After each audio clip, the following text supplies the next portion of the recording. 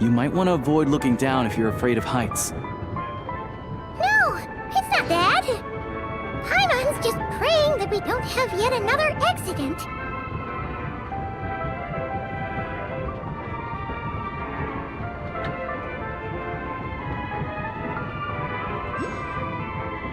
That mountain is breathtaking. Reminds Paimon of Dragonspine. They say this mountain's the domain of a Snegovic lord. A lot of the Snegovic retreated there to live in seclusion, so it's a pretty mysterious place. You hear all kinds of stories. Even the residents of the nearby town of Svietlolidovka steer clear of the summit, and they make a living off of harvesting prime ice.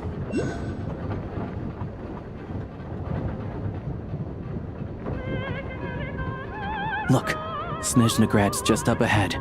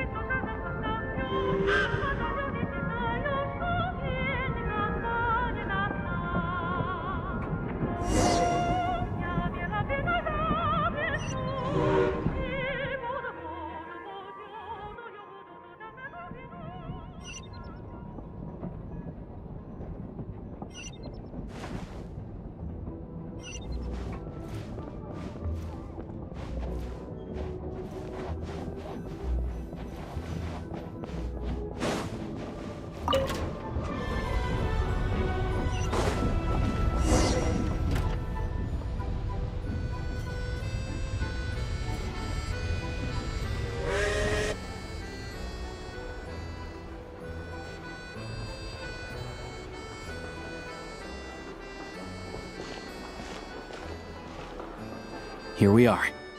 Welcome to Snezhnograd train station, the biggest transport hub in the nation. Wow! It's so majestic! Just flying from one side to the other would probably leave Paimon out of breath! It's built for maximum efficiency, but yes, transferring trains here can be a little tiring.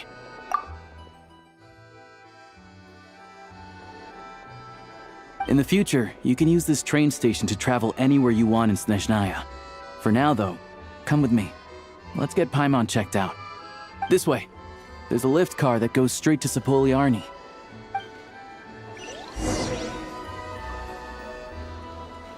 The latest, most explosive news. Get yourself a copy!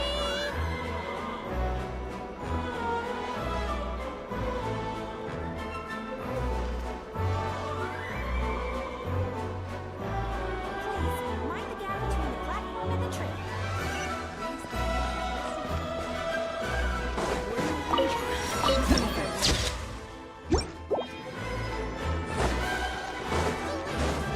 Look! Look! They have really funny-looking heads! And those ones are about the same height as Paimon! But it looks like they can't fly! Those would be Volkudlak and Domovoy. You'll also see the winged Vila and the snowborn Snegovic amongst others. No wonder! We'd heard the Snezhnaya.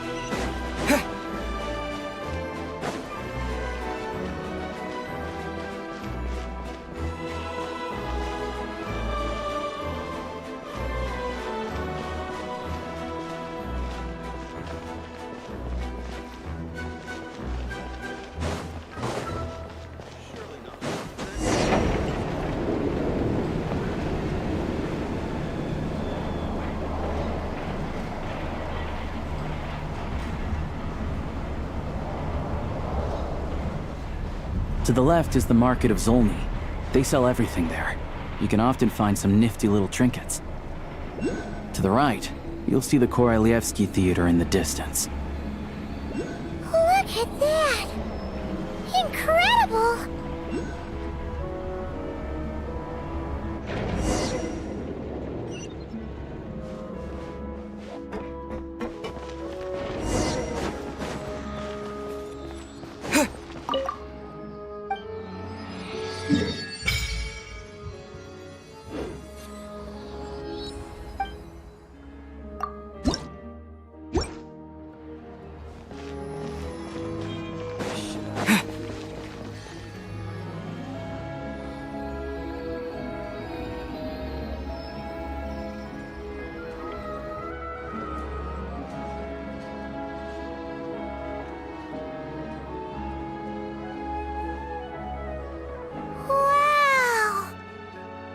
Snezhnograd is stunning! Seeing it with our own eyes makes all the trouble we went through to get here worth it! I found it pretty stunning when I first came here too. But I soon found out that stunningly beautiful means stunningly expensive. The prices here are crazy. I'm just a small-time hunter, so Zolny is where I spend most of my time. This way will take us to Podvorier Restaurant. They offer food and lodging there, so you can get settled in while I fetch the doctor. Is that gonna be Yeah, I mean, there are places to stay in Zolny, but I highly doubt they'd meet your standards. Most of the stoves are out of crystal, the windows are drafty, and at night, four-legged roommates come out to play, sharpening their claws on the roof beams and floorboards. Yep, no way! Not a chance Paimon's staying anywhere like that. Maybe we can split the cost of the room between us? Fine then. It's your treat. Paimon will save her money for buying a nice little cake. Don't worry, you'll get some too. I'm glad to see you've perked up. If you find yourselves in the mood for some sightseeing later, there's a few places around here worth seeing. This way leads to Zapoliarny Palace, which serves as the Tsaritsa's audience chamber and also her personal quarters.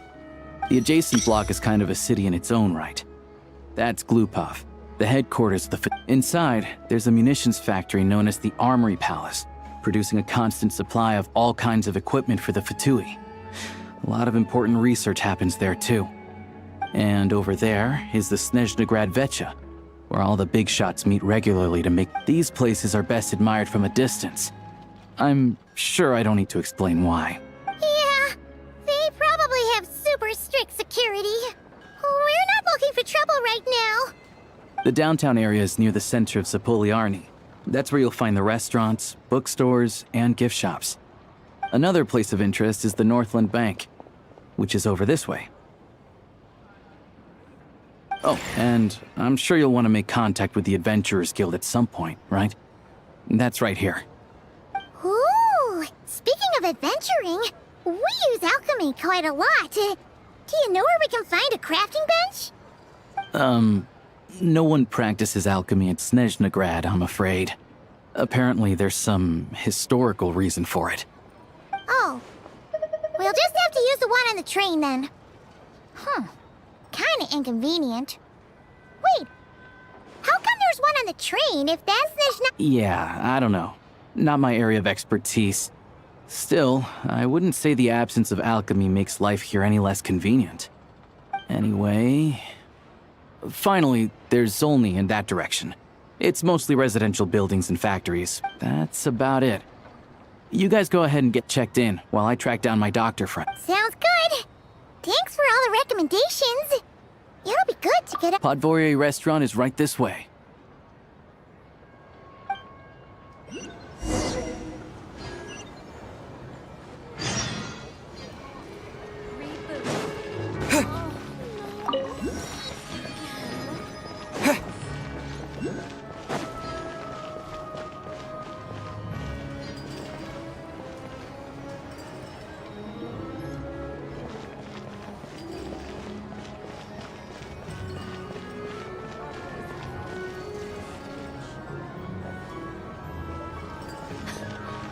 This place is...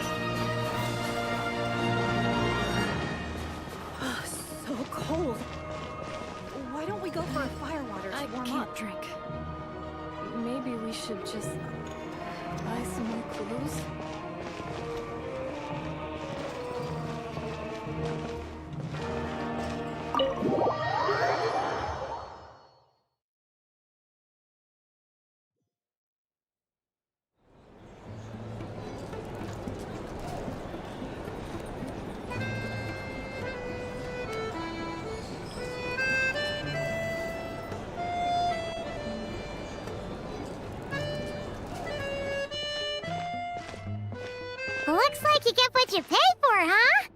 Paimon likes this room a lot. Yeah, much better now that we're out of the cold. Oh, thanks for taking such good care of Paimon. If this were anywhere else, we'd be out investigating and adventuring by now. You're right. No need to push ourselves too hard for no reason. A lot happened on our way into the city. Let's review what we've learned so far and try to figure out what to do next. Obviously, the million more question is, what is this Aritza planning? Sure was. And so far, we've learned that in addition to the 7 Gnosis, but we won't get to see her anytime soon. Aloysia said that she went east of... It must be a pretty powerful one if it can blanket the whole of Snezhnaya. To be honest, what we're really lacking right now is information. The kind of information that only the high Paimon can think of a few people who might be able to help us. Right. And when we left Nocrai, Sandrone specifically left a message reminding us which... So... It's unlikely they'd tell us anything Yeah, fair point. Besides, that Gloop-off place is right near... There's gotta be someone there willing to talk to us, right? Maybe Arlecchino or Sandrone? But... It's unlikely we could sweet-talk Arlecchino. Let alone Sandrone. Yeah, the last time was all the way back in Fontaine, right? Hello.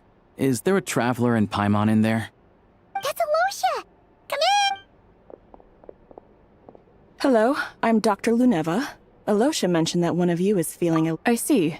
So you're my patient today, yes? And you're, Faye, I presume? Good question. Paimon's not too sure either, but she's definitely not the same kind of Faye as the ones we saw at the train station. Not exactly. It's just, I'm used to treating human patients. Fae tend to be far more resilient than even the healthiest and most long-lived of humans. But don't worry, I do have some experience treating Fae. I've even diagnosed plenty of cats and dogs in my time. Safe to say, I have a fairly... It'll be fine. Paimon's basically the same as a human, right? We're no different when it comes down to it, are we? That's just because Paimon knows how to eat. Now, please take a seat.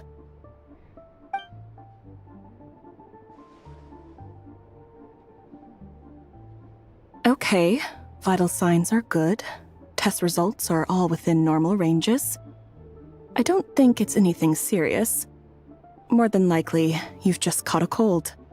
I can give you some medicine to tide you over, but as long as you rest properly for the next couple of days, you should feel better.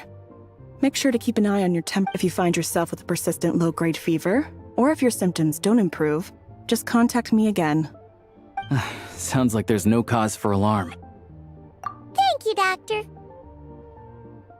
You're very welcome. Just doing my job. I'll leave you in peace now. Time to visit my next... Take care. You heard the doctor. Best you rest up here for a couple days. No sightseeing for the time being. All right, then. Guess we've got no choice. Let's just treat it... I have to get back to it. If you need anything else from the doctor or me, go to the Hunter Trade Station. Hey, no big deal. You saved my life in the Shadow Realm. This is the least I could do.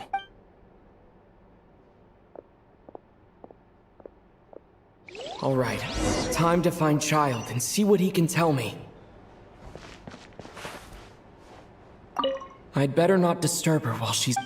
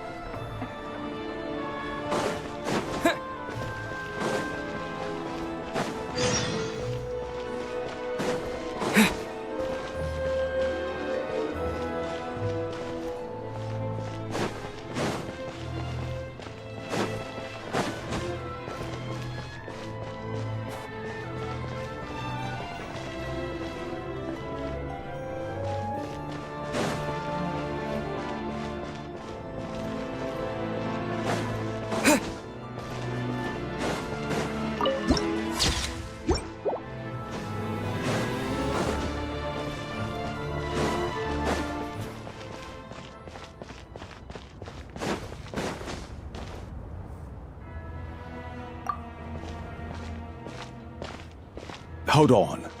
Please display your invitation letter or permit. Glupov does not accept meeting requests without a prior appointment. You'll have to apply per the advertised booking process and wait until your invitation letter. Might I ask who you're hoping to visit?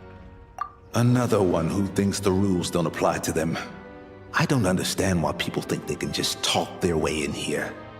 But I have to go through the motions for protocol's sake. Wait a moment. I'll pass on your message. If Child is unavailable... Lord Child is a busy man. He's probably not in Glupov at the present. If I were you, I'd cut your losses. Even if you two are old friends as you claim. Please understand that the Fatui Harbingers are often busy with their... Next time, stick to the rules. You'll make life easier for both of us, Greetings, Lady Marionette. I'll take care of our guest here. It's his first time in Snezhnaya, so it's no surprise that he doesn't know the rules yet. I trust no choice words have been exchanged. No, Lady Marionette.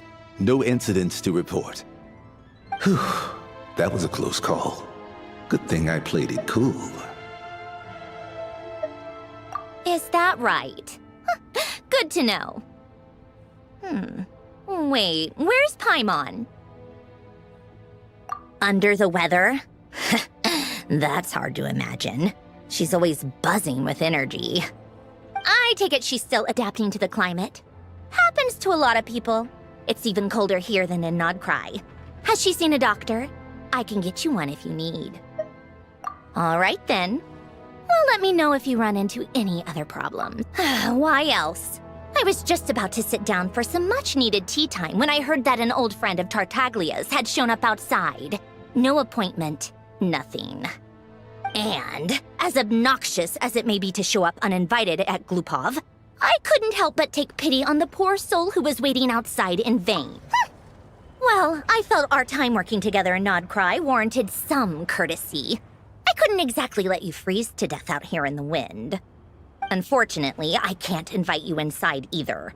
The rules of Glupov wouldn't allow it, and as a harbinger, I have to lead by. On the plus side, Snezhnograd actually has some class, unlike Nosha Town. Torchlight Books has a very nice selection of teas and cakes, so we can catch up there. Your treat, of course. Because I already wasted one perfectly good cup of tea today. That...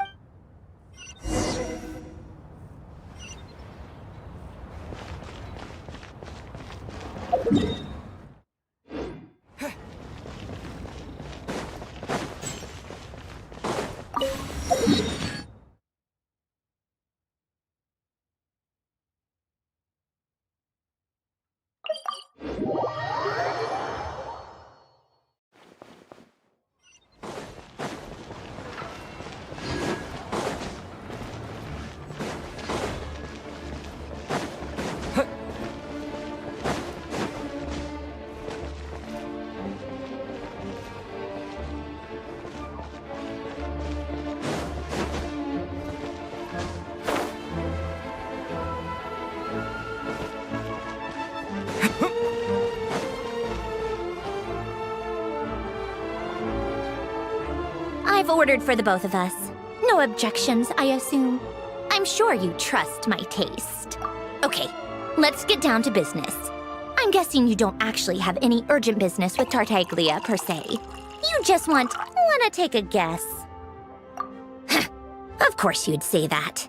You shouldn't underestimate Counselor Tartaglia. That's right. I'm sure you've heard of the Snezhnograd Vecha by now. Well, he's busy preparing some paperwork for their next meeting. They'll be discussing yet another extension to Project Stuja. It's basically all anyone cares about. Yeah, he's more of the shoot first, ask questions later sort, isn't he? It all started with a very detailed letter that Capitano left for the jester, Piero, before leaving for Natlan. In that letter, he detailed the future arrangements for his subordinates. All of his key people were reassigned to Tartaglia. I guess he'd already prepared to leave us for good all the way back then. But Piero didn't reveal the content. That was his reaction, too. Why me? With a bewildered look on his face. He'd always assumed Capitano looked down on him. He was a man who kept his thoughts to himself and barely spoke to him the whole time they'd known each other. But he occasionally brought Tartaglia along to my tea parties back in the day. So to the rest of us, it was clear that Capitano had quite a lot of respect for his young comrade.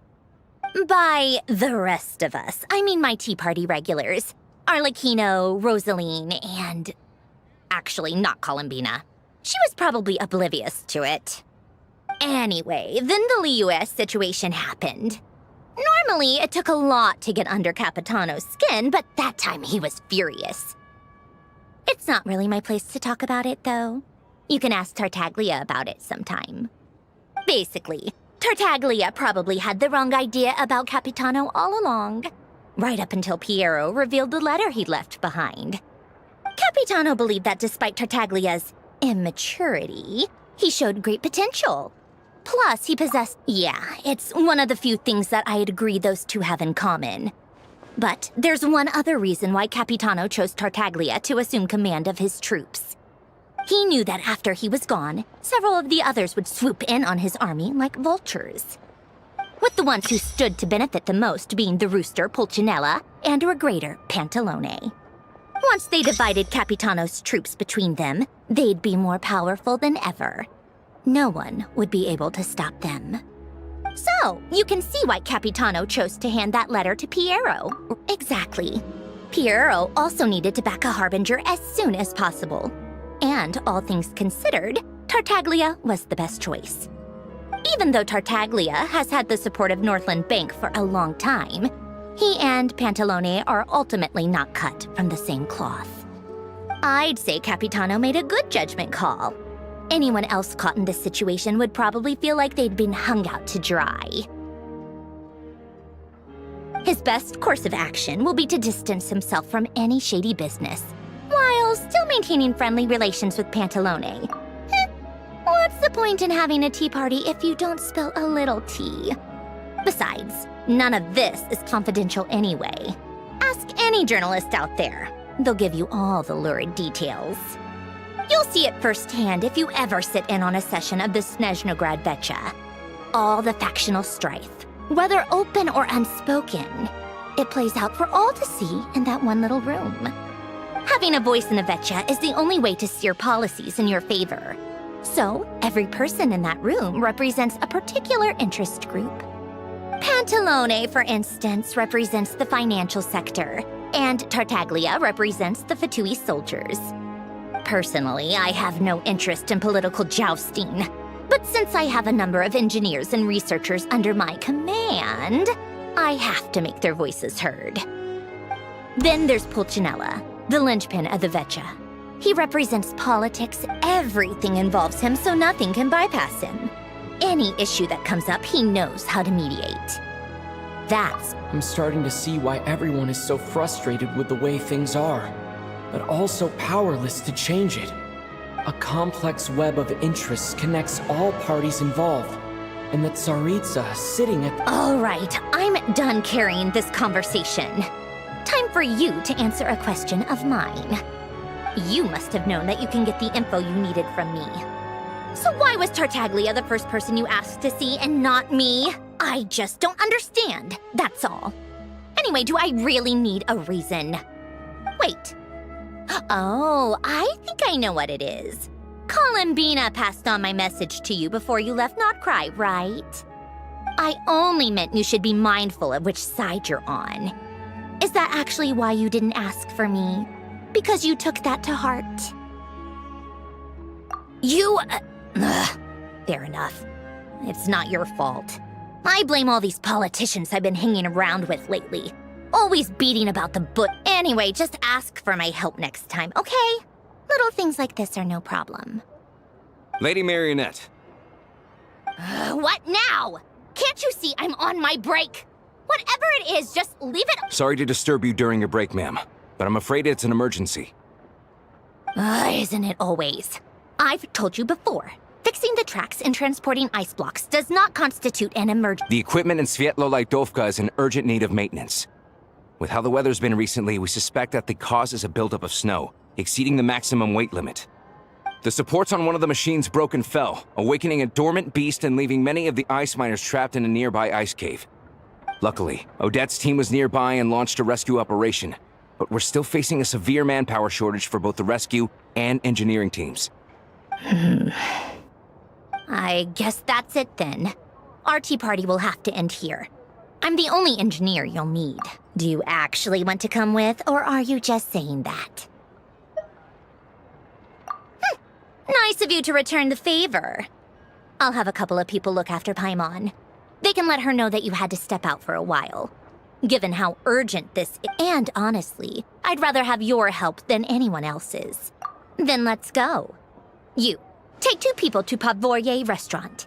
Find his room and watch it like a hawk. If anything happens to Paimon, you'll be answering to me. Yes, Lady Marionette.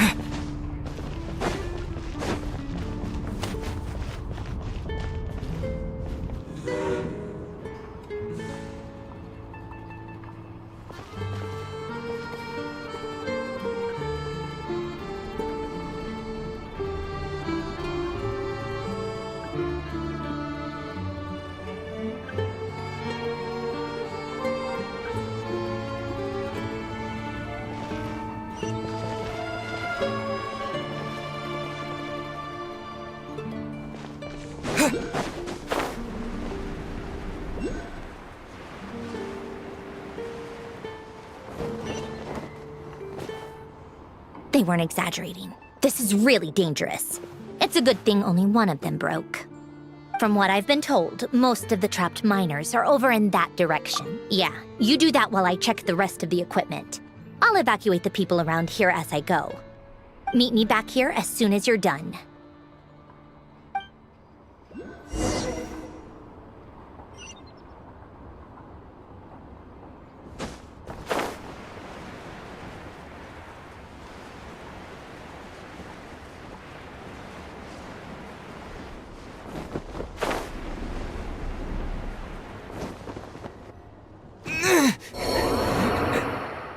Have to be getting close. Don't go any further.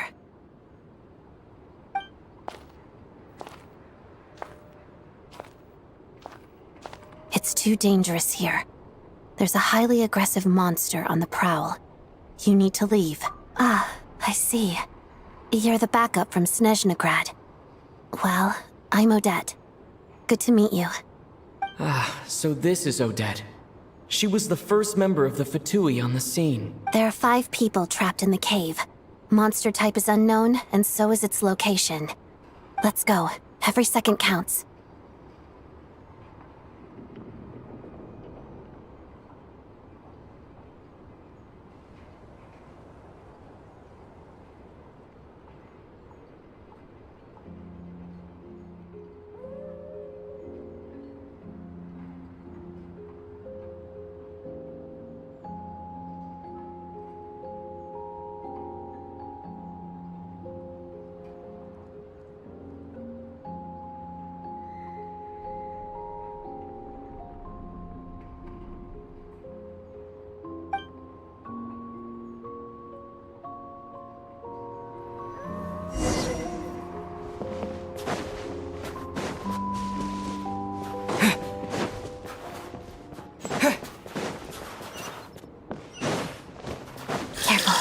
something's moving.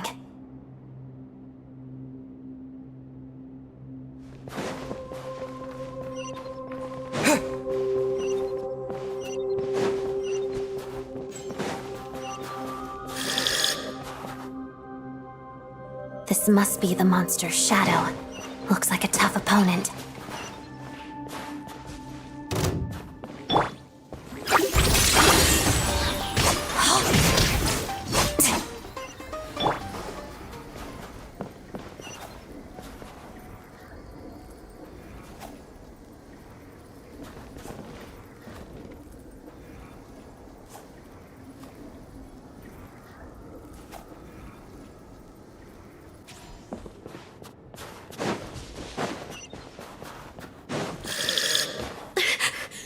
Stay back!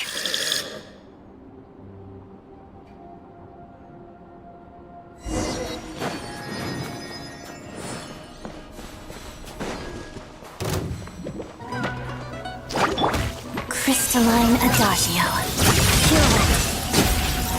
Pirouette.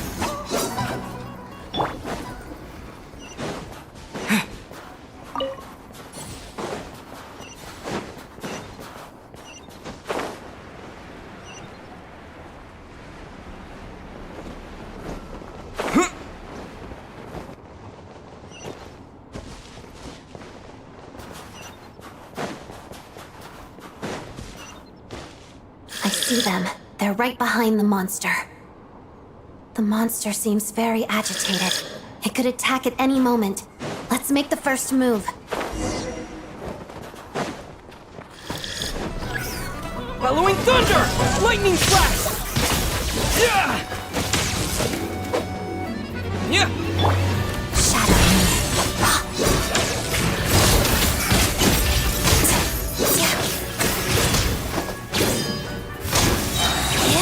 Walk of the snowflakes.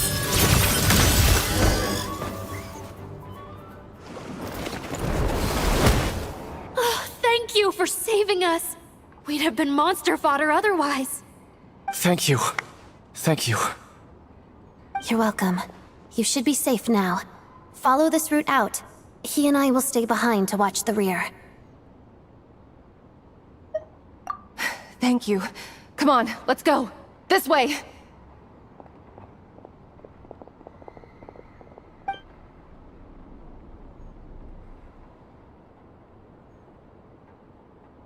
I've searched the area.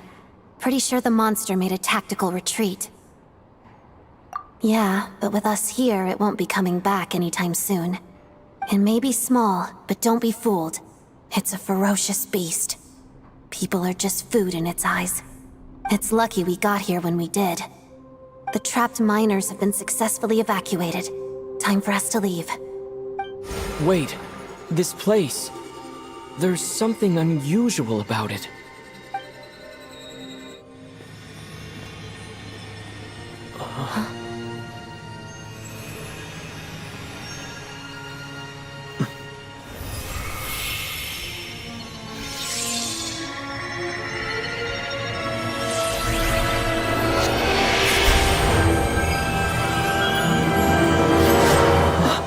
What is that? I don't know. It's back? Guess it has family.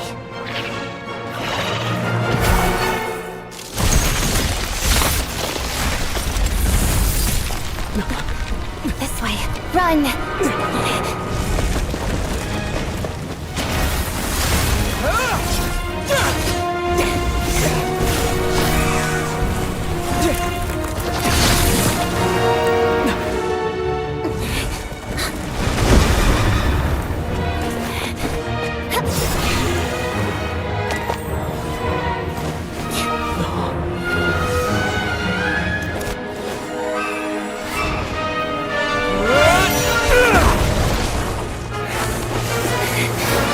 Thanks.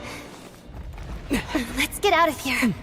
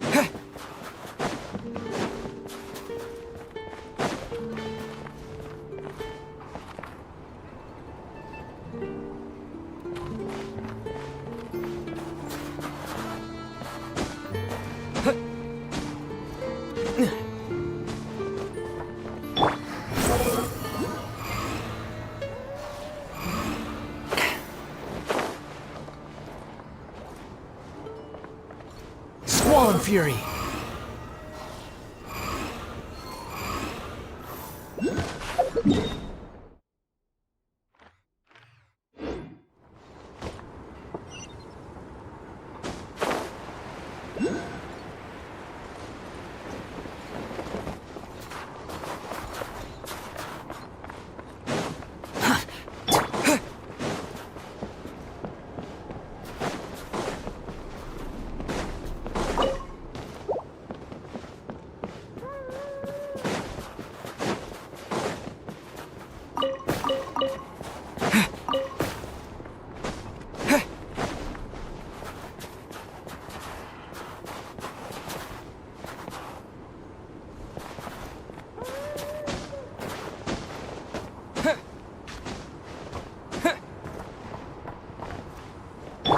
Wind rises.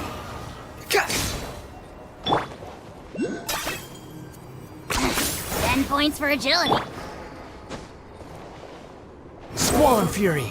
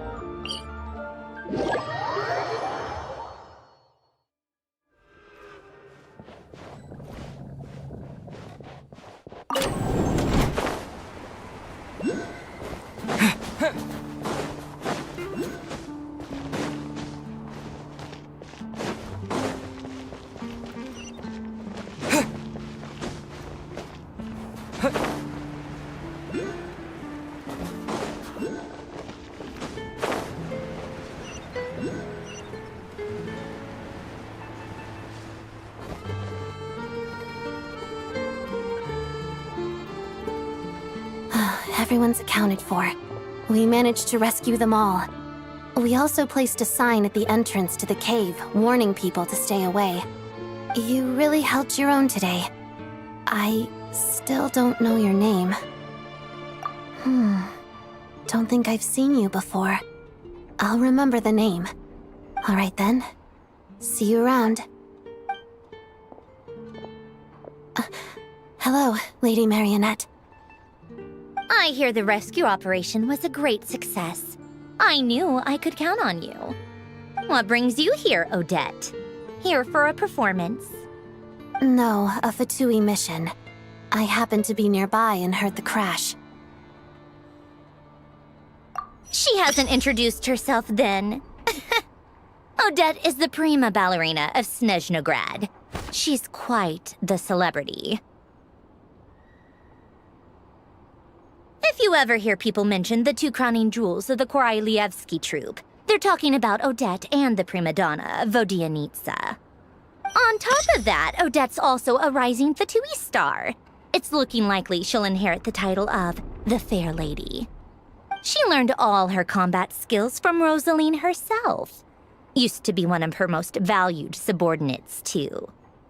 You flatter me, Lady Marionette. If she's Rosaline's protege, that makes me... Never mind. How's progress on your end, Lady Marionette? Equally successful. I finished reinforcing all the equipment. Took me a little longer without Polonia's help. Even if the heavy snowfall summoned by that monster lasts for another 3 months straight, this equipment won't give way. All right, now that we're done here, it's time to get out of this blizzard.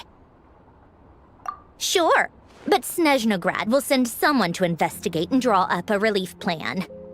And I guess I'll have to write the incident report myself this time, since it involves a mechanical malfunction. First, Pantalone needs to approve the budget, then Pulcinella has to sign off on the plan. Once they've argued it out and reached a compromise, we can move forward. That's the rough process anyway. Could take anywhere from a couple of weeks to a couple of months, depending on how— Yup, nothing we can do about it.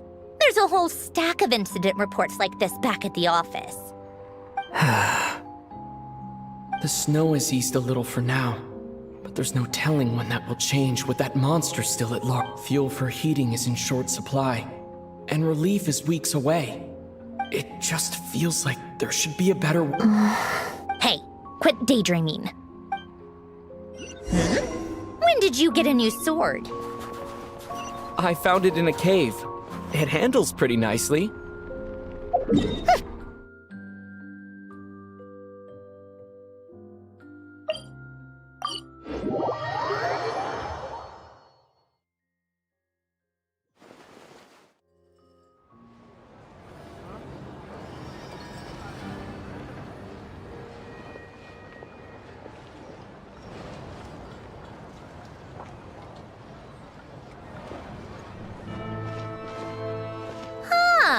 Well, if it isn't Counselor Tartaglia, Mr. Big Shot. Go easy on me, all right? I'm still recovering from the interrogation the real big shots put me through. Hey, comrade, it's been too long. I heard you came looking for me earlier. Nicest surprise I've had in a while. Good to see you too, Odette. I'm guessing you guys just got back from Sviatlo-Lajdovka. How'd it go? It went fine. How about you? Any new developments? Not really. Same as ever. Growing opposition to Project Stuja, and the usual rebuttals are starting to ring hollow. The results of the mock vote were pretty dire. Pulcinella was fuming. I've never seen the old man so angry. That's not good news. It takes a lot to rattle him. Yeah, obviously if push comes to shove, there are ways to crack down on dissent. But Sorry, I have to ask something. This is going to sound huh? Of course, fire away. It sounds to me like everyone's tearing their hair out trying to figure out how to deal with opposition to Project Stuja. But what exactly is this project's purpose? And how can it be so important that even people like you two refuse to stand up for the ordinary people of Snezhnaya? Interesting. I gotta hand it to you, comrade. You sure don't...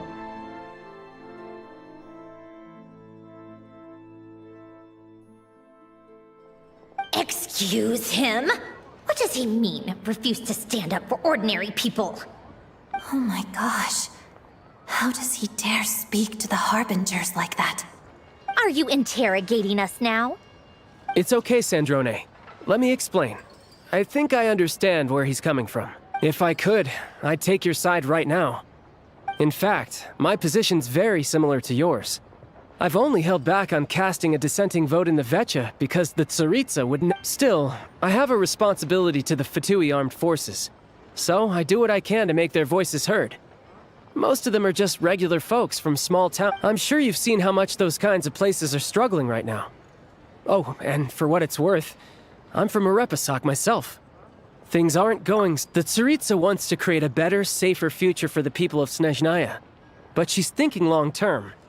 I don't doubt that from where you're standing, Project Stuja seems to be creating all sorts of issues, but considering the Tsaritsa's vision for the future, these are sacrifices worth making. Sounds cold, I know.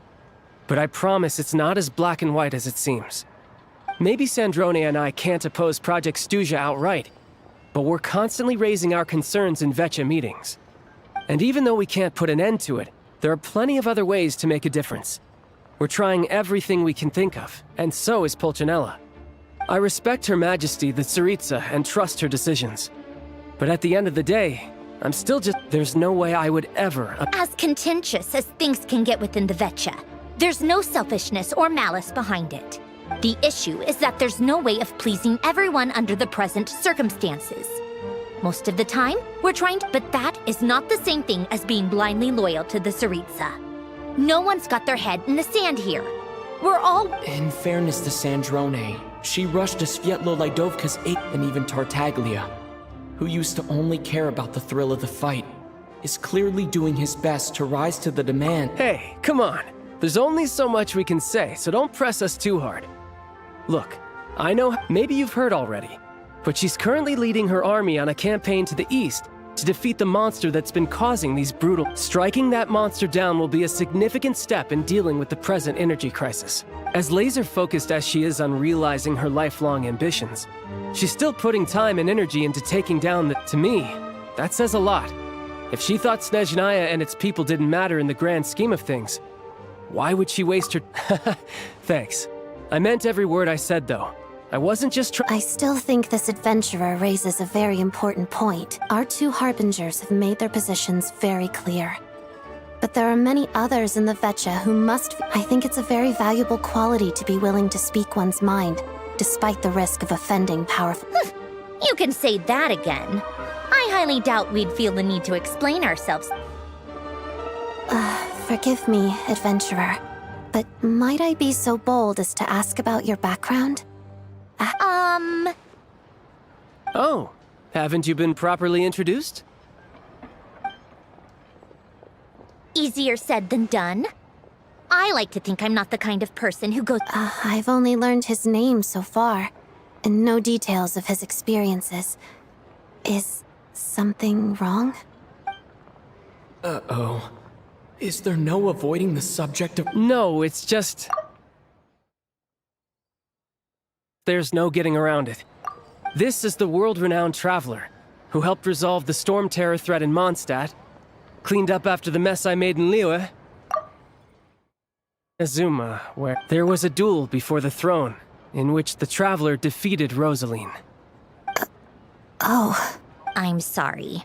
I didn't think you two would be seeing much of each other, so I figured it wasn't worth bringing up. It's fine. It was a long time ago. Sorry. I just remembered that we have a rehearsal coming up.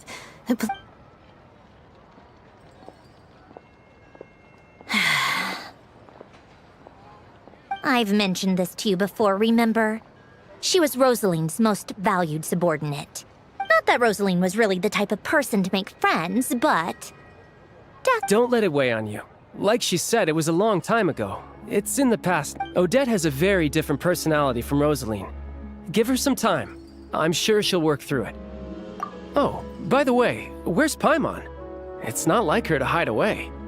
She hasn't been feeling well, so she's resting at Podvorier restaurant. Oh, right. Sorry to hear that. Poor thing. Reminds me of when Tonya was little. I felt so bad for her seeing her lying in bed, coughing. She was so mature for her age, though. Whenever someone came to visit her, she'd greet them with a smile and would never complain. I'm sure Paimon's a good kid, too. You're a little short on manpower, right? Let me have a couple of my people take over for yours. I'll send my most capable and reliable... Well, that would be great. Your people... Hey, don't mention it. I'm sure you have things to do. Hopefully this takes a load off your mind. So no more accusing me of not being on your side, all right? Already? That was quick. I'm afraid I can't help you there. Our director's recent movements are confidential. Even we're not in the loop. If you hadn't told me, I never would have known he'd gone south. I assumed he'd been in Glupov this whole time. Well, I guess I'd better go sort out Paimon's security situation. I have some other work to catch up on at Glupov anyway. Me too. I have an incident report to write up. Let's leave it there for now. I guess everyone's in a difficult position. But Tartaglia's right. I have things to do. To start with, I should ask Alosha if he knows any way...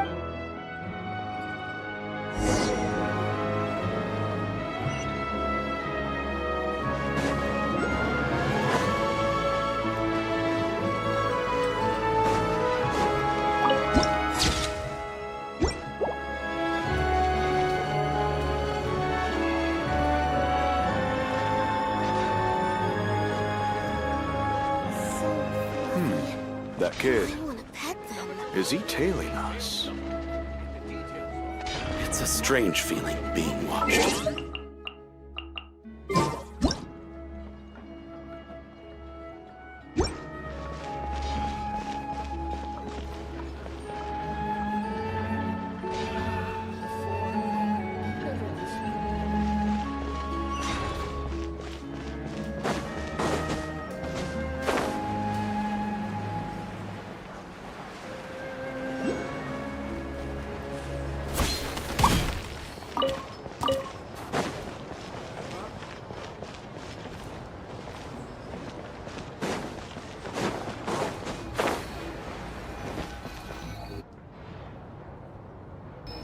How strange. This sword seems to be vibrating of its own accord.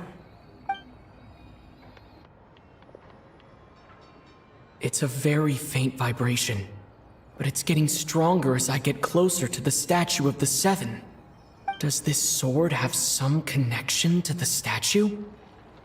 But all it does is vibrate, even when I touch it. That place I got this sword from was definitely out of the ordinary. Maybe I should try channeling the power of cryo.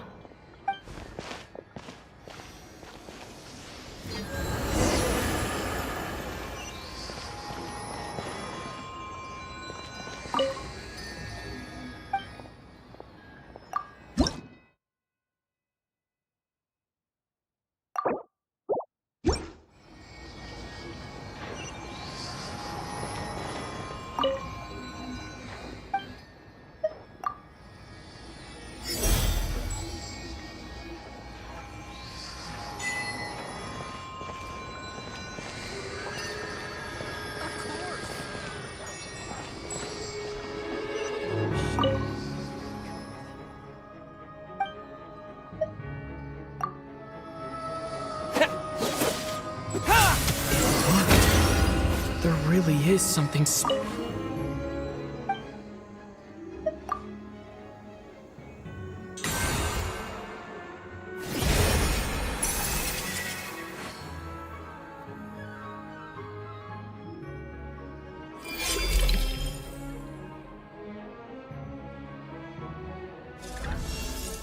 I don't really understand. But I'm pretty sure this sword just got a little more powerful. I'll have to try the same thing again when I come across another statue of the Seven. In the meantime, I'd better go find Alosha.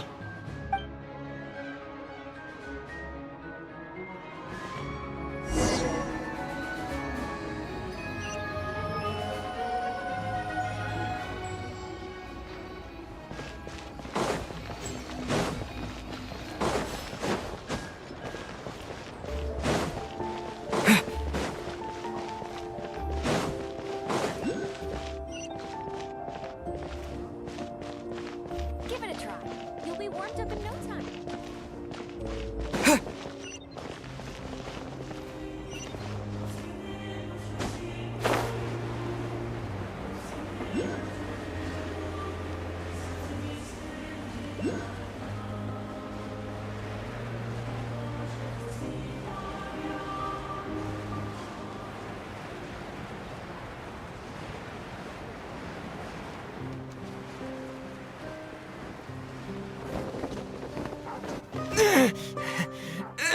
Hello there. How can I help? Ah, sure thing. Give me a second. I'll go fetch him for you.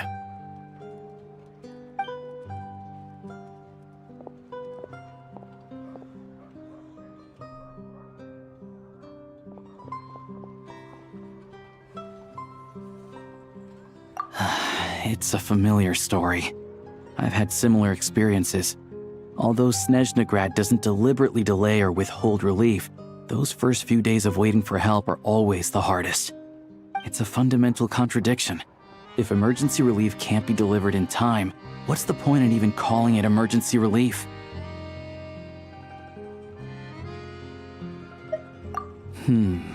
Not necessarily. I think there's a good chance that Kresnik Kristall... When we resolve Stratomaros' energy issue, it's like we open the floodgates. A huge backlog of Kristall is now available to the townspeople. A lot of them will probably stockpile it and slowly work their way through. Probably a good idea. Exactly. At the current prices, selling Kristall is an easy way for an ordinary person to make a fortune.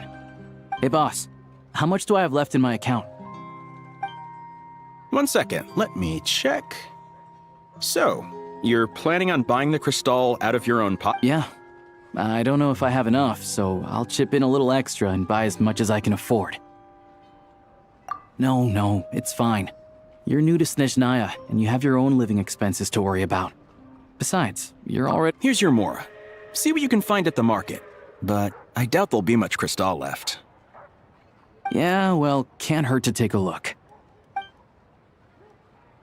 Let's see. Huh?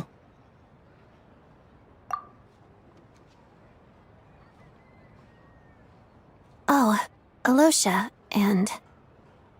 Hello. I didn't realize you two knew each other.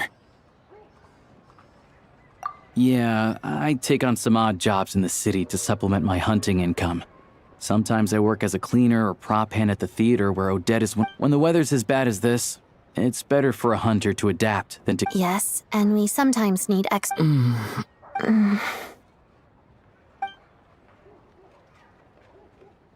Wait, why is the atmosphere so awkward? I thought things went pretty smoothly in Svietlolaidovka. So, what brings you here, Miss Odette? Looking for some new props? No. After I got back to the theater, I couldn't stop thinking about the situation in Svietlolaidovka. So I decided I'd come here and see if there's anything I can do. You too, I presume. I suppose that's why you're here. I didn't feel comfortable expressing my true opinions in front of the Harbingers. Not least because ordinary Fatui like me, without knowing the full picture, I can't make sense of it. And at some point... So many people feel the same way. They wish they could do something, but all kinds of reservations hold them back. Yes. Well, that's one option. But there are risks to consider with organizations like that. The Fatui... Right, because things can get out of hand, and it's hard to hold the right people accountable when they do. I've heard about a few cases like that. Sandrone said Odette was on track to inherit the title of the Fair Lady.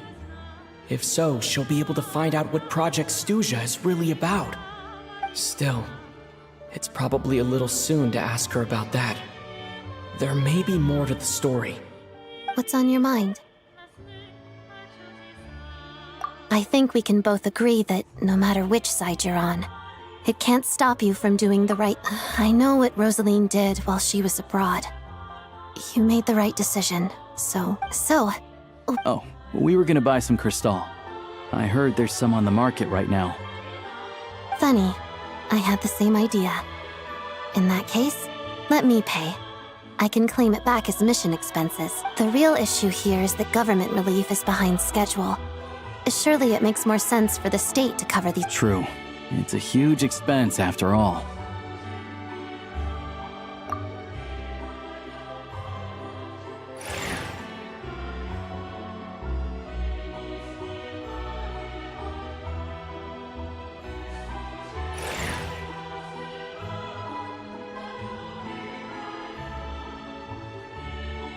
Let me see. I'll take it all, please. And I'll be needing a receipt. Right.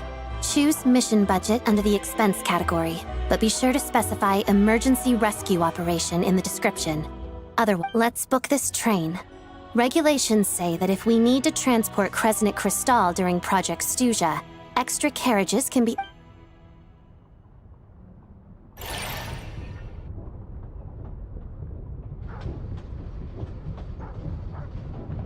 That should do it. The train will be escorted to its destination by Fatui guards. This is my first time seeing you handle Fatui affairs, Miss Odette. It seems you're as skilled an officer as you are a dancer. You flatter me. It's only because I've been doing both my whole life.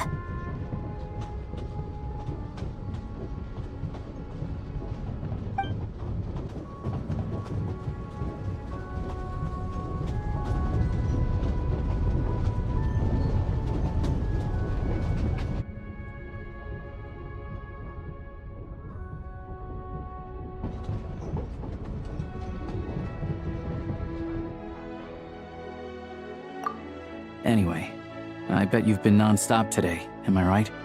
Any idea how Paimon's doing? What's wrong? Who's Paimon? His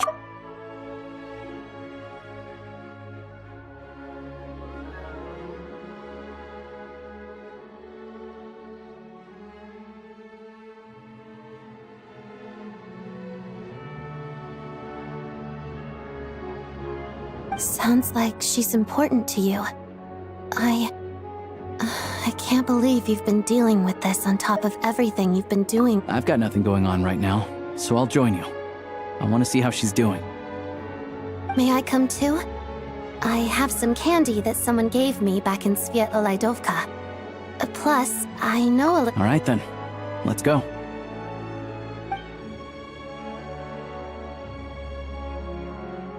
I still don't know what the deal is between these two, but at least the tension seems...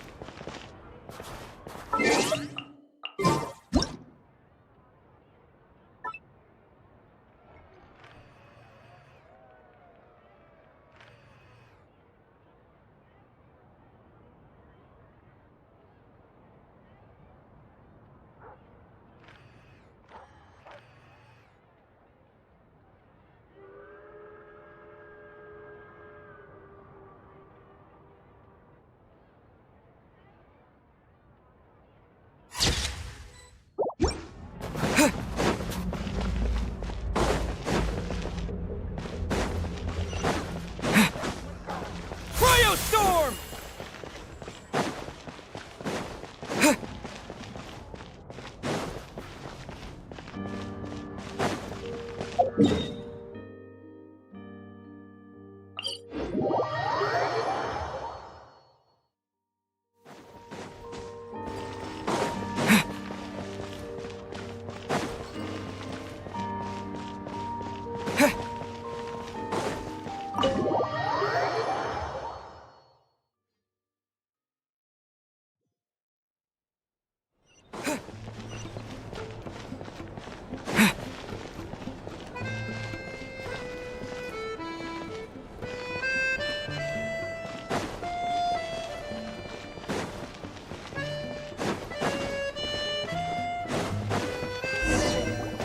Hello. Sorry, but there's a sick person recovering in this room. Can I help you? What happened? Oh. Please, excuse me. Are you...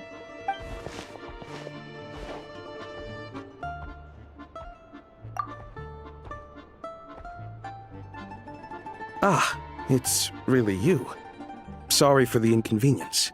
At the same time, we can't interfere with Podvoye Restaurant's business. That would only seem all the more suspicious and draw unwanted attention to this room. Besides myself, a few of my colleagues are stationed in and around the restaurant, I didn't expect such a high standard of— Well, Master Child handpicked us for this special assignment. Anyway, I won't keep you any longer.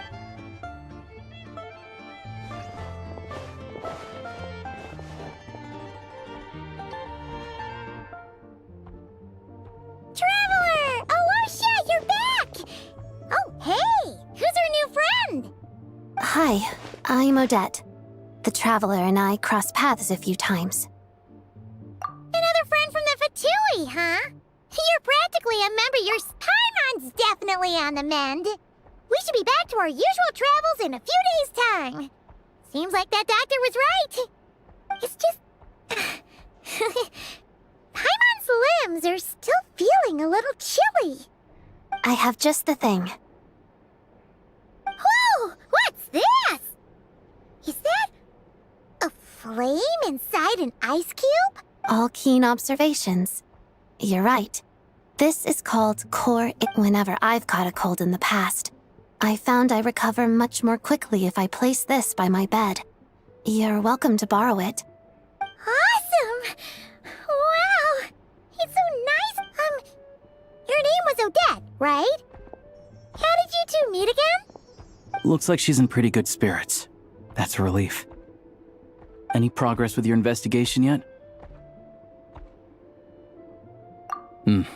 No surprises there, I'm sure. They're not likely to let anything slip. The Rokad, huh? Let me think. Members of the Rokad keep their true identities hidden, but leave it with me. Meet me at the Korolyevsky Troop tomorrow, and I'll tell you how it goes. Would anyone like a drink? I'm gonna head to the bar. Paimon will have... enough with the secret chat, you two. Let's catch up properly in a minute. It'll be kinda like tabletop troop. No reason why...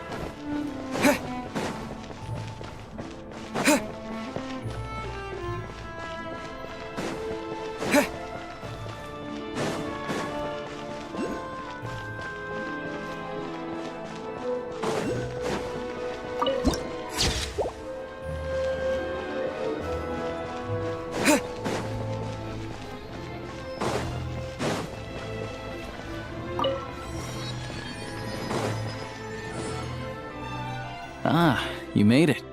I've got some tickets, and I managed to set something up with the Rokad. It'll have to wait until after the show, though. Happy to stay and watch? I doubt you've seen the Korolyevsky pleasure. Here.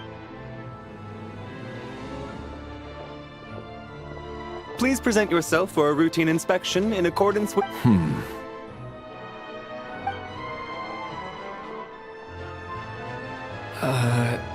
Is that guy with the Fatui? Looks like he's waiting for something. Okay, all done. Thank you for your cooperation. Please proceed through to the theater.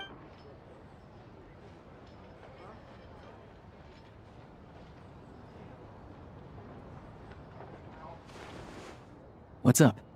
Everything okay? Snezhnaya's business and political leaders are always passing through here. Still, it's a little unusual to see the Fatui's Armory Palace Guard here. He's part of the Special Assignments Battalion, but I only ever see him here for one thing. Supposedly a researcher, though he never seems to put much time in at the office. The theater, but that's not for us to worry about.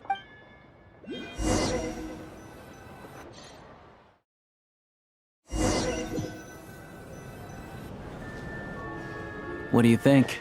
Pretty impressive, huh?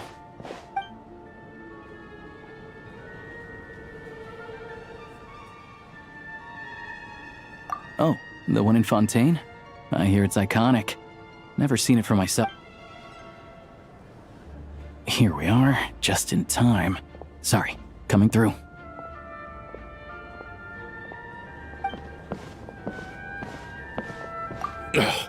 If you're gonna show up late, keep your mouth shut. What's his problem? Whatever. Look, there she is. That's who I'm introducing you to later. She's the lead singer of the troupe, Vodyanitsa.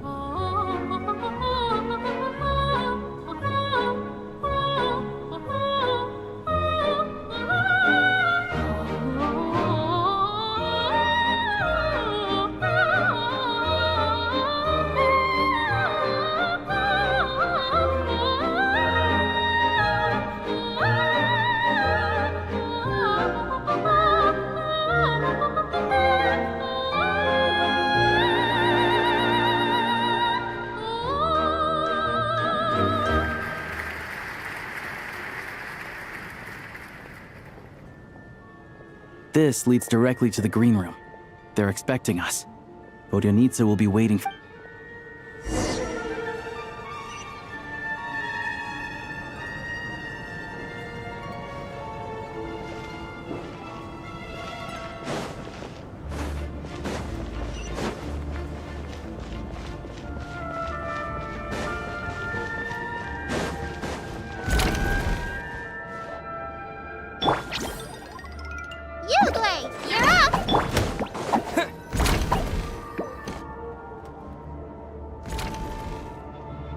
Hey there.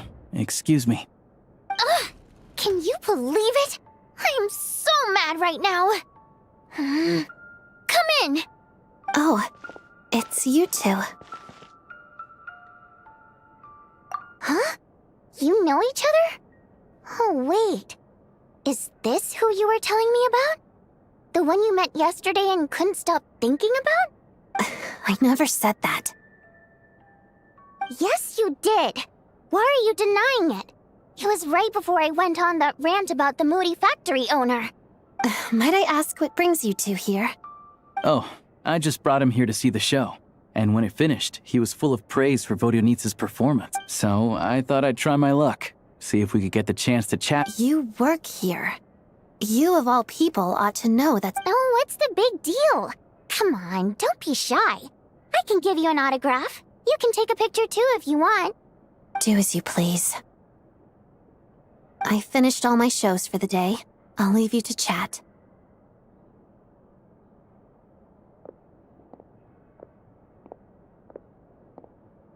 I wasn't making that stuff up, you know.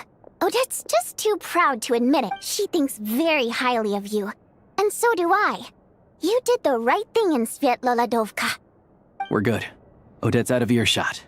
I'll lock the door. Confidentiality, of course. The Rokot is very strict on that. Whoa, Alosha! Not out loud! Not with an outsider here! Relax, I've taken care of it. Look at this. The President's reply sent this morning. You told me last night that you wanted to get intel from the Rokot. Unfortunately, Rokot intel is only available, but ever since you set foot in Snezhnaya, we've been working together. I've seen the way you work. Everything about you is perfectly in alignment with what we're trying to achieve. I wrote a letter to the President explaining your situation, including just the right amount of detail. Of course, it's still your decision whether you want to join or not. We'll respect your choice. Well, assuming Odette was telling the truth and she didn't misjudge you, but still, you gave me a real fright. I didn't know that's why you came looking... So, that stuff you said about admiring my... Now you're talking. Anyway, let me give you a quick rundown of how things work. Like I said, the Rokot is a covert organization. Members typically don't meet in person or even know each other's identities. This helps us maintain a high level of independence and secrecy. Because of this, members are basically free to decide their methods without constraints, so long as the outcome of any activity doesn't violate the organization's principles. After all, we don't have any ostensible contact with each other. This way, if anything goes wrong... Beyond the freedom to choose how you operate, it's also your choice whether to act at all. We have plenty of members who have yet... In short, joining the Rokot in and of itself won't place any restrictions on your activity in Snezhn. There's a code of conduct you can read if it interests you.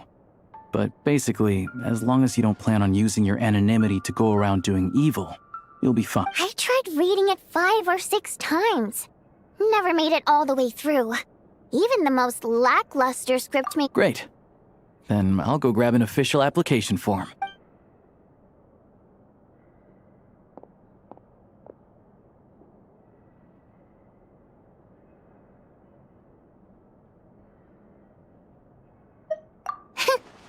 Well, Alosha has this pet dog, you see. His name's Tagarin. Tagarin took quite a liking to me, so I played with him for a little bit and fed him some treats. Then, the Rokot was out on a mission one day, and even though we were all in disguise, Tagarin... Just a coincidence, really. We didn't report it to the higher-ups, though, to avoid dealing with the fallout. Like... my job at the theater, for instance. I really needed to make ends meet. By the way, what were you complaining about just before we came in? Everything did not go okay. That's why I was so mad. I tried to make some small talk with him before I went on stage to fish for intel about the Iskra manufacturing plant. But he wouldn't take the bait. No matter what I said, he kept dodging the question. And then he started complaining. He said he didn't appreciate his second-rate seat in the stalls because he usually gets a private box. I mean, what did he expect? Everyone knows that if you want a box seat, you buy a ticket well in advance. But instead, he sends me a letter the day before the show when we're practically sold out. I had to juggle things around just to get him a half-decent seat, hoping he would appreciate the gesture enough to share some information. But nope, he didn't give me anything. Yeah, meeting Chuganov in person has definitely been a disappointing experience. Oh, you probably don't know who we're talking about, do you? Chuganov was that older guy you were sitting next to today. I'm sure he didn't make a great first impression on you either. To the citizenry, he's a family man and a kind boss. But our interactions with him tell a very different story. It's one thing to ask for a favor, but he acts like it's his right. He always expects special treatment. Take the ticket situation, for instance. I've actually gotten him a private box in the past. But not only was he not even grateful, now he's acting like I've sold him short this time. Not to mention that he's never paid for a single one of his tickets. And another thing. If he's such a big family man, why doesn't he bring his wife and daughter to see the show once in a while? I've never seen them here, not even once. Calm down, Vodyanitsa. If you won't do it the easy way, we'll have to try the hard way. But first things first. Here's your application form. Go ahead and fill it out.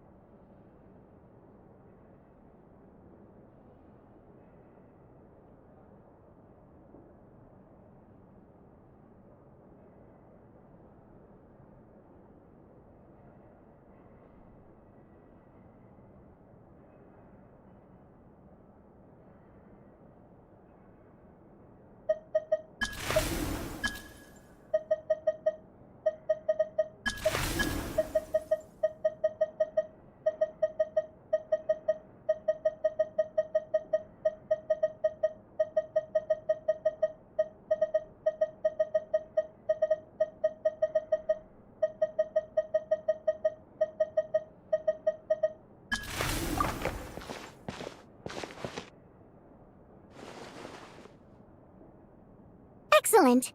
We'll hold on to this for you. All right. Now that we're officially Rokot comrades, I can tell you. Chukhanov is the target of our current operation. Recently, we've done some recon work at the Iskra manufacturing plant, which pretty much confirmed that their energy consumption is way beyond the legal limit.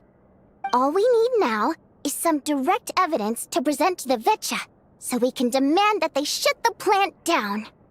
That way, the Kresny Crystal can be allocated to where it's needed most. I was hoping he might let slip during one of our chats, but he's too tight-lipped. We'll have to find another way. I'm meeting another regular theater-goer tonight. Meet... But Valeri's here too, and he's probably looking for Mitya, so he may end up being a no-show. Don't you worry.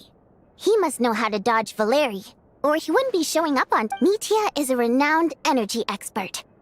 Although we can't get any direct evidence of the excess, the authorities should take someone like him seriously.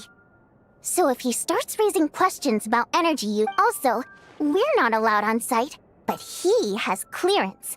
So all we need is his cooperation.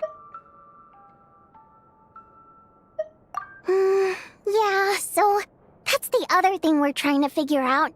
Though I think we're far less likely to make any progress on that front. Still, I hear that Mitya is a bit of a chatterbox. So, who knows? Maybe if we catch him in the right mood, he'll let something slip. What do you think? Sound like something worth your time? Okay, in that case, you guys find a seat somewhere nearby. Pretend you're a couple of He's a huge fan, so I doubt he'll have his guard up around me. But you two need to be convincing. If he suspects anything at all, he might stop talking. Sure. Don't worry. We'll make a believable pair of buddies. Perfect! You've sold me already. Now, help me tidy this room up a bit before we head out. Okay. What needs tidying? Everything!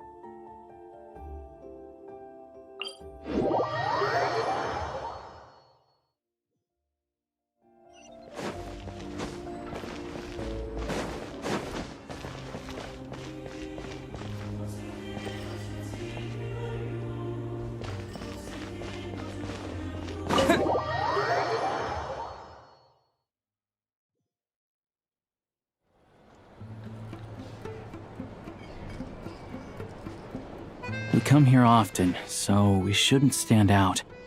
Let's sit here. Now, it's up to Vodyanica. Let's see how the conversation goes.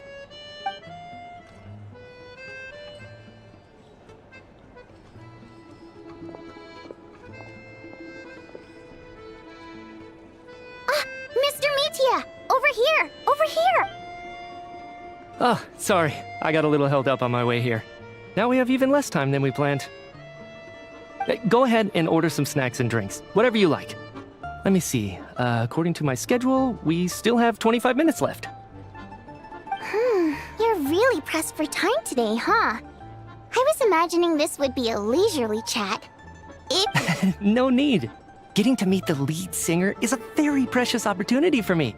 I've already had to decline your invitation several times because our schedules rarely align. If I don't grab this chance while it's here, who knows when the next one will come around?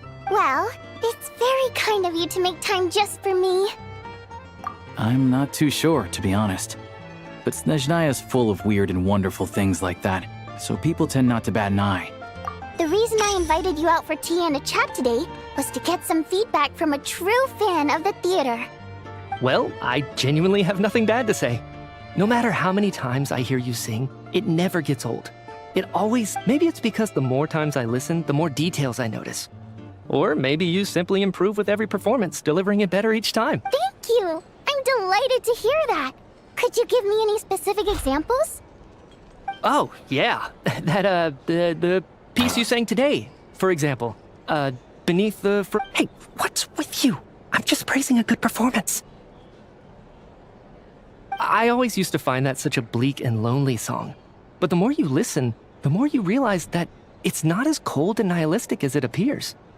When you really dig down into it, there's a certain level where you're surprised, but... Wow, I'm impressed. I didn't expect you to pick up on that. Actually, I only tried out that angle after talking with a composer. Still, Beneath the Frozen River wasn't on today's... Oh, really? But it's a classic. You sing it every time. almost every time. Oh, well then, let me say a few words about that other all-time classic, Flying in the Wind from the Mountain. I didn't sing that one today either. My voice wasn't quite up to it, so I switched it out at the last minute. Oh, but... Sorry, Mr. Mitya, but you were at the theater today, yes? Of course I was. Remember? I said hello to all the troupe members before the show started. You, Odette, and the others. So what did Odette sing today? Elegy of the Snow-Winged Goose, of course. Correct. I see. I see.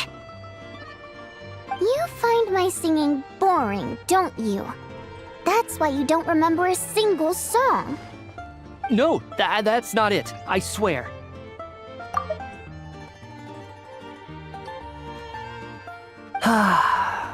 All right. I'll be straight with you. I'm sorry. My mind was wandering as you took the stage today. I enjoy watching your shows because the exquisite performances stimulate the mind.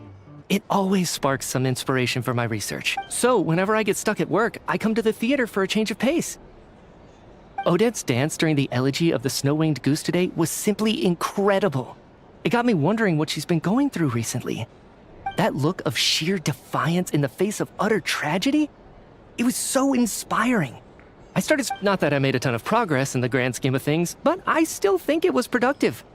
By the time So what you're saying is, you didn't listen to my singing at all?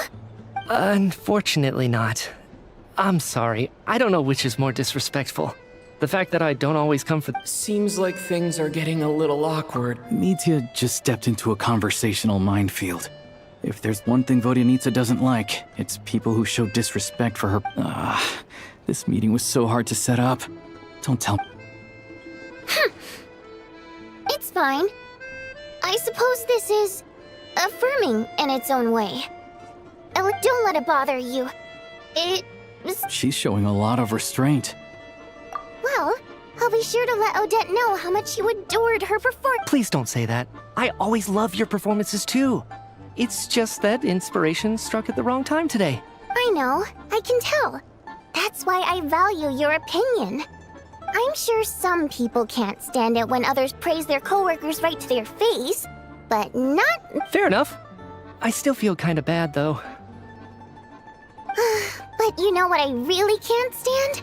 People who only show up to the theater to pretend that they're cultured. Makes me sick to my stomach. Oh yeah, 100%. There are too many of those people around. By the time they're walking out the door, they've forgotten all about the show. What's wrong? You look furious. I don't know if you've heard about the boss of the Eastborough manufacturing plant. He isn't even a theater investor, but he always demands the same privileges as box tickets only, premium drinks, even the right to request specific songs. Well played, Vodyanitsa. Seems like she's harnessing her rage to steer the conversation back on track. Now that you mention it, I've interacted with that guy before. I gotta say, everyone holds him up as an example of a benevolent businessman, but I don't know. Yeah, he couldn't care less about what's happening on stage. He's just there to flaunt his social status. I hate that I have to prepare programs for guys like... What's the big deal with that factory he runs anyway? I asked around a bit and heard some pretty shocking stories. Sounds like he's just another... Oh, really? Yep, the things people are saying are pretty damning. Low wages, insanely long working hours, equipment running around the clock. And as if that's not bad enough, Project Stuja has now been extended so many times, we're at the point where crystal rations for the common folk are barely enough to survive on. If the rumors are true, he's in serious violation of the law. Interesting. So you've heard about it too? What? So it's really true? Who knows? I've only heard the same rumors you have. But the Rooster's been coming down on us hard lately, demanding that we track and trace every single batch of Crystal. My coworkers in the Department of Energy have been tearing their hair out over it. The Rooster? I didn't realize he cared that much. Yeah. Even though there are no restrictions on Crystal trading, the poor will wind up freezing to death if we let the rich buy as much as they want. That's clearly unfair. Looks like we'll need to arrange an investigation into the Iskra manufacturing plant as soon as possible. I never knew you kept up with current affairs beyond the theater, Miss Vodyanitsa. You really have a heart for the common person. Most Fae in your position have long been indifferent to the plight of humans. Well, those of us who choose to live in human cities are naturally going to pay attention to any significant upheaval. I'm just surprised to learn that even someone with as much experience as him is getting so stressed out over Project Stuja. This is it. I'm sure Mitya can sense on some level that she's fishing for information. But since their conversation is so relaxed, he might just... It's stressing me out too. If I'd only made better progress with my research, things wouldn't have dragged on this long. Oh, so your work is related to Project Stuja? That's right. The Armory Palace needs a brand new energy source. Not the power of the Light Realm and not elemental energy. Right now, the only thing that meets the requirements is the power contained within stellar linchpins. But harnessing that power is costly. Each step of the process requires enormous amounts of Kresnik crystal, from extraction to quantification to attempts at conversion. Progress has been painfully slow, and the team is getting burned out as time goes by.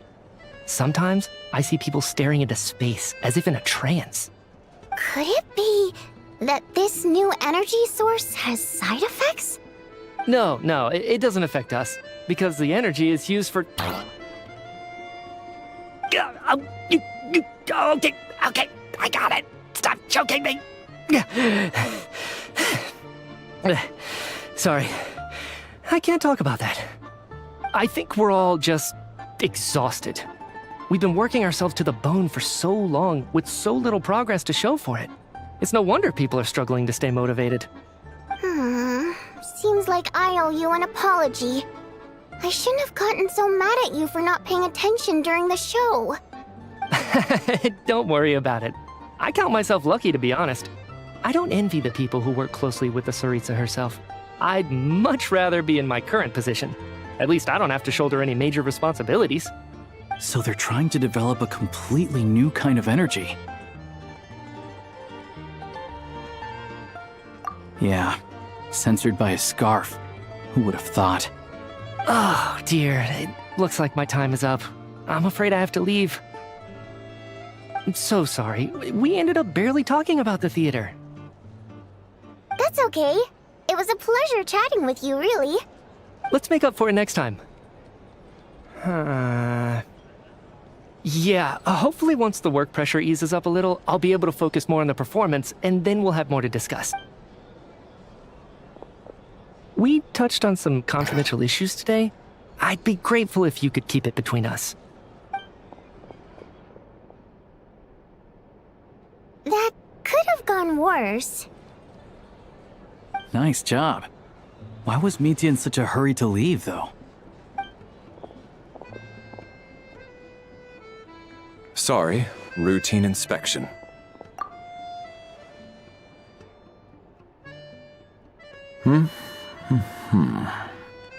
Okay, let's go. So he wasn't rushing to get back to work. He must have calculated that Valeri would find him here in exactly 25 minutes. That's frighteningly... One of the main duties of the Special Assignments Battalion is to ensure that important figures stick to their schedules.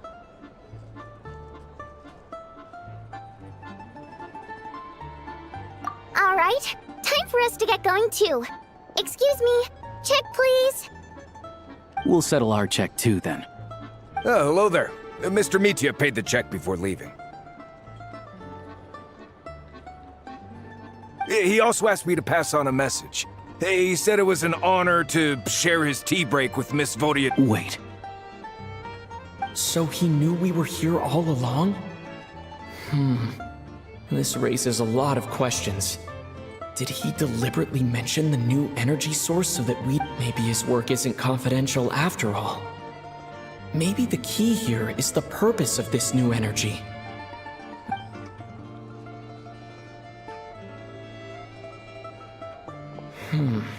Vodyanitsa and Alosha have left.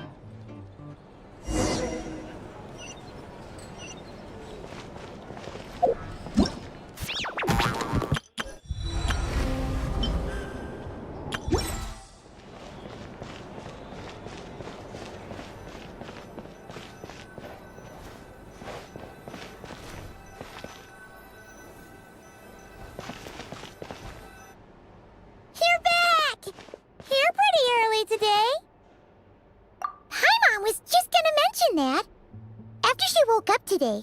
Paimon felt like her temperature was completely back to normal. But her strength still hasn't returned.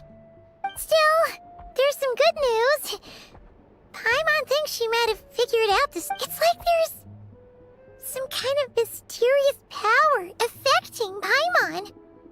Paimon's never felt this way before during any of her travel. She only started feeling this way since we arrived in... That's right. The Armory Palace needs a brand new energy source. Could that have something to do with this? What is it? You're making that face again.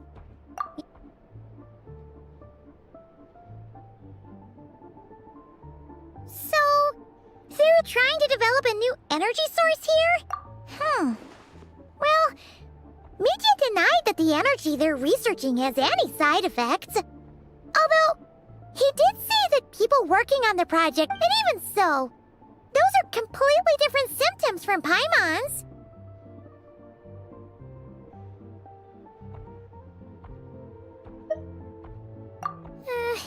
It's pretty faint, so it's kind of hard. Sure, Paimon's with you there. But how, though? The robot only... Oh, great point! They argue about Project Stusha. Good idea! This one seemed right up your alley. So, Paimon saved some for you.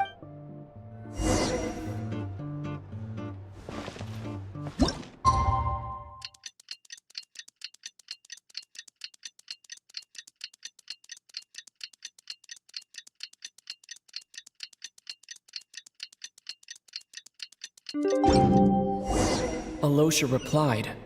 He says that we won't be able to speak at the Vetcha, but he can arrange for us to attend as visitors. Time to get ready. Then head to the Snezhnograd Vetcha.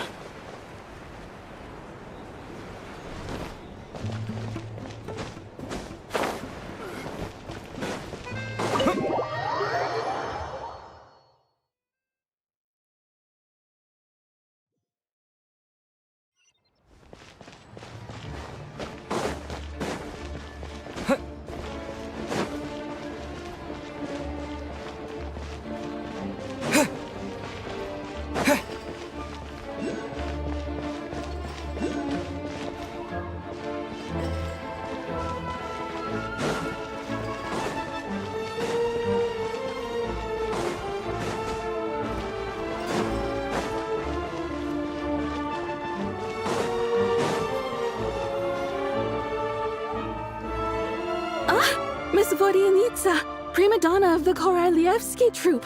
What a surprise meeting you here. Will you be sitting in on... Sorry, I'm not taking interviews today. Oh good, you're here. The session's about to begin. Let's get... Please wait, Miss Vodyanitsa. Could you introduce me to your new friend?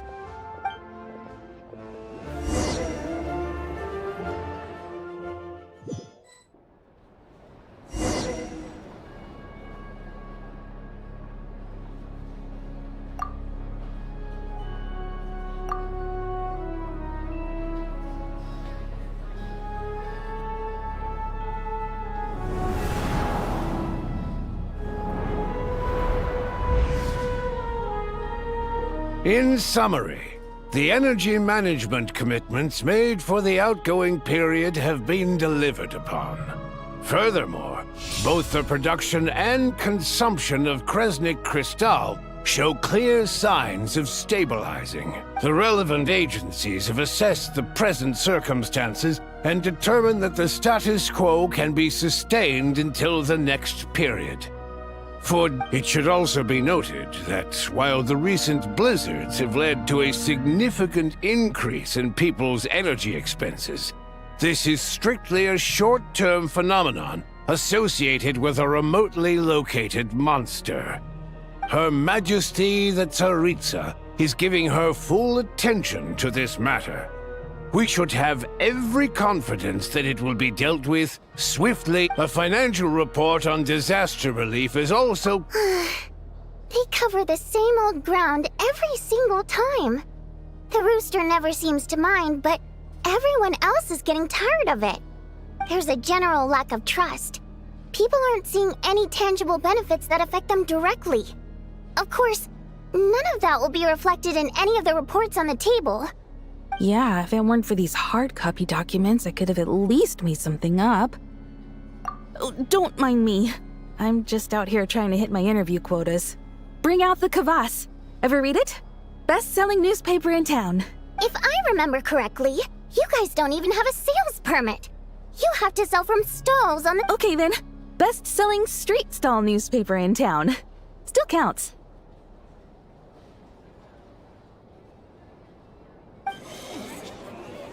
Order! We will now open the floor to the representatives. If there are no further substantive issues to discuss. Snezhnaya has a long tradition of treating members of the Fatui armed forces and their dependents favorably. But recent surveys shows that Fatui families in remote areas have access to 15% less crystal than the average civilian family in Snezhnograd. It's been said many times before, but it bears repeating now. There needs to be a clear and consistent rationale behind how crystal is allocated, or we will soon face immense public backlash. Perhaps you wouldn't need to keep repeating yourself if you would hear me out for once.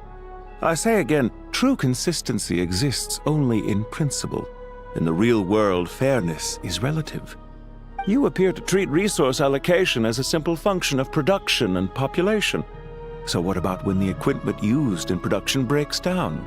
Have you factored that into your equation? And do you even know how long it's been since Snezhnaya last conducted a census? If I knew the answers to questions like that, I'm sure I'd be a very wealthy man. And I doubt I'd be going by child. I'd like to bring the focus back to the specific issue I raised. Or do you wish to deny that favorable treatment for Fatui dependents is our long-standing policy? It's easy to be a critic when there's no accountability. That seems to be a running theme in the anti-Project Stuja cohort. Defeat the ringleader and all other problems will magically resolve themselves. That's what they seem to think. But in case you aren't aware, not one jot in my report would change whether Project Stuja continues or not. So you have no intention whatsoever of finding a solution to this problem? On the contrary, I'm the only one here who ever brings solutions. Child opened by speaking up for the armed forces. Regrator struck back with style and a war of words ensued.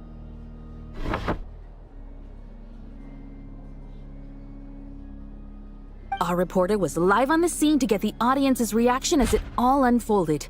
Who do you support? The people have spoken! Child received raucous applause from the crowd as he pushed Regrator onto his back foot with a relentless barrage of questions. It had to be seen to be believed. Now you see why they don't have a sales permit. However this reporter wants to spin things, I haven't forgotten that Tartaglia was representing the Northland Bank when we first met in Liyue. So surely, their relationship can't always have been this strained. You two are getting off topic. Let's focus on what the data is saying. Mr. Pantalone, may I speak on your behalf? Oh, please do. I'm more than happy to save my breath. Crystal distribution policy undergoes modifications with each new period. The ultimate goal being to find the most reasonable method of allocation, which I believe is what Mr. Tartaglia also seeks.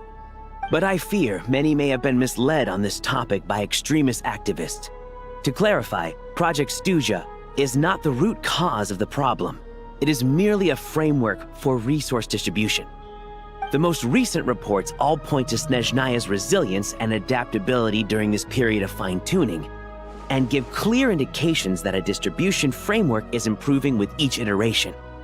To make drastic adjustments without first considering the risks would likely do more harm than good.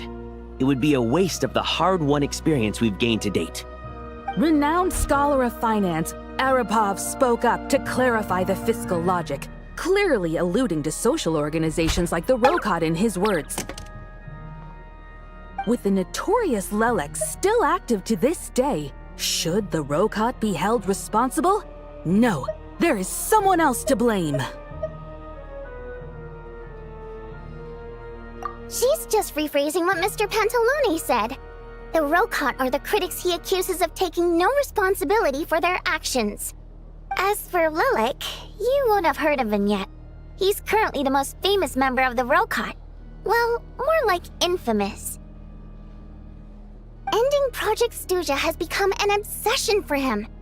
Unlike the more decent ones among us, he believes that votes in the Vetcha are all that matter. So whether it's threats, coercion, or bribery, he'll use whatever means necessary. And since we're already on the subject, what do you think of Lelek's methods? Are you for or against?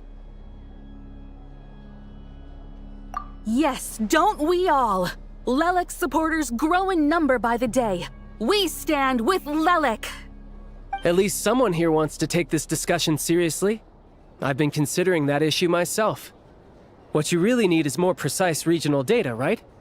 I think it would be easiest to let the Fatui handle it, since they're already in charge of Crystal shipments anyway. Whatever you need, you can ask the Fatui to look into it for you. In terms of supervision, I think the Druzhna would be a good fit. I had hoped to discuss this with...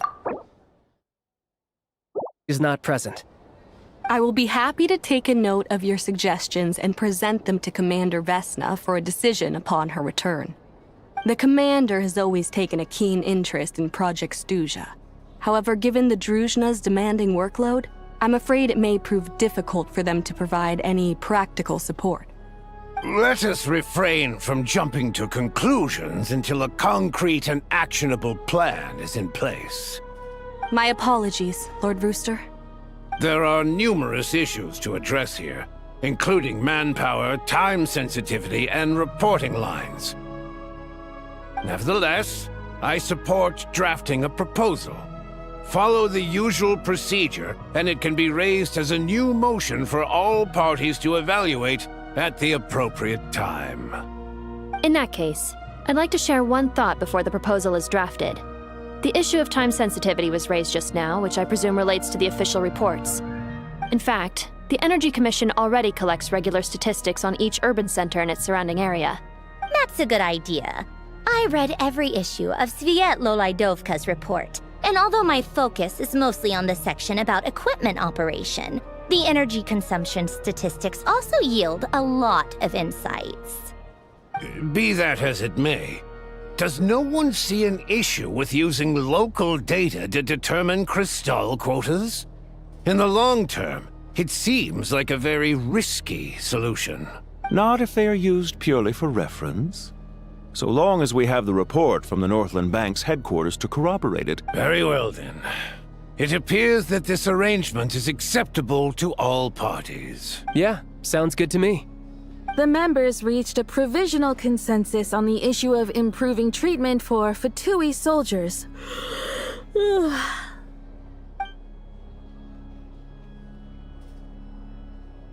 Today, the prima donna of the Korailievsky troupe attended a session of the Snezhnograd Vetcha in the company of a dashing young man. The question on all our minds is, what is the true nature of their... Write anything like that again, and I'm revoking your permission to interview the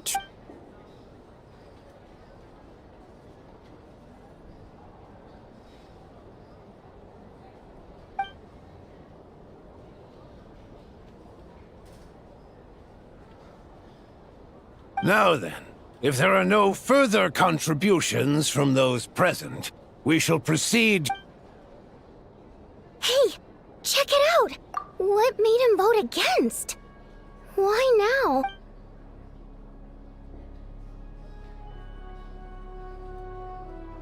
The votes have been tallied. Those in favor of continuing Project Stuja total 61%. That was too close. The margin has shrunk yet again.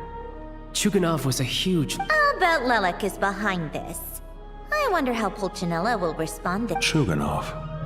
I see. Lelek strike... Yes. Go, Lelek. Once Project Stuja is defeated, our unwavering support at Bring Out the Kvass will finally pay off when we make our comeback. I can taste our victory already! In accordance with the result of this vote, Project Stuja will remain in effect until the next Vetcha period. Finally, may I remind us all, we debate only for the greater glory and solidarity of our nation. May the aurora shine ever... The session is concluded.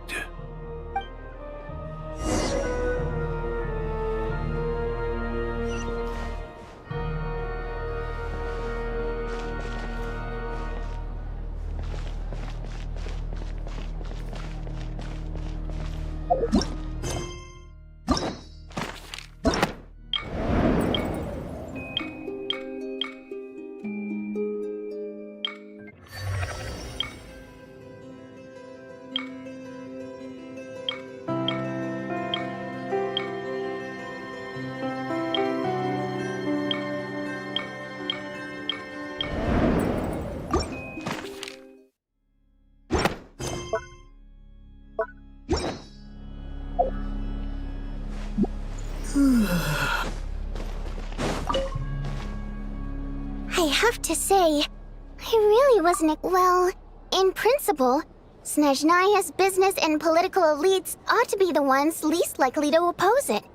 As we heard, Project Stuja is basically just a resource distribution framework that requires everyone to cut back during the winter. But even if the policy got cancelled, the Tsaritsa's energy needs wouldn't suddenly go down. I got a letter from Mr. Mitya just before today's session. He said he's confirmed that there are issues around overtime and in a situation like this, once the Rooster receives the report, he'll order the factory to halt production but that's a week-long process, and thus didn't make it onto the Vetcha agenda this time. I don't think he... Exactly. And as you know, I was originally gonna try and flip him after he received notice of the official thing. Rather than just sit back and take the hit while his factory stopped production, he'd be better off voting to end Project Stuja. At least that way, no one else would be able to make any... But no, he's already voted against it. Which means someone must... Yeah, no one knows why Lilac is so obsessed with ending Project Stuja. Lilac must have strong motivations, given how he'll stop at nothing to achieve his goal. Maybe my next step should be to focus on him. Oh, right. What are your plans for the rest of the day? Hey, comrade. I noticed you were here during the debate. I didn't take you for a political enthusiast. Greetings, Harbingers. I just happened to have some free time today, and my new friend here thought of... Ah, Odette must have introduced you. I'll leave you to catch up. I should head back to the troop. Sure. Break a leg and all that.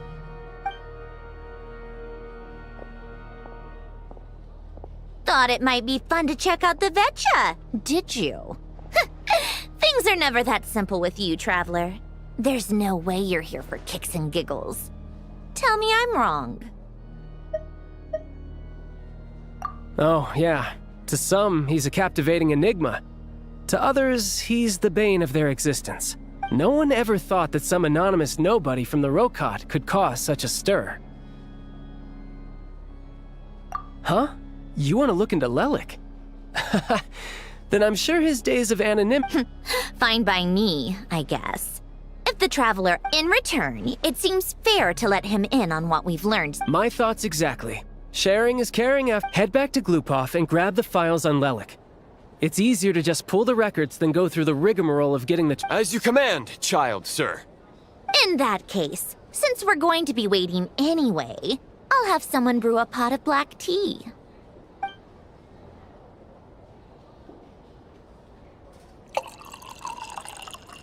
One common thread among the many incidents Lelik has been involved in is that the victims are all too scared to share any real information about him. Clearly, he must have threatened them in some way. His modus operandi is to silently infiltrate the scene and leave a threatening letter behind. But neither the letters nor the crime scenes ever yield any clues to his identity. So all these files have to offer are short statements by the people affected. They don't give us a lot to go on. If nothing else, it shows we're dealing with a trained professional who's versed in counter-surveillance. Yes, and to that point, he often strikes in highly secure locations. The victims are high-ranking and influential people who take their personal security very seriously. Somehow, Lelik slips right into their rooms without making a sound. There's never any eyewitnesses, nor the slightest trace of a break-in. If he can get in and out undetected, it means he can strike without warning. Not that that's ever happened so far, but the thought is enough to scare these people sleepless. It's hard to believe that a human being could pull this off flawlessly every time. So they switched the focus of the investigation to Faye. Careful, don't underestimate me. Although truth be told, I'd probably find it hard not to blow my cover. Direct confrontation is more my style. We haven't ruled out the possibility of Lelik being human. It's just, there can only be a handful of people in all of Teyvat who'd fit the profile. Faye, on the other hand, plenty would have the ability, but few would have the motive.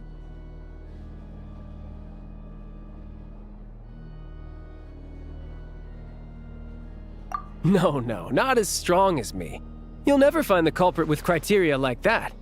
Let's go with a little weaker than me.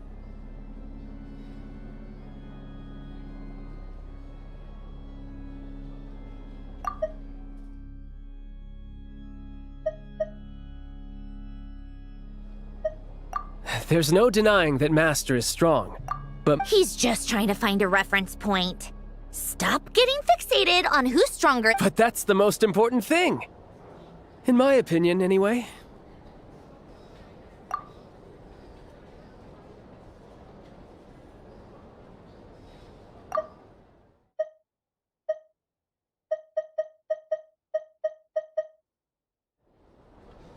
Odette?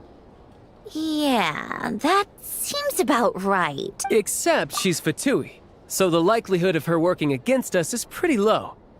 But yeah, much more accurate. No, wait a moment. Maybe we should interrogate that assumption. What do you mean?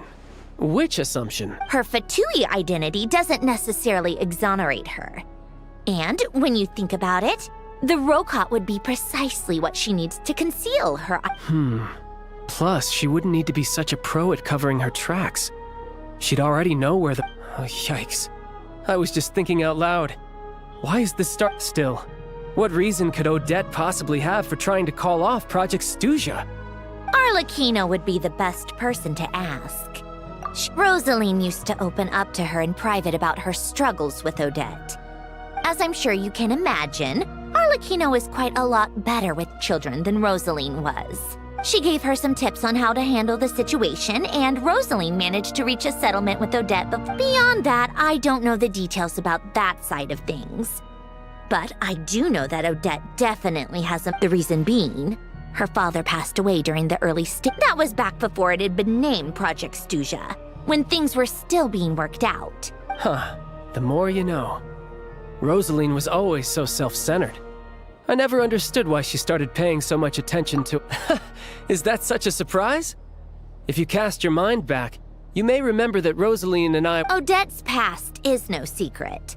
Her father was a fatus and her mother was a very famous ballerina. On the surface, it looks like she followed right in her parents' footsteps. But the truth is quite a different story. After her father passed away on a mission, her mother was overcome with grief. She broke her leg during a performance and couldn't... Odette was only interested in ballet at the time. But this tragedy left the... Per Capitano's policy, family members of Fatui who died in the line of duty had to be appropriate. So, regardless of how Rosaline may have felt about it, it fell to her to resolve the issue of Odette's family's livelihood. Right, because the alternative would have been a one-off compensation payment, I guess. And that's... Still, she must have had mixed feelings about it, right? If she doesn't even like the Fatui. It's just a theory. A possibility. But as a motive for Odette to become Lelik, it holds up. That said, I have no idea where Odette's head is at right now. Or plenty of people were on bad terms with Rosaline. I have no intention... Yes. But there's not much point in discussing that now. Yeah, back to Lelik. Since our investigations so far have turned up next to nothing, funnily enough, Tonya and I had actually made plans to go to the theater tomorrow to watch Odette's rehearsal. Which means you can go in my place. Spirit Seeker. Quite the classic ballet. It was passed down through, but Odette's been practicing it diligently, and it's finally ready for a return to the stage. Tonya's excited for it too. She's desperate to see it no matter what. Personally, it's not... I've actually seen it several times before. The story's pretty straightforward. It's a tale of love and regret. So not exactly reinventing the wheel, but when that classic melody kicks in and the lead character begins to dance, it always gets me. It really is beautiful. Not an easy dance to do justice to, though. I know it's always been Odette's dream to perform this piece, but I'm not sure she's... In that case, I think that even if she is Lelik, we should wait until her performance is over. I'll let you take it from here, comrade.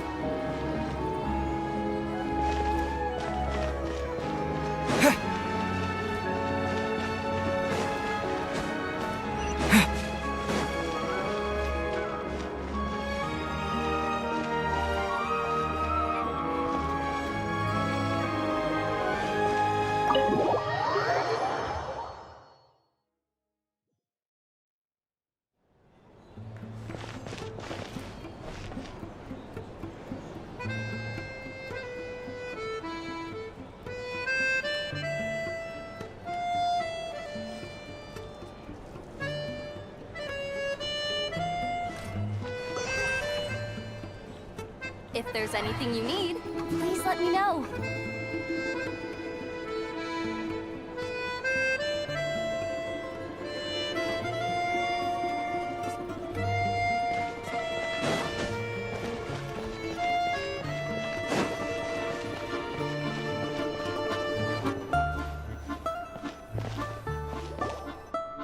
Sounds like you made a ton of progress today.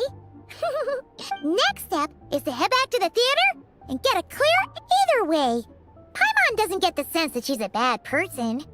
Sure, maybe this is going too far, but like, with everything she's managed, why leave a letter when she could, well, we know there are plenty of other ways to keep people in, so if it is her, yeah, well, no change really. But that thing, hearing you talk about your day makes Paimon itch. Yeah, I wish you could be there too. I'm not used to adventuring alone, but... Guess it's just one of those things. Never mind.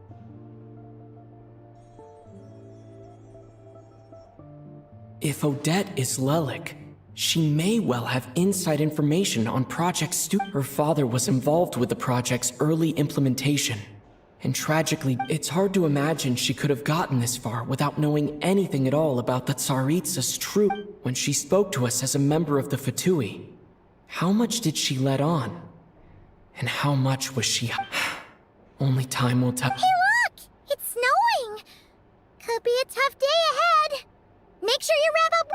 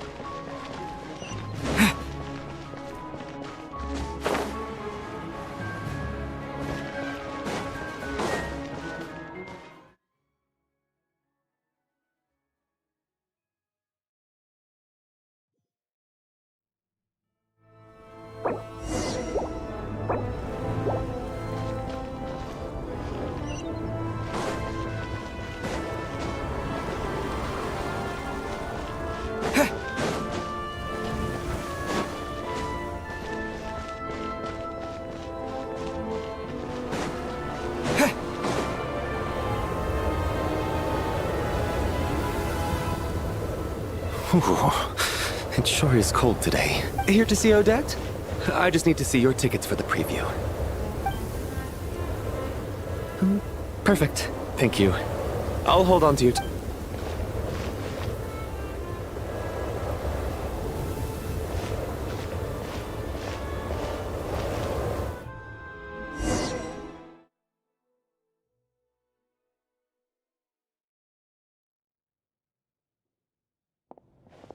I think I'll leave the Lelic question until after the show.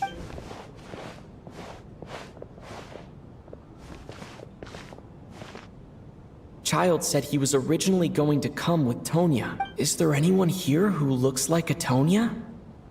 Mr. Chuganov's back again by the looks of it. Oh, and is that Mitya? And that Fatui officer... Oh no. It looks like the show's starting and I still haven't found Tonya.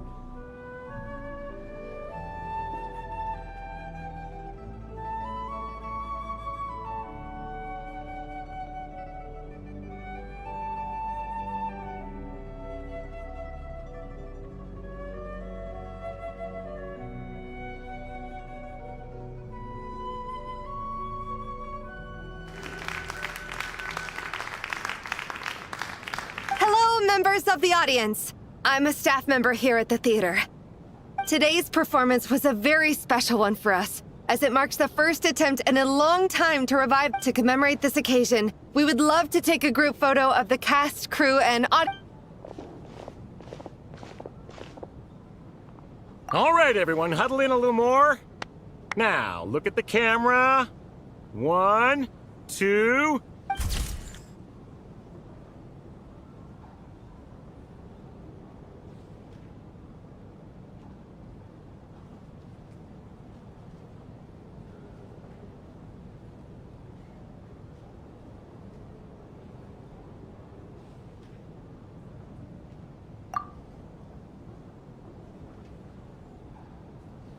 Are you quite satisfied, Mr. Energy Scientist?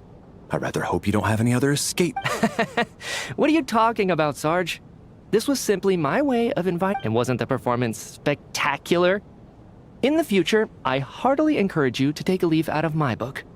Find some It was indeed a fine performance, but I must correct you on one point. This is not time outside of work. Working hours and non-working hours are just a social construct. Human technology can never advance if we're too rigid and... May we leave now? Already? I mean, I was kinda hoping to soak up the atmosphere for a little longer, but... No? Okay, guess I'm pushing my luck. Didn't seem like too much to ask, but fair enough.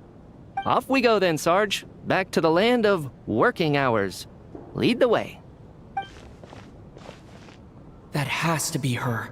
She's the only person Excuse me. Are you Tonya? Huh? Your brother's busy today, so I took his ticket. Don't worry about him, he's fine. Oh, okay. Sorry. What's wrong? Are you sick? No, I'm fine. Maybe she caught a cold on the way here because of the weather.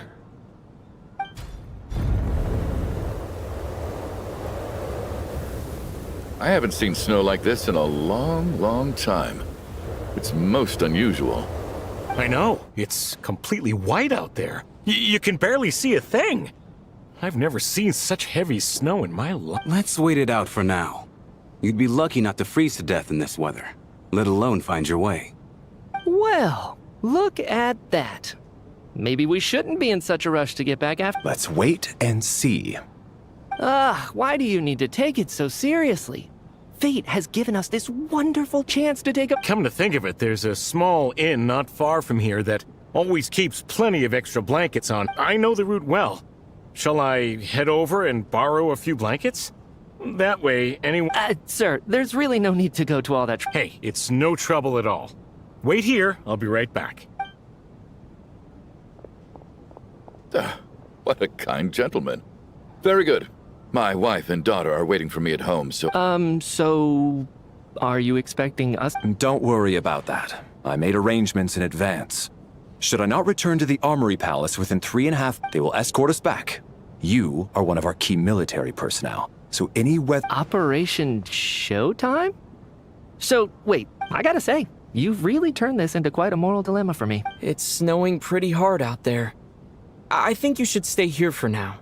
You seem a little under the weather. Sure. My brother might come. Time to get to work. I should head backstage and find Odette. I need to look... Excuse me, are you looking for someone?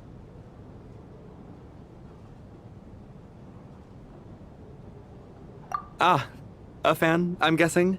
Today is just a dress rehearsal, so Miss Odette won't be Sorry, but that area is currently off limits to everyone except... Bad timing, I guess. Well, I might as well stick around.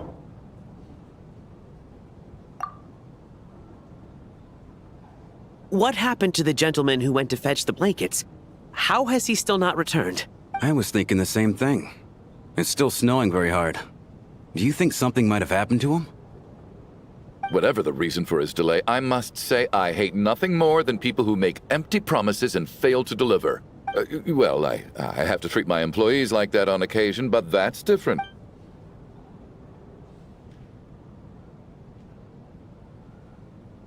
You seem anxious, Mr. Valeri. It's been nearly 4 hours since I left the armory. The army should have arrived to extract us by now. They know how much I despise tardiness and disrupted plans. There's simply no reason that they shouldn't— Surely a snowstorm like this one counts as such. Few things in this world can stop the Snezhnayan army, Mr. Mitya. Why don't you go out and take a look? They might be right outside, waiting for your orders before they dare come— An absurd hypothesis. I have no intention of leaving your side for— This doesn't look like an ordinary snowstorm to me. That guy who left earlier. It looked like he just vanished into thin air. Either that, or my eyes were— A man-eating snowstorm? Come on. Night hasn't even fallen yet.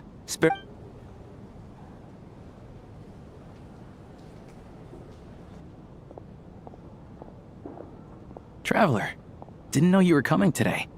How come you didn't say anything? Oh, right. I assumed you were looking for me in Vodyanitsa. Whoa, that's quite a snowstorm out there. I've been working backstage this whole time. Is weather like this rare, even in Snezhnaya? Yeah, snow like this. I'm sure I've seen it out in the wild before, but never in the city. Actually, I take that back. I don't think I've seen snow this bad even in the wild. This is something else. It's not normal. If even Alosha thinks snow like this isn't normal, could it have anything to do— We can't stay cooped up here forever. Someone— No need. I have plenty of experience with snowstorms. Besides,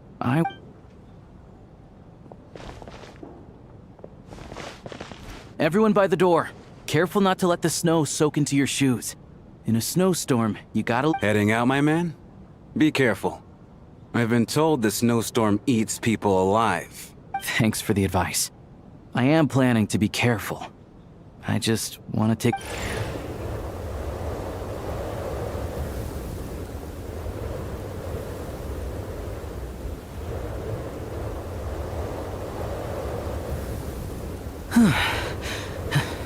He's back! He's back! How was it? Did you see any soldiers patrolling the area? Something about this storm isn't right. There's no one out there. I didn't see a single soul. And something in the air gives me the creeps. This isn't your average snowstorm. I suspect it might be related to recent events in our nation. I strongly advise— Are you serious? So all of us are trapped here now. That sounds a little far-fetched to me. You want to go outside and see? I, for one, am not risking my neck in that weather. This just turned from a minor delay into a major hassle. We can only hope that our friend who went to fetch the blankets just ditched us and went home. Is it really that bad? But my daughter, I won't be able to read her a bedtime story. Huh? What are you all still doing here? Whoa! It's snowing hard! So now we're stuck here? Oh, this is terrible! Look on the bright side. The theater's always well stocked with supplies. If the snow still doesn't let up as we get into the evening, you can spend the night at least. I assume that's alright? Odette? Fine by me. This seems like a sensible backup plan under the circumstances. What are you staring outside and praying for, my man? You anxious to get home too? Oh, Your Majesty the Tsaritsa, I beg you, please do not let This is a golden opportunity to spend the night under the same roof as the two I think I've changed my mind. Sir, if you so much as look at us funny, you'll be seeing stars and— It's getting colder. We need to keep the indoor temp. Close the door and lock it tight. Let's head somewhere warmer.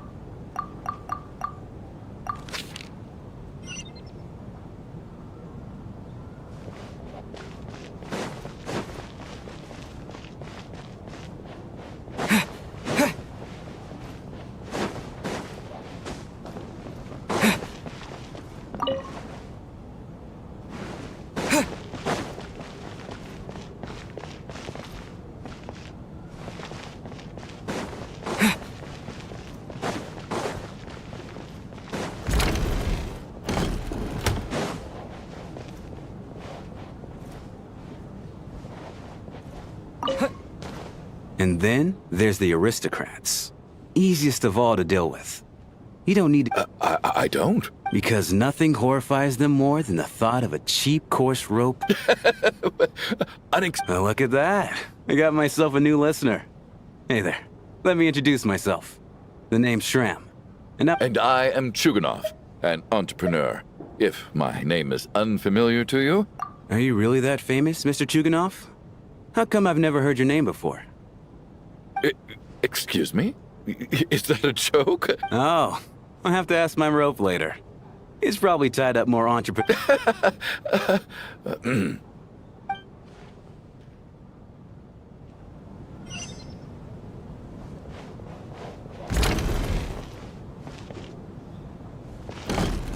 How are you feeling, Tonya? I'm fine. Sorry to worry you. I'm used to it. A child must take great care of his sister. You know, I actually got stuck in a strange place thanks to a snowstorm. Exactly. It's like one of those stories where an ordinary school trip turns into a magical adventure. I've always... I'm fine. Look after yourself. Otherwise, you...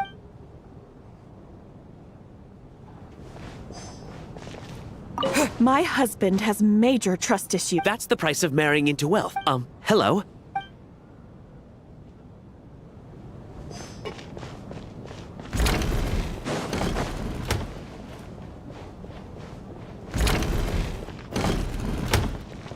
This is highly irregular. A delay. Sarge, the day you learned to let go and just... why, hello, sir. I believe you were the one sitting at a near... Any friend of the theater's star performers is a friend of mine. It's a pleasure to meet... Greetings. Major Valeri, head of the I am here to ensure Mr. Mitia's personal safety. Please let... Mr. Traveler, I cannot help but notice that Miss Odette is stealing glance. I've racked my brains, but I can't think of anything I might have done to offend her. Perhaps she noticed me... So, Mr. Mitia, Is your work related to— Yes, that's right. The higher-ups in the Fatui transferred me from the Energy Commission to the Armory Palace because they wanted... Really? I can't even talk about that? Pretty sure it can... All right, I won't say anything. Sorry, Traveler. As you can see...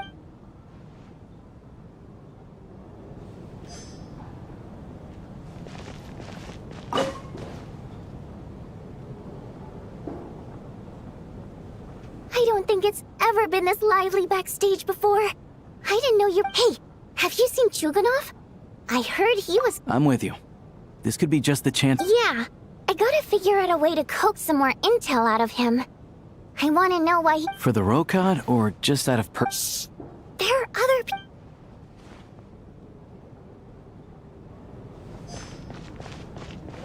I have to say, even though today was a rehearsal... Oh, I couldn't agree more.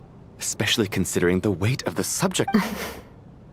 Do you think we were coming on too strong? What about you?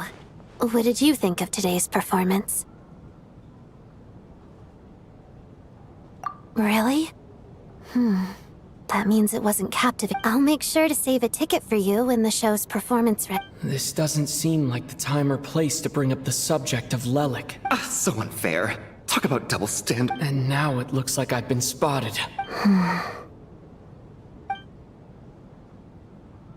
You know Mitya too? No, I don't.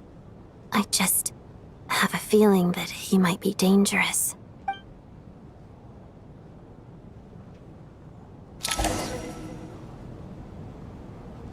How's it looking, Alosha?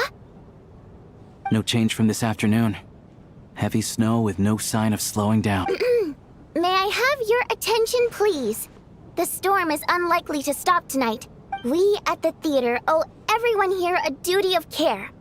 Therefore, in a few short moments, we'll give you a tour of the theater's various quarters.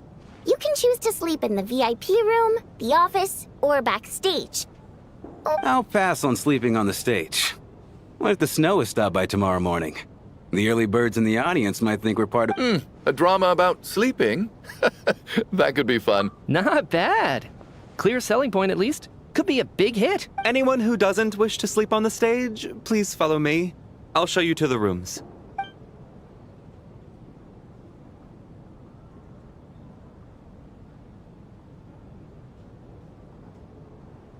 I guess I'll call it a night. Though I feel like I won't sleep very well without Paimon here. I'm sure she'll be worried that I haven't made it back yet. But I wonder if she's feeling any better yet. At least she hasn't been getting any...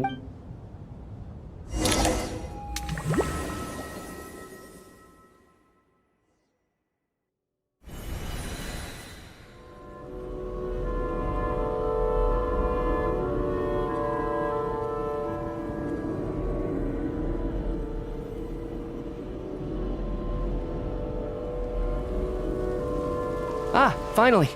Welcome back to the world of the living, lazy bones. I was about to wake you. The black mist is almost on. Still waking up, huh? You know, the black mist. It's been chasing us from below ever since we were born. You're just dozy. There's no way you've forgotten. Come on, let's keep heading up. Onwards and upwards is the only way to survive. Don't listen to a word those black mist cults... Here we go again. The endless march toward survival. What's going on?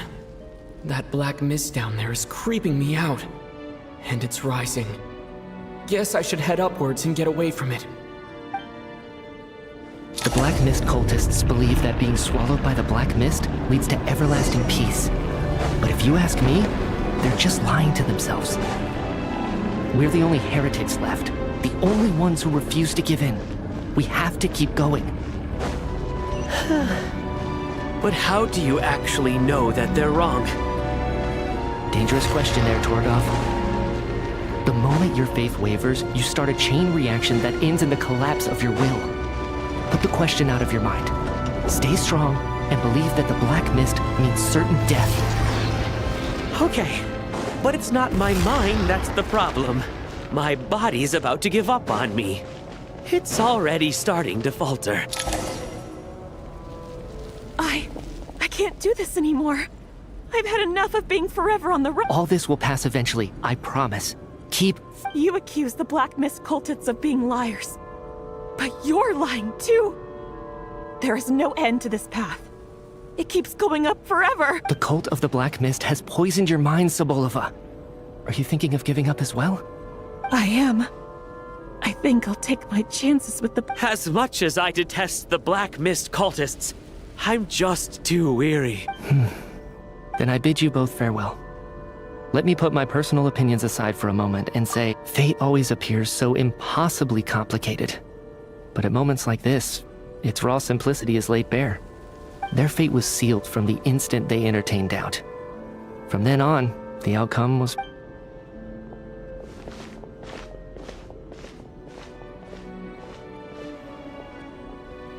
Torgov and Sobolova are gone.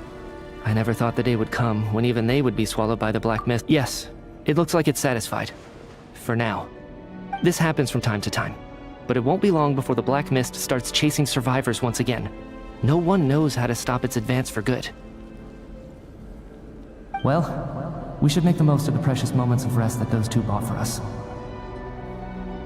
Huh? Are you really that sleepy, traveler?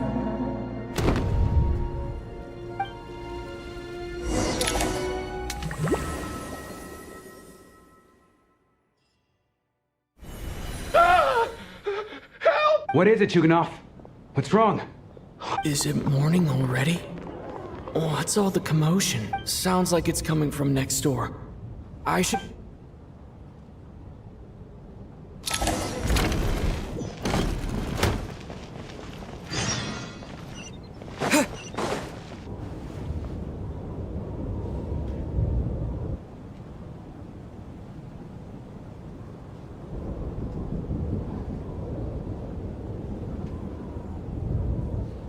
Don't look, Miss Tonya. Stay... okay. What happened to them?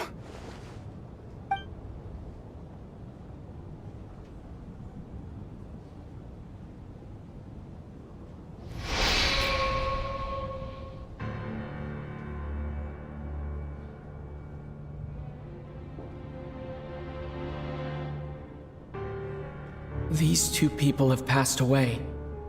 And the strange thing is that Have I seen this moment before? Or did I have some kind of premonition? I can't remember what it was. Let me take a look.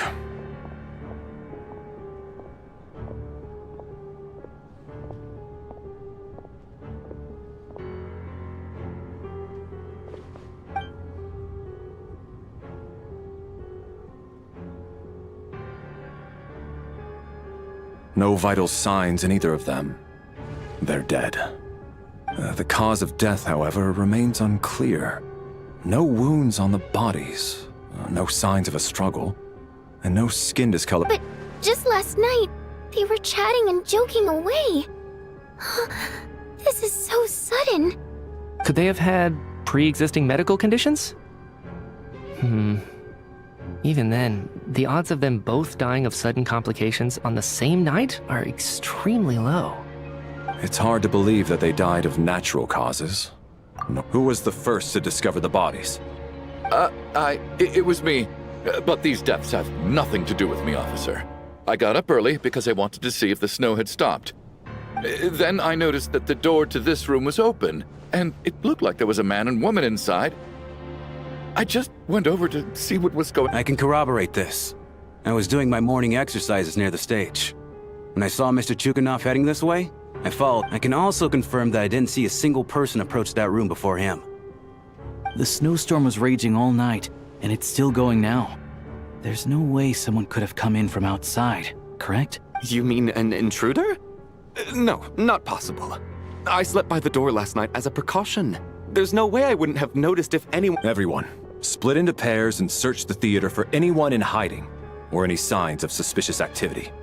I'll follow up with a full search of my own shortly. Go. There is no time to waste.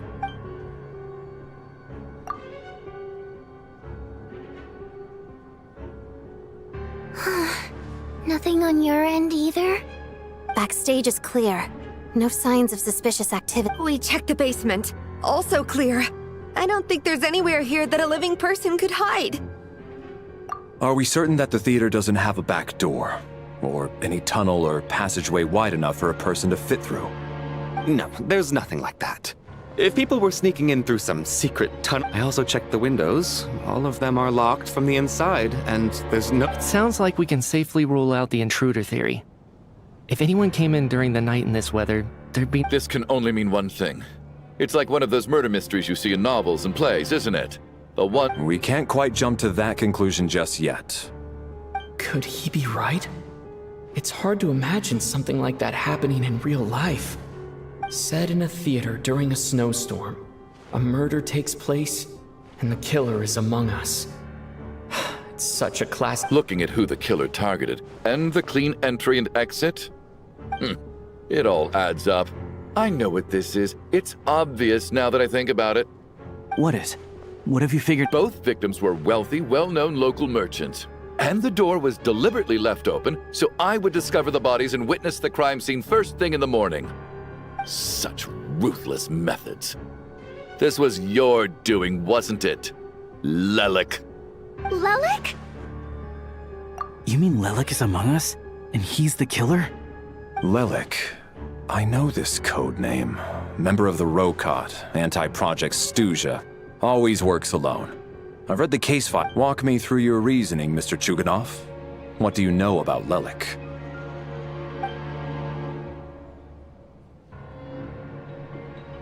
What now, huh? What now, Lelik? What more do you want from me? I already voted against Project Stuja at the Snezhno Gradvecha.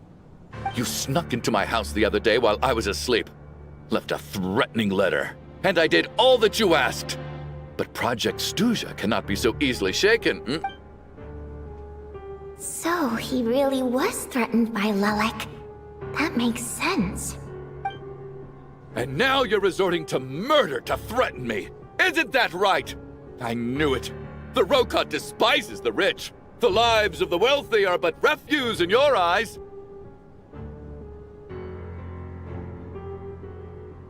Show yourself! Which one of you is Lelik, Tell me! I'll do whatever you want! Just stop playing these mind games!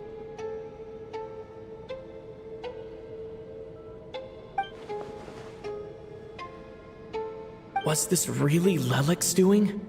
Would Odette really do something like this?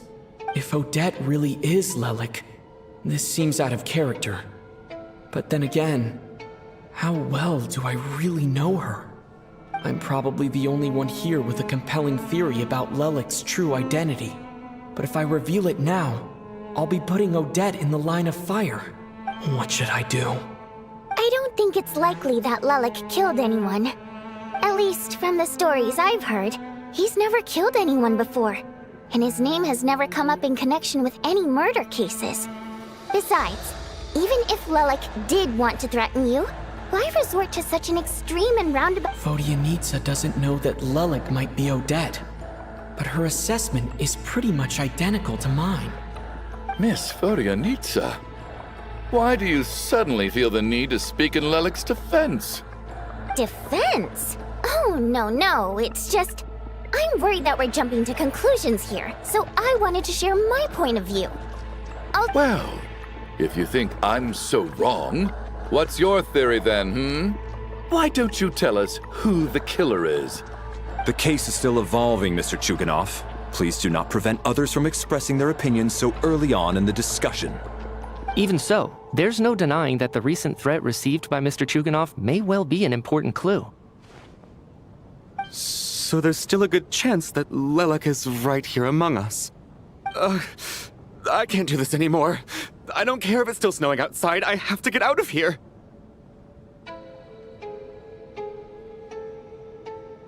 Whoa, take a beat. We all know it's far too dangerous out there. Even the soldiers couldn't get to us. Go out that door, and you might not live to tell the tale. And whoever this Lelik is, they're surely not going to murder anyone in broad daylight. Be sensible, my man. You're safer inside. As much as I regret having to say this, I'd like everyone to cooperate and refrain from exiting the premises until further notice. Because as things stand, Every one of us is now a suspect. Unless anyone has further information to share, let's adjourn for now. Feel free to keep searching for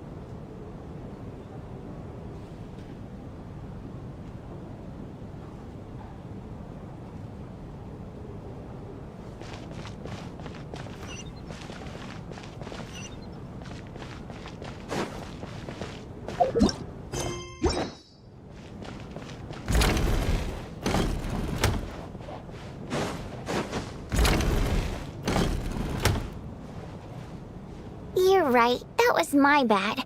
It was a knee-jerk reaction. I didn't think it through. Luckily, no one's...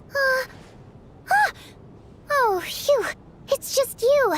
I thought someone was eavesdropping. Since Vodianitsa and I were on the same page earlier, I think I should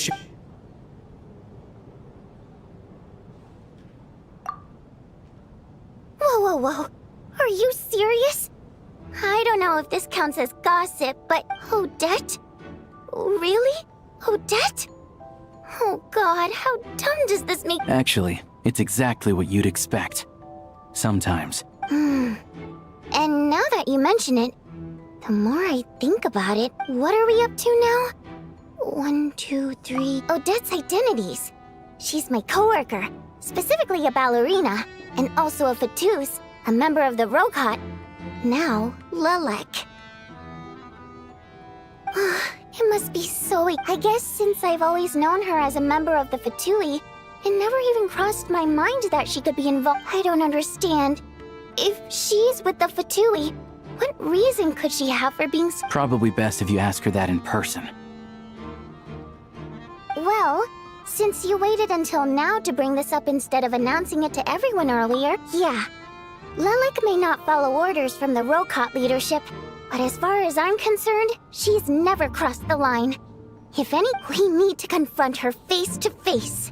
Do you think she'd really admit to being Lelek? I don't know. We'll have to see how it goes. For now, we'll work on the...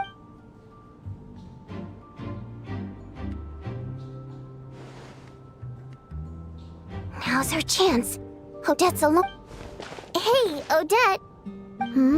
What is it, you guys? Shh! Keep your voice down. We need to talk. So, you're Lelek, aren't you? Alright, fine. You don't have to say anything or explain yourself. None of us believes you'd kill innocent people. Whoever murdered those, the Traveler was the first to figure out your identity. But he kept quiet. Still, it's clear where the group consensus is heading. Everyone believes Lelek is the culprit. If your identity is exposed, we're your colleagues, and we know what kind of person you are. So, can you clue us in? Tell us everything. Alright. Yes, I'm Lelek. And thanks, but I don't need you to cover for me. Actually, I'm planning to reveal my identity. Huh? You're gonna reveal that you're Lelek? Here? That's right. I'll admit I was surprised at first when Chuganov guessed that I was here. It was just a lucky guess, but after taking some time to assess the situation and confirm where everyone stands, I don't believe I have anything to worry about. Are you sure you don't need a second opinion? Give... Mr. Valeri! What?!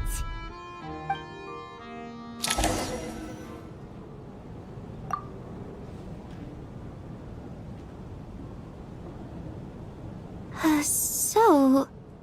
Odette is Lelek? I don't know what game you're playing, but you've got a lot of nerve. It's just one identity. So what if it's exposed? I made my peace with this when I chose to become Lelek. But more importantly, I promise I am not the murderer. So, if anyone still insists that I did this, you'd best produce the evidence now. Otherwise, I suggest that you bite your tongue.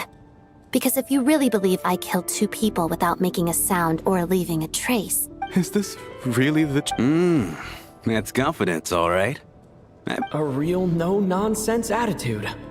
I can see why Marionette said... Are you seriously buying this? Hey, officer! She just admitted to being Lelek. Aren't you going to do something about this? I do have one question, Miss Odette. Why have you chosen this moment to come forward and reveal your identity? If I didn't say anything, everyone would be focusing all their efforts on finding Lelek. And that is exactly what the real culprit wants. I don't want to be the... Despite all the accusations, she made the smart choice. A remarkable display of rational thinking under pressure. She thought so far ahead. I always feel like I'm one step behind her in everything. You've convinced me. Dealing with the murder case remains the top priority right now. Nevertheless, the group still considers you the prime suspect. I assume you have no quarrel with that, Miss Odette? I understand. You're welcome to keep an eye on me around the... Mr. Chuganov? For my wife and daughter's sake, I'll let you off the hook for now.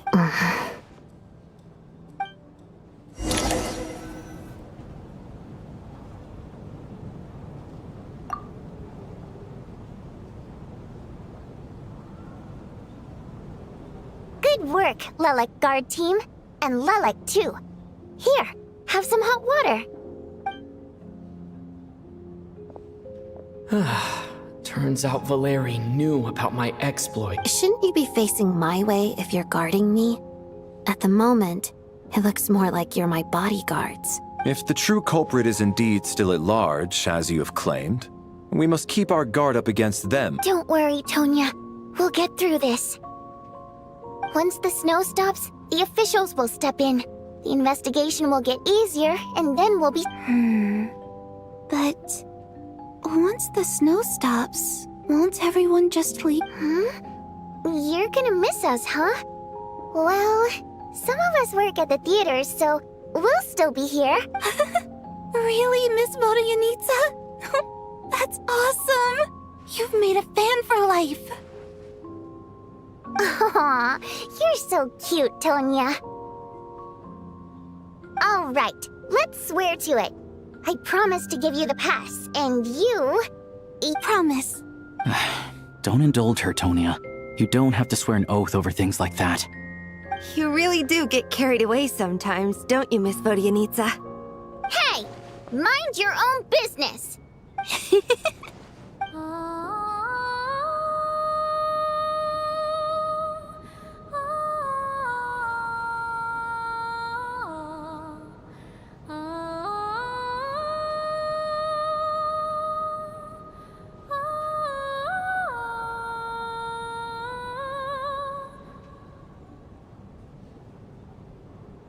Don't be nervous, Miss Water Imp. Everyone's here. There's nothing to be afraid of.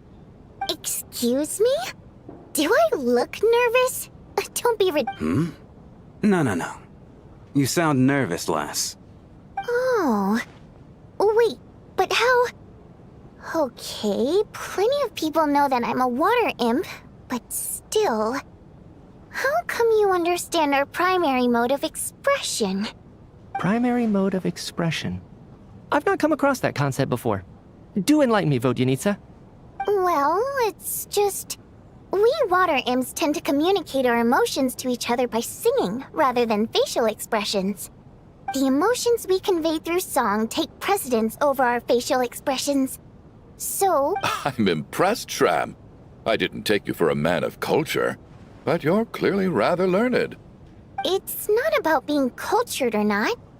The thing is, this mode of expression can usually only be understood by other water imps.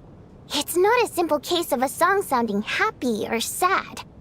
And yet, you're clearly human, Mr. Shram. It's really not the big deal you're making it out to be. I think I just have a knack for it. Plus, I have a... very close... Anyway, we spent so much time together that before I knew it, I noticed I could understand her. Oh, I guess that makes sense. Still, the fact that you have a water imp friend is even more surprising. Hey, what are you implying? You're not secretly insulting the... Heavens! Why would I do a thing like... It's getting late. We should discuss our sleeping arrangements for tonight. To guard against the... I suggest that we don't sleep in separate quarters tonight. It will be safer if we all stay together. As long as someone keeps an eye on Lelek, I'm quite... Are you saying that you wish to bet your life on Miss Odette being the killer? Nonsense. Of course not. Then I propose the following arrangement for tonight. The Traveler, Odette, and I will... An excellent idea. This allows us to handle the night watch while also keeping an eye on Lelek. Meanwhile, the rule of taking shifts in pairs resolves the other issue. Namely that we can't necessarily trust the Traveler or Valeri either. I expect that plan took you quite some time to come up with, didn't it? Actually, our field combat manual outlines a similar approach. Although the scenario there involves guarding prisoners overnight during field operations. That being said, I must clarify that I harbor no disrespect towards you personally, Miss Odette. In fact, Lelic's numerous covert operations make fine textbook examples for military agents. I care less about respect and more about the fact that you just robbed me of 2/3 of my sleep tonight. I'm calling dibs on being the first to rest. Good night.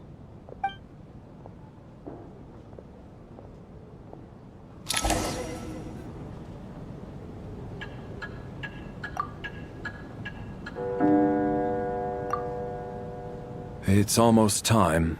We should wake Odette. How are you faring? Oh, not going to argue with that. I'll take a quick nap. If you start to... It's finally time for Odette and I to share the night watch. I should wake her up.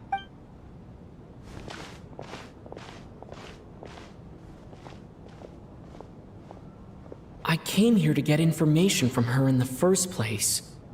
Maybe I should think about what questions I want to ask before she wakes up. How long are you gonna keep staring at me? Couldn't sleep. My mind's been running haywire. Plus, there's something I've been meaning to talk. I had a hunch that you wanted a conversation too.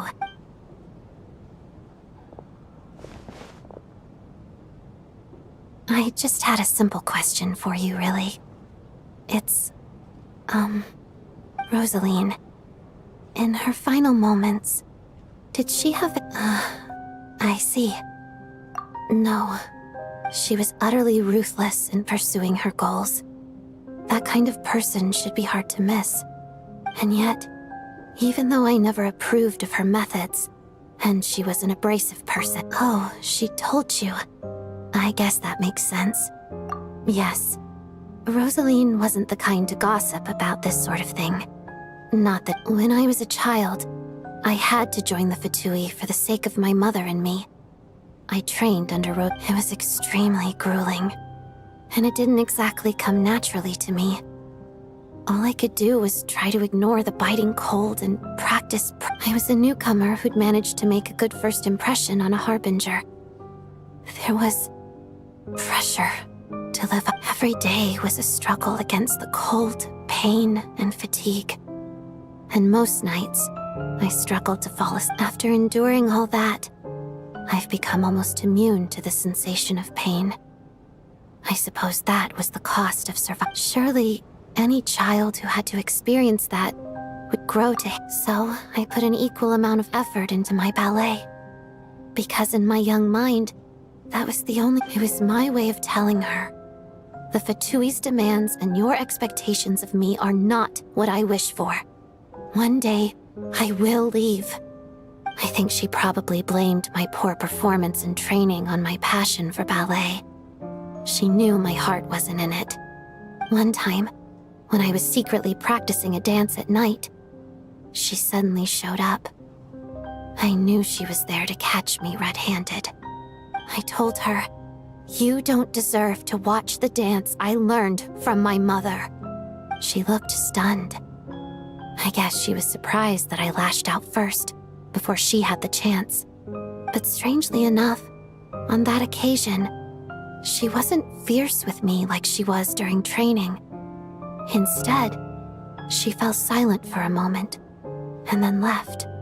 After that, she never interfered with my dancing or asked me how it was going. She never came to watch me dance again either. She was. But even now, whenever I take out this core Ignis, I can't help but think of that night. Of the look on her face, sort of. Although gift might be too kind a term. This is her flame sealed within ice. A symbol of her favor, yes, but also our way of keeping an eye on people. She knew the location of every piece of core Ignis.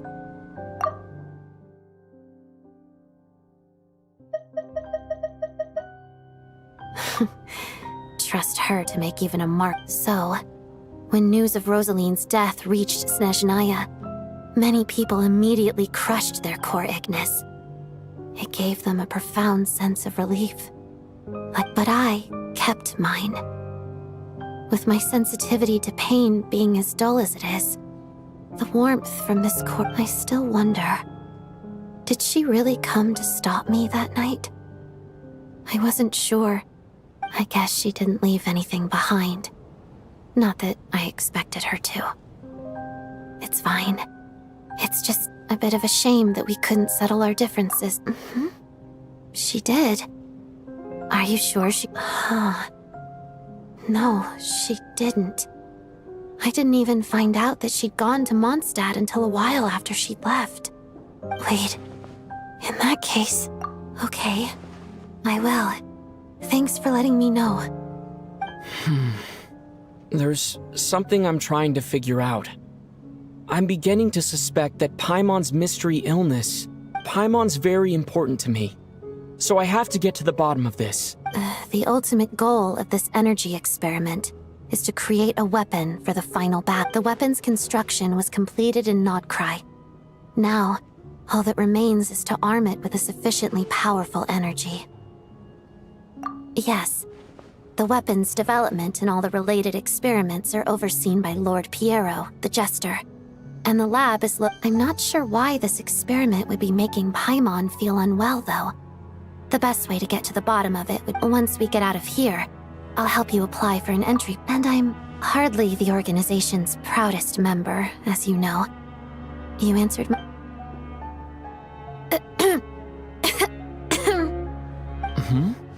What's wrong? You two seem to be hitting it off. I thought you were sleeping. Of course I was. In the military, one learns to fall asleep quickly.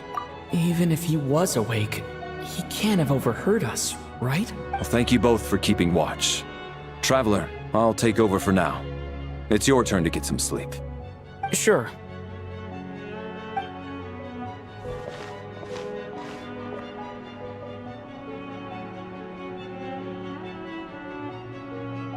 This is our second night here.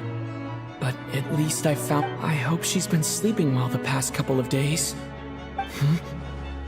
Why do I feel like... Seriously? Is this payback for what... Never mind.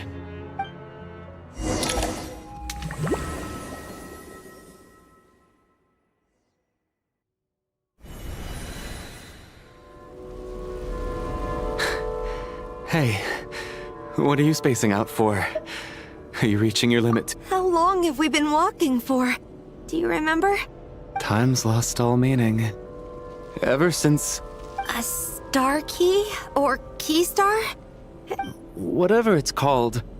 Ever since we noticed it. But it seems like no matter how far we walk, we... Well, we've come this far. You never know. Maybe we're...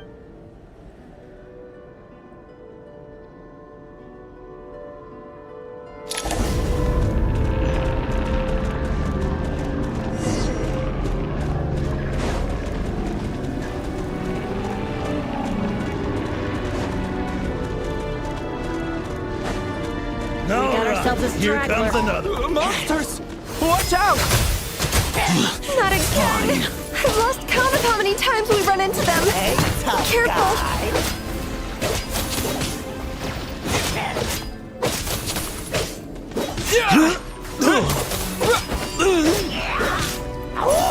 And take! I'm back!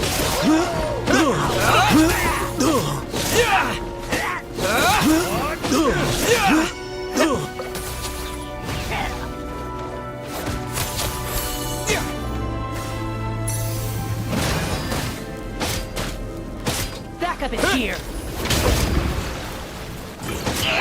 Cryostorm! What?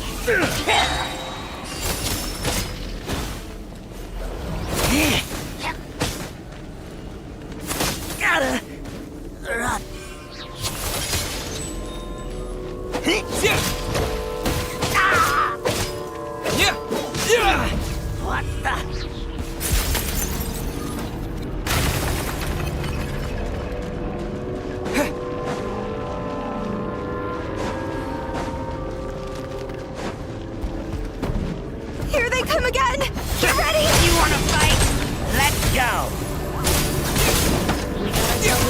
spectacular!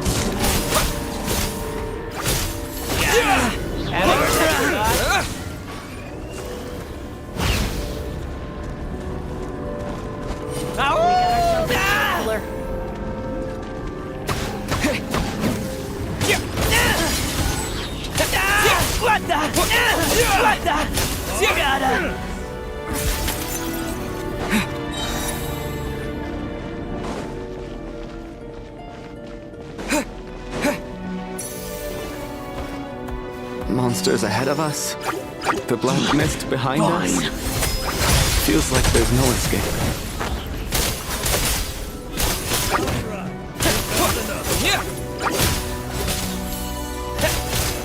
Shut up! Run faster. Cryo Storm!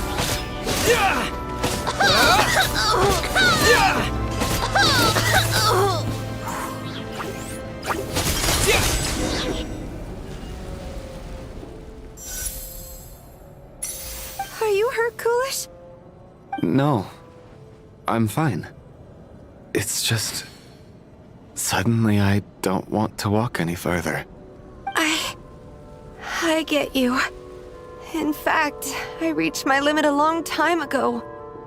Sometimes it feels like there's... Yeah. The hope that the star gives us is the only thing keeping us going. But I'm not sure it's real at all. Otherwise, why would it always be out of reach? We know you mean well, but you're only saying that to try and encourage us to keep going, aren't you? Thank you, friend. But enough is enough. You're going to continue, aren't you? I admire that.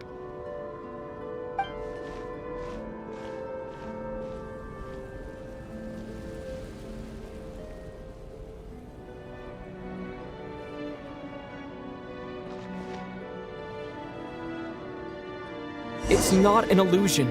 We really are getting closer to the star.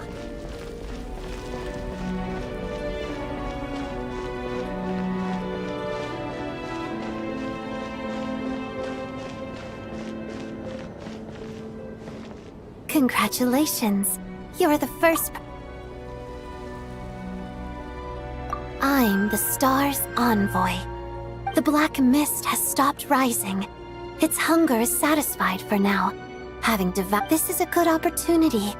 I'll let you get some rest before we continue.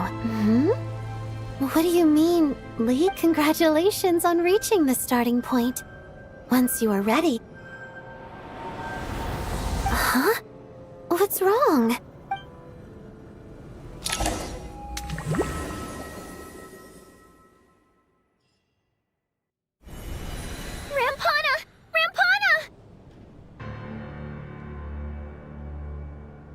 Is that... Vodian? Coolish, wake up! Please wake up!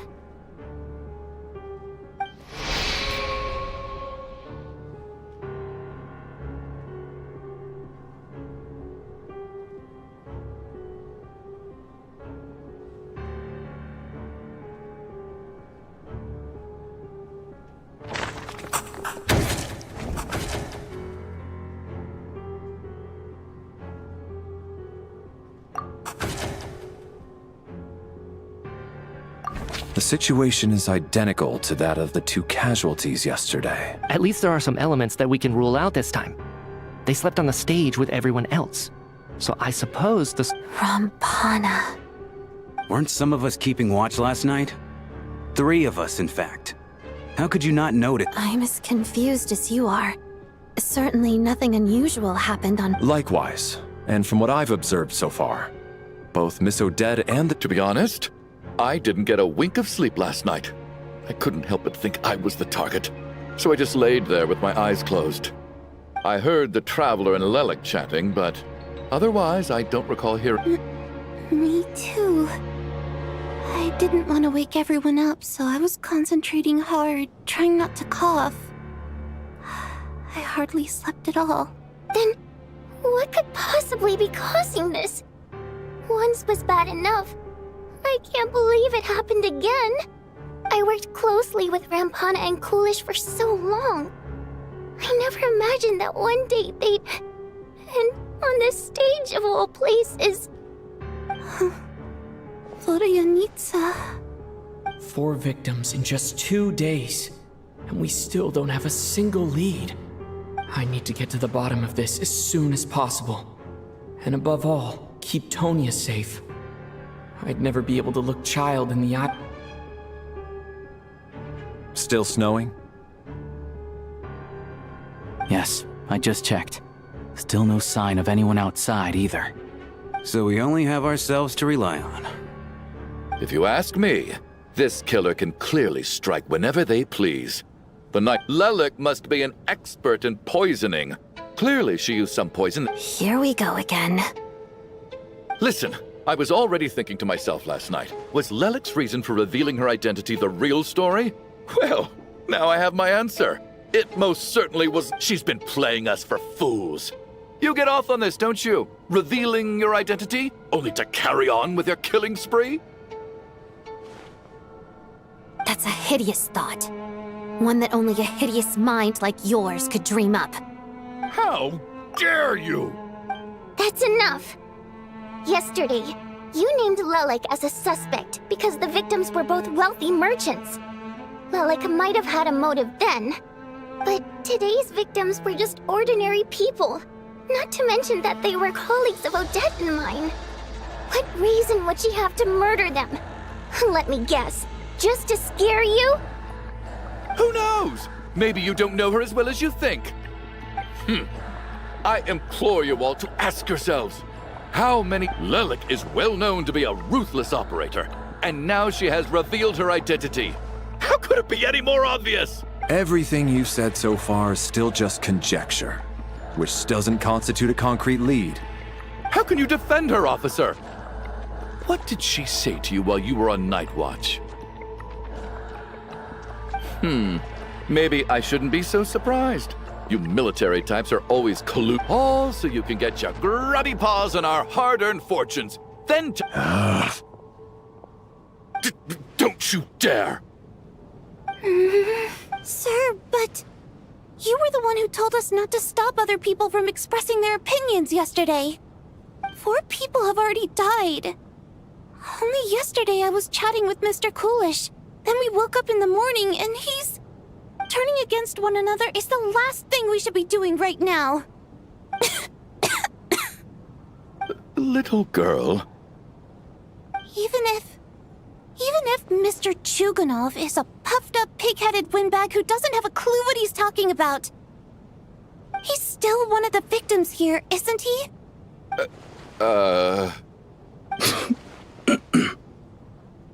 Quite.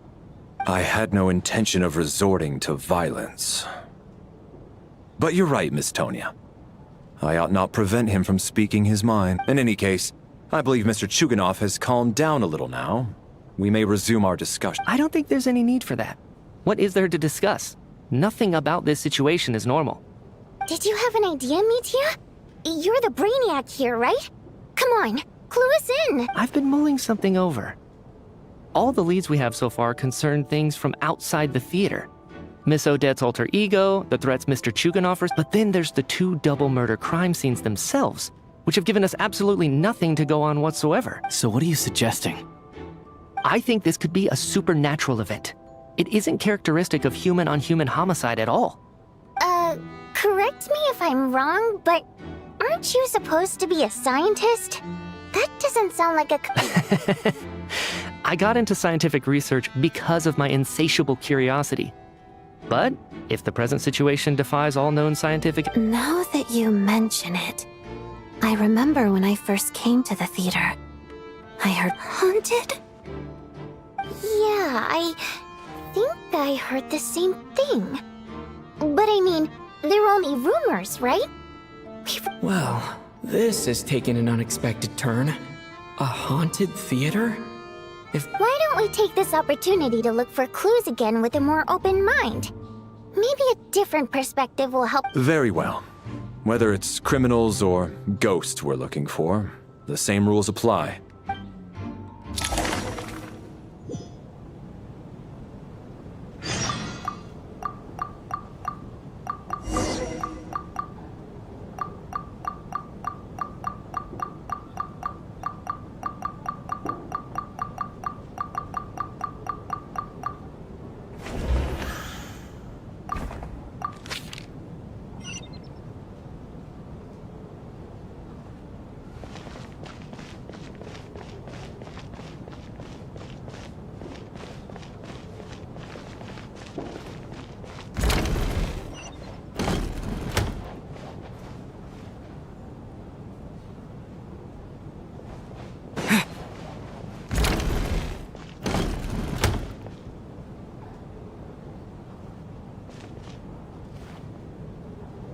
Harry, come take a look at this. You too, Traveler. Some sort of notebook. What? It's the on-duty logbook for the theater. Coolish was the main person to use it. He mostly used it to record any unusual incidents during a show, audience numbers. Yes, he'd always have this logbook with him when he checked tickets at the entrance. This should confirm a lot of key details about the recent show. Yes. The number of people. Apparently, we have an extra... Are we certain that logbook is accurate? Could someone have sneaked in without buying it?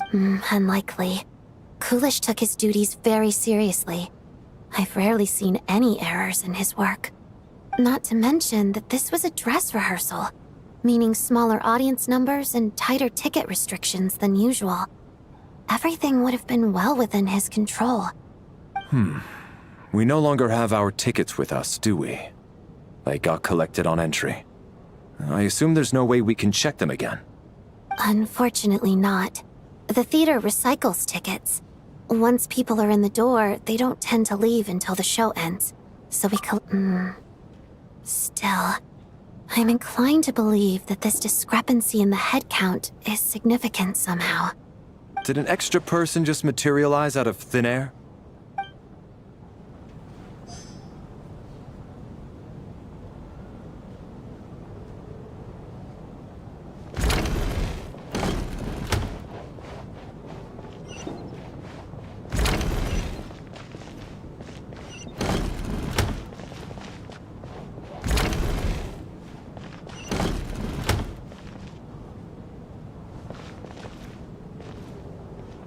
Tonya, did you find anything? Not yet. Still looking. So... This looks like... somebody's...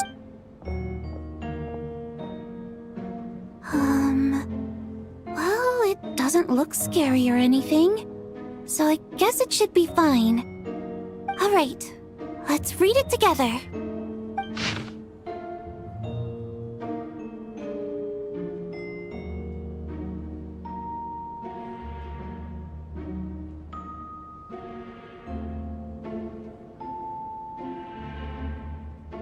Huh. This has to be Vodianitsa's writing, surely. Maybe it's a little rude for us to peek at this. I feel like I just read someone's secret diary by accident. It sounds like she's writing this for her parents, right? I don't understand. Why? Because her water imp parents belonged to the aristocracy, who were driven out of Snezhnaya by the Tsaritsa long ago. And now they live somewhere new, where the postman can't get to. We're sorry. It's fine. My fault for not storing it properly. I can't leave things lying around and expect them to get ignored when everyone's scouring the place for clues. All right, give me my notebook back. I'll take over the investigation in this room.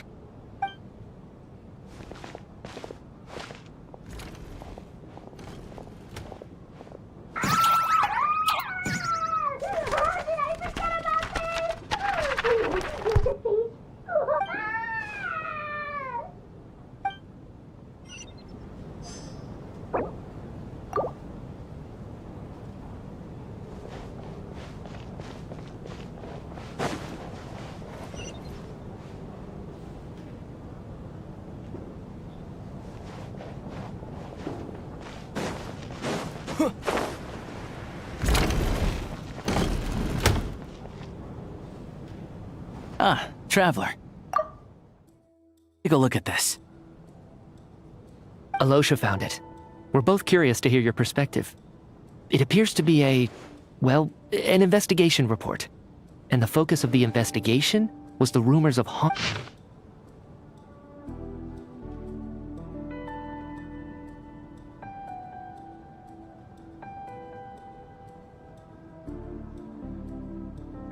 An investigation report, huh? Looks quite old. This person's name looks to be of Sumeru. The theater manager must have hired an investigator once specifically to look into this issue. But it doesn't look like... Presumably, the manager wanted to know if the supposed haunting was dangerous, while also being fearful of word getting out in case it affected the... Anyway, the bottom line is, The haunting is actually real after all. It's caused... Leyline problems are pretty unexceptional to me by this point. And while it's hard to imagine what connection it could have... Some of the language that appears at the very end of the report caught my eye.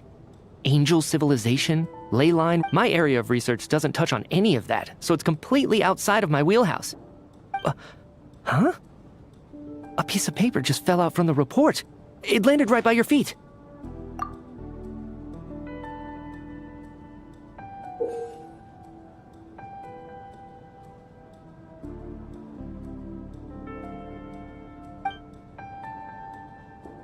How unnerving. It was tucked inside the report, so it must be a note. Death is near. Is that supposed to be what's going on here? With us? In the theater? But if so, how did the author foresee it? Could he... Maybe things are more complicated than we thought. No, wait a second. If we take the report, and the report definitively concludes that the hauntings in the theater are harmless and cannot affect the real world. But the note seems to be warning of potential... The question is, what exactly does the note mean by death?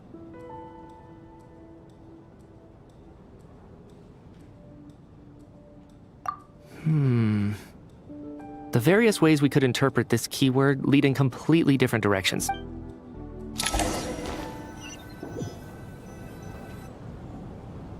If we take all this together, it's not impossible, is it? Oh, I beg to differ. This sounds to me like a product of a researcher's vivid imagination. And perhaps it's because I'm still viewing this through the lens of a typical murder investigation. But still, I'm struggling to be persuaded by your theory. Does it really sound that far-fetched? Alright, well, let's treat that as speculation for now. I do agree with what you've said, so let's go with your idea for now. Good. Okay, now that we finally have some meaningful leads, I think it's time to reconvene. Let's get the others.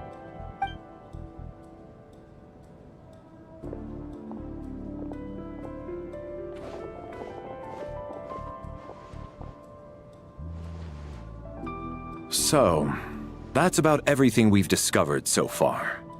I'll share my theory first. Based on what we've learned from the logbook, I believe the extra person among us is most likely the killer. If the killer had simply bought a ticket, it would have greatly increased the risk of their identity being exposed. I expect he or she either hid in the theater ahead of time, or found a way to slip past the ticket inspection. They then blended in with the group and waited for an opportunity to strike. What about the note found in the investigation report? Any thoughts on how that fits in?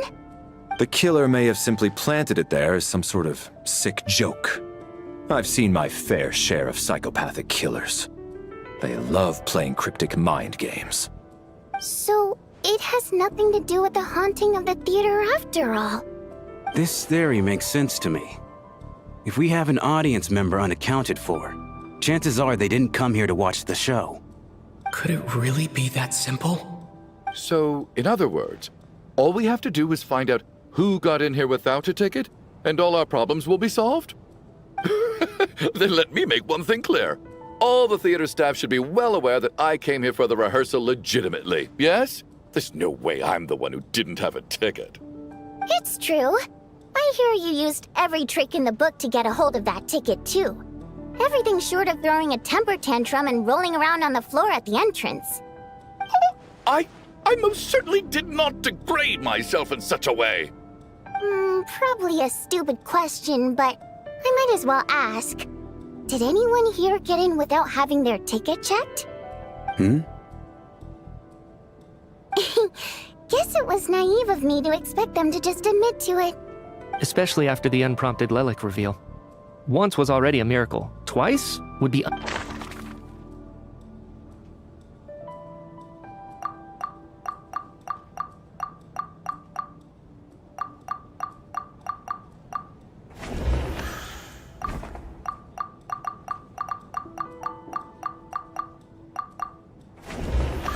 Sounds like Chuganov went to a lot of trouble to get hit.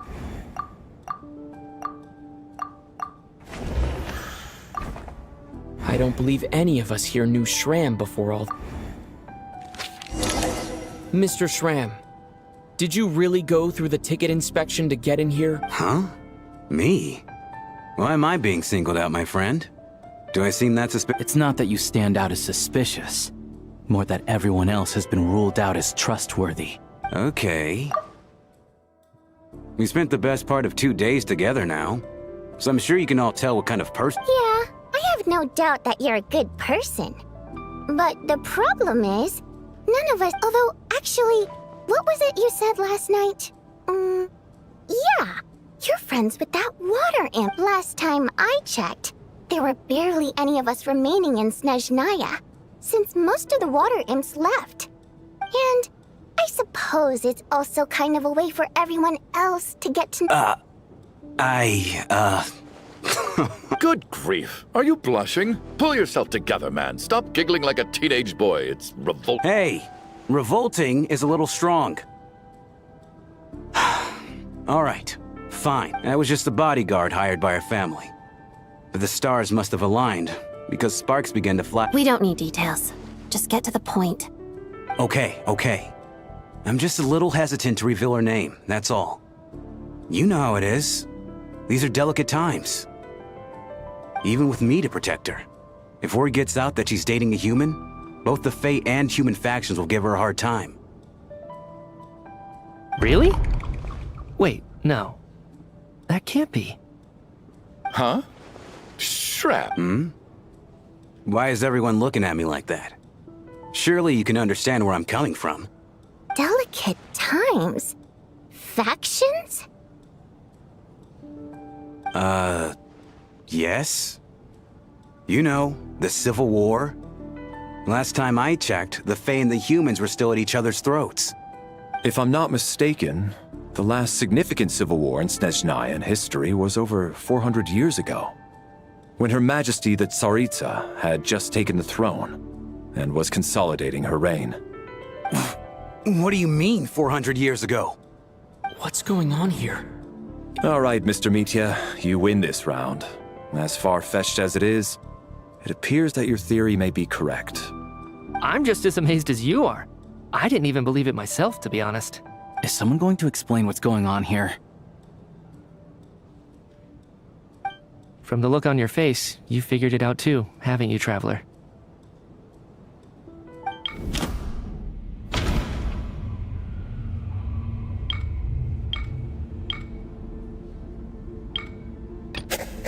That seems to be the case. Shram... Vodyanitsa's private letter touches upon the history of the No. The truth lies within the clues we've already... The theater's ley lines have been modified to block souls with... Mr. Shram's statement proves, and according to the investigation report on the theater hauntings...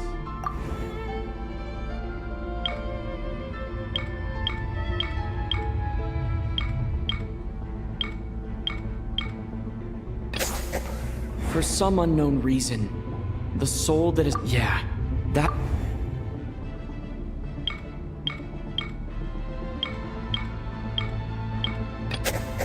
All of last night, Lelik. Since we discovered that... The death of those victims is an irrefutable... The contents of the investigation... Death is near. Yeah, the logic is clear now. The investigation report said that there would be souls stuck wandering around. Mr. Shram must be one such soul who died in the theater a long time ago. In which case, that also... So when the note said death is near, it must have been referring to death as in the deceased. Someone who died a long time ago. In short, there's a dead person among us. The extra person we've been searching for is a ghost from the past. You mean I'm a ghost? No. Don't make jokes like that, my man. There must be some mistake. But even if I was dead, I know for a fact I didn't kill anyone these past 2 nights. Yeah, even if all that's true, the report also said the souls inside the theater can't affect reality, right? They're harmless.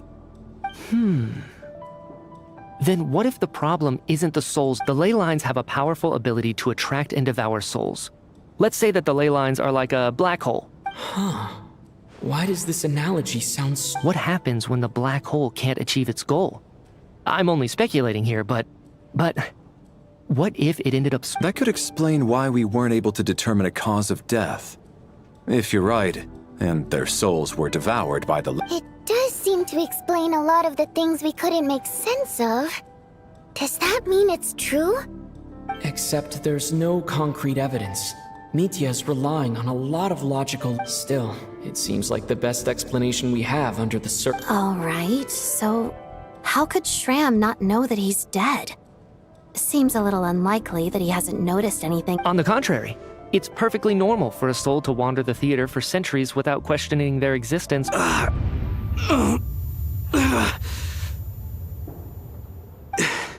You know what, Mr. Brainiac? I think you might actually be right after. I'm trying to remember and... even though my head feels like it's going to explode, I think... it's all coming back to me.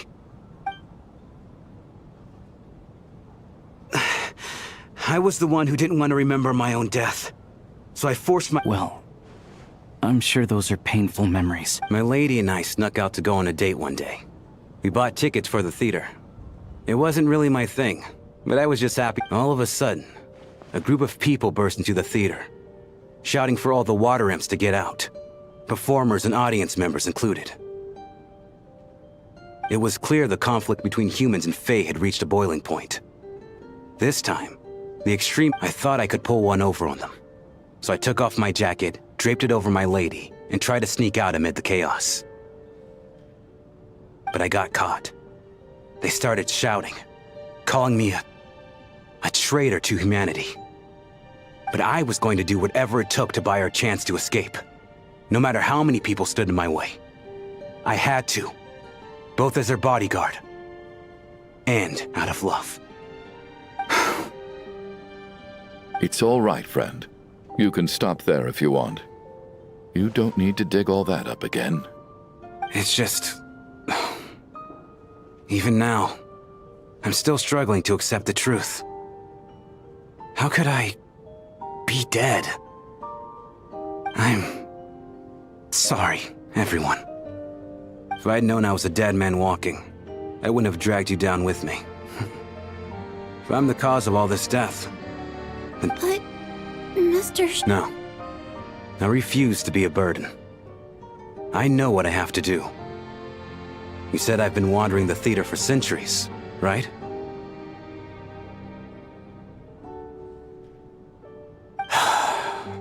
I guess it's high time I got a breath of fresh air. Out there, I mean. I'll leave this place. And take... Mr. Shram, I'm sure we can figure out a different course of action. My good sir. We both know I'm not supposed to be here. I should have accepted my death long ago. One way or another, this has to end. Unless you're saying this goes against another one of your military principles somehow. No, I'm speaking on a personal level this time. Let it go, man. Oh, wait. One last... Ozarova. Oh, Auntie Ozarova. That's what we all called her. I remember her as a very kind elder. She had a bunch of kids, too. I'm so glad she survived. And she had lots of kids? As long as she went on to be happy. That's all that matters. Besides, I'm dead. My soul has been wandering around here for so long because I was worried about her. But now, I can go without regret. There's no need to see me off, my friends. I've enjoyed our time together over these past few days. Perhaps we'll meet again in the next life.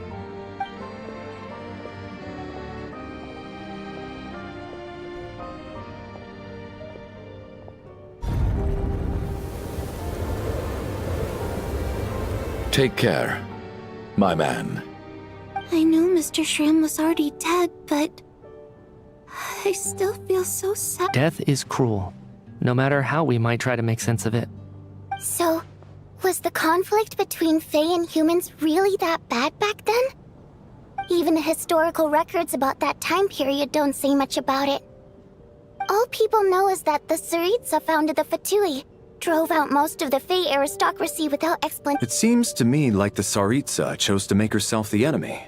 She downplayed the conflict, directing whatever animosity both sides had for each other at herself instead. That's also why, despite how brutal the conflict was at the time, there hasn't been much lingering tension between humans and Fey since. Things have been fairly harmonious for the past few centuries. So, the Tsaritsa banished the Fey to protect the Fey living in the city? Maybe it's not quite as bad as it sounds. I don't think Her Majesty is too concerned if mortals hate her or not. And besides, there are very... All this time, I had no idea. Alright, if Mitia's theory is correct, then I think we can consider this matter settled. Let's all take a break.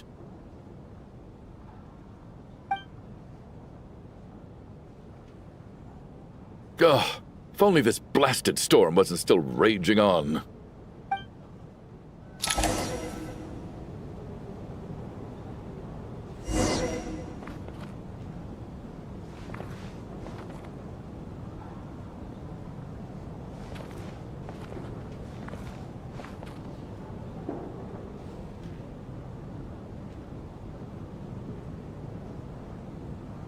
And cake!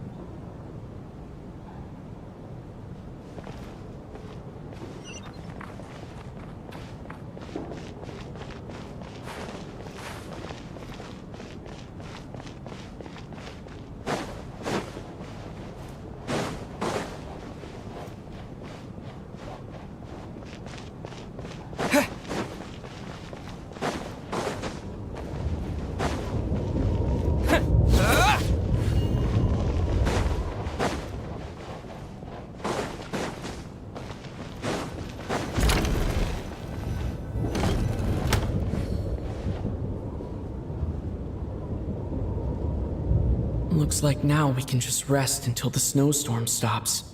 I still can't believe Shram turned out to be a ghost who'd been in the theater for hundreds of years. Knock, knock.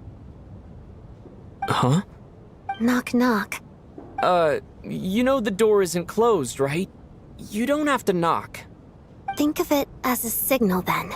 When I'm entering someone else's room and I knock, I'm here at the thanks. So, why did you come to find me? Is there something I can help with? Vodyanitsa said you knew about my secret identity from the start. But when everyone was discussing who Lelik could be, you were worried that revealing what you knew would be unfair. Yes, It's nothing. I mean, you didn't hold what happened with Signora against me, so I should thank you. Actually, there's something else as well. I found myself in a situation similar to the one, so I thought I'd come and ask you for advice. It's about Mitia. Before all of this, the last time I saw him, he was dead. As I'm sure you know, my goal as Lelik was to stop Project Stuja. Well, when I found out the tech lead for the experiment behind, I often saw him around the theater, but I soon concluded that making my move there would risk exposing my identity. So I decided to infiltrate the Armory Palace and go directly to his lab. That way, well, I suppose there was a bit of luck involved, but I am a Fatus. But when I finally made it to his lab, Mitia seemed to be dead. I checked his breathing and his pulse. He had no vital signs. I thought maybe another anti-Project Stuja activist had beaten me to it, and chosen a much more brutal method. So I made myself scarce. That's why you were so on guard around Mitya that first night here. Yes. When I saw him sitting in the audience during the performance, I could barely contain the shock. To me, it was a miracle. Somehow, he'd come back from the dead. But then, the murder started that is, until Mitya himself said there must be a dead person among us. Then, I couldn't And yet, you thought that bringing it up right away would single Mitya out. Just like when everyone— Exactly. I thought there could be something I was missing. Besides, we soon figured out that Mr. Schramm was a ghost. And we knew there was only one extra person. But now, it seems like there's another candidate. I understand why you kept it to yourself. There was so much information being thrown around during that discussion. Bringing up Mitya would have just introduced more— So, what do you think we should do? Let me confirm one thing first. When— Around a week ago. Sometime in the afternoon. A week ago? That's earlier than I thought. I saw him just a few days ago at a restaurant. That definitely would have been after you found him. He seemed completely normal to me. Chatting with Vodyanitsa— So he was definitely alive on that day. Huh. Here's a thought. The reason we even suspected a dead person could be among us was because of the problem with the theater's ley line. But Mitya's death happened inside the Armory Palace. The ley lines affecting the theater shouldn't— You're right. I guess he doesn't fit the profile of the person we were searching for. I think the chances of it being him are very low. Surely he can't have died for real in the arm— Unless what? Unless he really did come back from the dead. You're right. Do you think we need to disclose the— Huh, what's this? A private meet and greet? Where do I line up?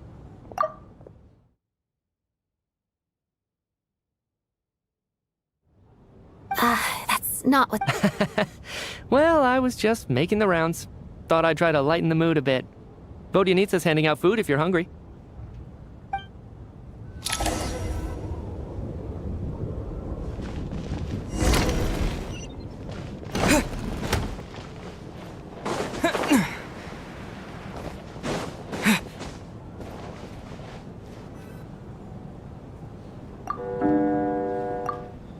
What is going on with this storm?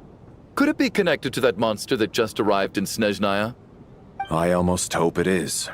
Her Majesty the Tsaritsa left to vanquish that beast herself. We just need to wait for her triumphant return. Do you think people still feel the cold after they die? Death itself is cold, isn't it? I'm sure the storm will embrace him. Well, I hope he has a safe journey. I'm going to miss him, I think. It's not like we can blame him for Rampana and Kulish's deaths.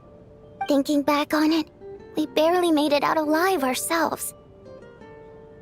Once we get out of here, how are we going to explain what happened to their families?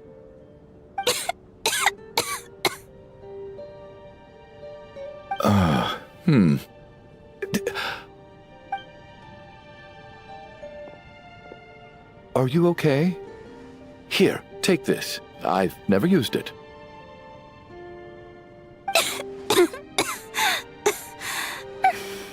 Thanks. Look who's Mr. Nice Guy all of a sudden. Is it because Tonya stood up for you this morning? At least you know how to return a favor. Yeah, without Tonya, who knows how badly he would have been hurt. I told you already, I never intended to resort to violence. Duh, bunch of rascals. Little girl? I was rather surprised when you spoke up for me this morning. I didn't think I had many admirers here, so, thank you. Oh, no need to thank me. I said some bad stuff about you too. I've been, too embarrassed to admit it, but, you remind me a lot of my daughter. So kind to everyone. but never lets her old man off the hook. Unless my wife and I are having a fight, then she's always on my side. Especially when she was little. Every time I took her out...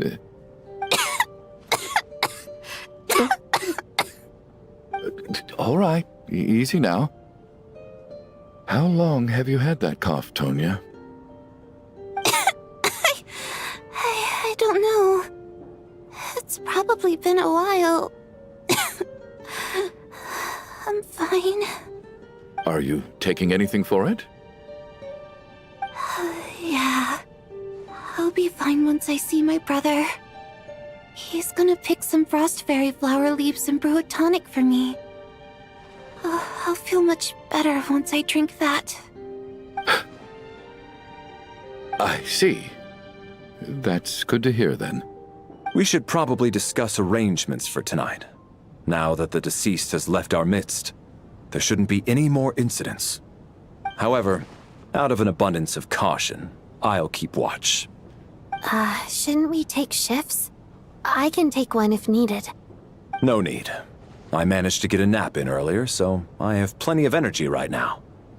After all the tension of the past few days, everyone else should just focus on getting a good night's sleep.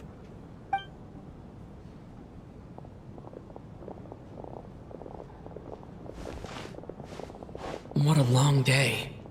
This whole situation turned out to be way more complicated than I expected. But Valeri's right. I should just try to calm down and get some rest. The last thing I want is to give myself nightmares.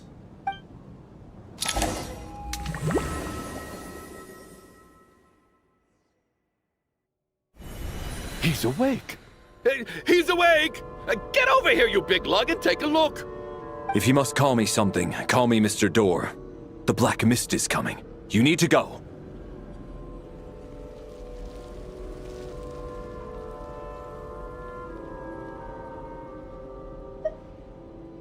Are you all right?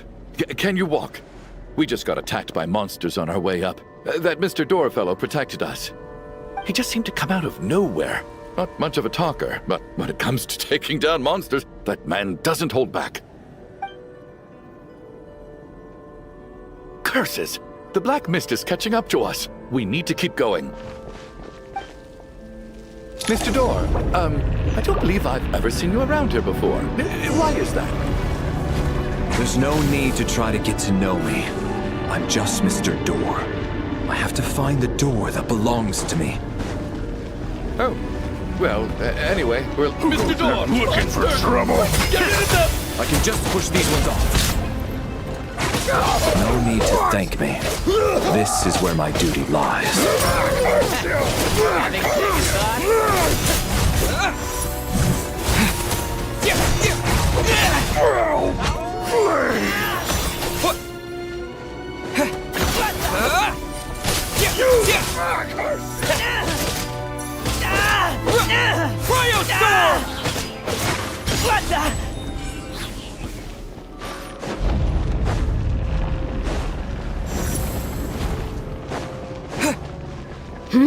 So we're doing this the hard way. Condense! Encase!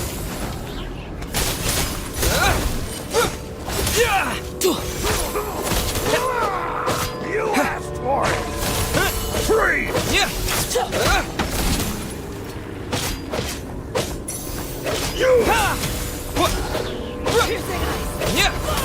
Back ourselves!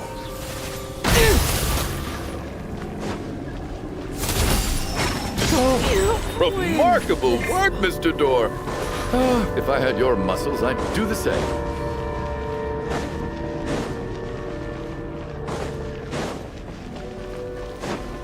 Are none of these doors the one you're looking for? No.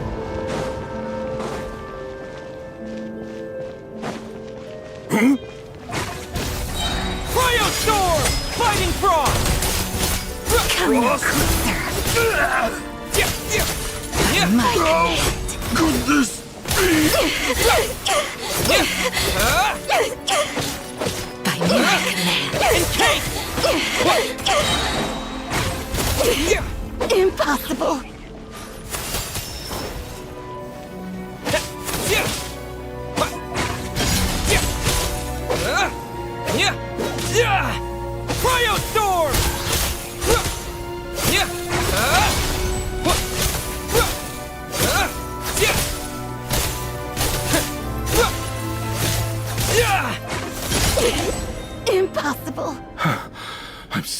exhausted.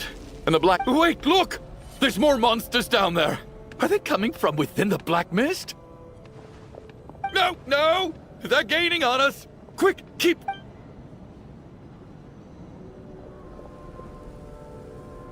Mr. Door, what are you doing? We need to get out of here. They're coming! Found it. This is my door. What? You mean... I am a door. This is where my duty lies. No! You saved us. We can't leave you behind. You must keep going. A door can only keep things out for so... But... Oh, you're right. Let's go.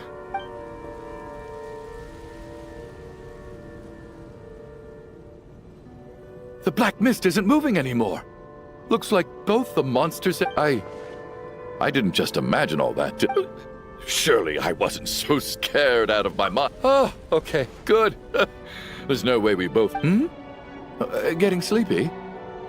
Well, looks like we're safe for now. Go ahead. Let's get some rest.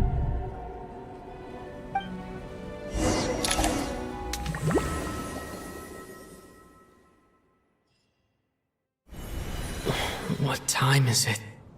Is it morning? I think I had a nightmare. I guess everyone's still asleep? These past 2 days... Larry?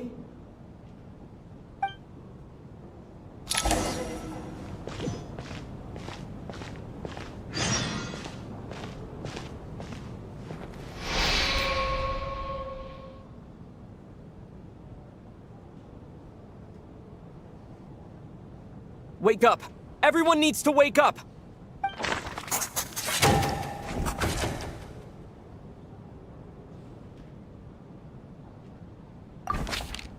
Just like the last 2 nights. No clear cause of death. I've been a real thorn in your side, haven't I, Mr. Valeri? But for me, life will be all the duller for not having to run away from you, my friend. How's Tonya? I just checked on her, and it doesn't seem like anything serious. She's just exhausted from the past couple of days, and she... That means Valeri was the only one who died last night. If Valeri was awake and keeping watch, it would have been impossible to kill him without waking everyone. This is so frustrating. Why has nothing changed since yesterday? I thought we already dealt with the dead person causing all this. Actually, one thing has changed. There's only 1 victim this time, not 2.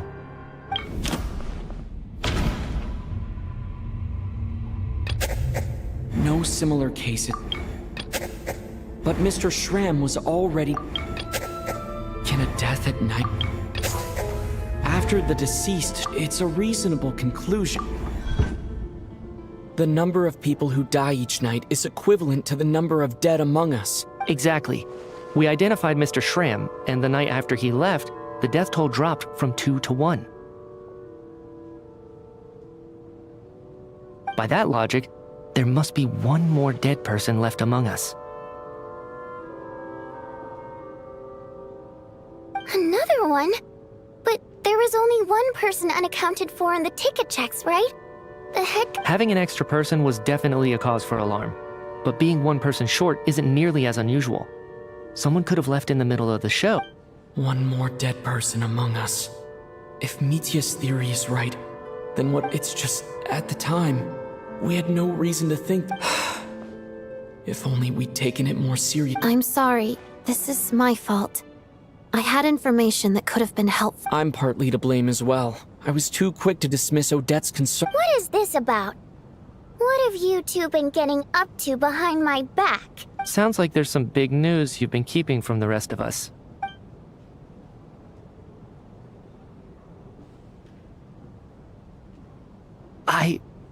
I'm the dead person? Wow, that's certainly news to me. Odette and I talked about it yesterday, but we thought it just wasn't possible, so we left it at that. Yeah, I don't blame you. If I'd been there, I probably would have reached the same conclusion. It just sounds... Let me just try and verify this. I just scoured my memories trying to think back to the afternoon Miss Odette mentioned.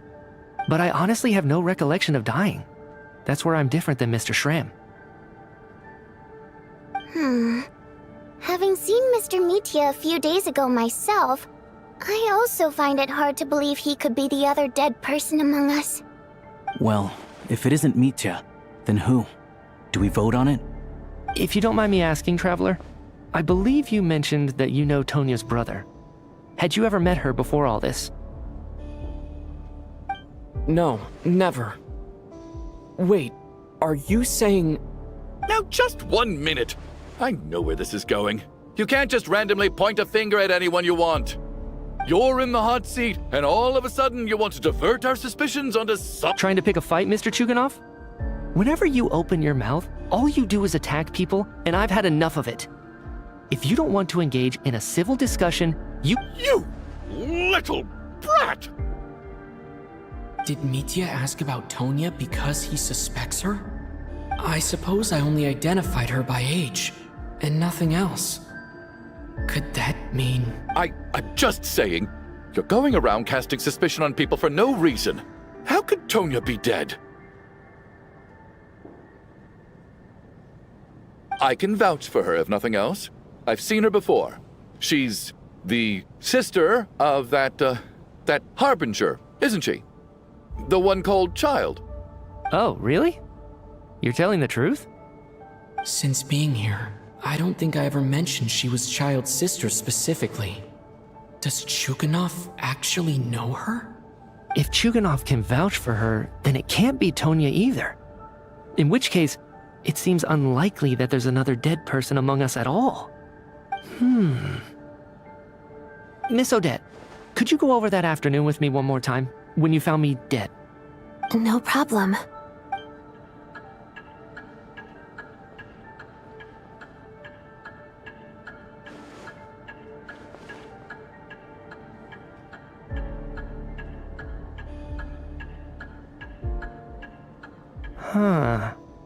No matter how hard I try, I just can't remember anything about... Miss Vojanitsa, during our last meal together, I told you how some of the researchers were suffering from temporary memory loss. Do you remember that? Oh, yeah. You said it was hindering the progress of your experiments. You thought they were just under too much stress or something. Right. And even though I don't remember dying that day, I'm pretty sure I experienced something like amnesia. Some of my memories from that afternoon are missing. Are you suggesting you're missing the memory of your...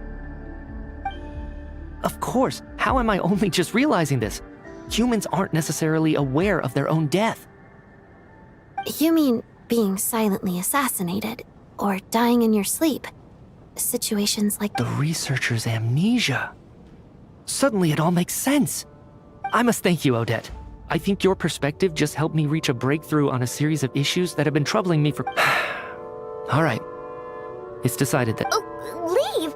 Hey, wait a minute! Aren't you rushing into this? Come on, kid. Aren't you gonna fight for your life? This seems like a rash decision. I have other reasons beyond what's been discussed. In fact, thinking back, I remember during Miss Odette's performance, while I was sitting in the audience stalls, a brilliant new idea for my research popped into my mind. But then, my train of thought suddenly cut off. I can't remember it now at all, and I didn't take any notes. I guess that must be... No. Hold on. I see where you're going with this.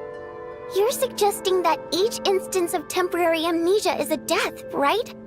There's a glaringly obvious flaw in that idea, no?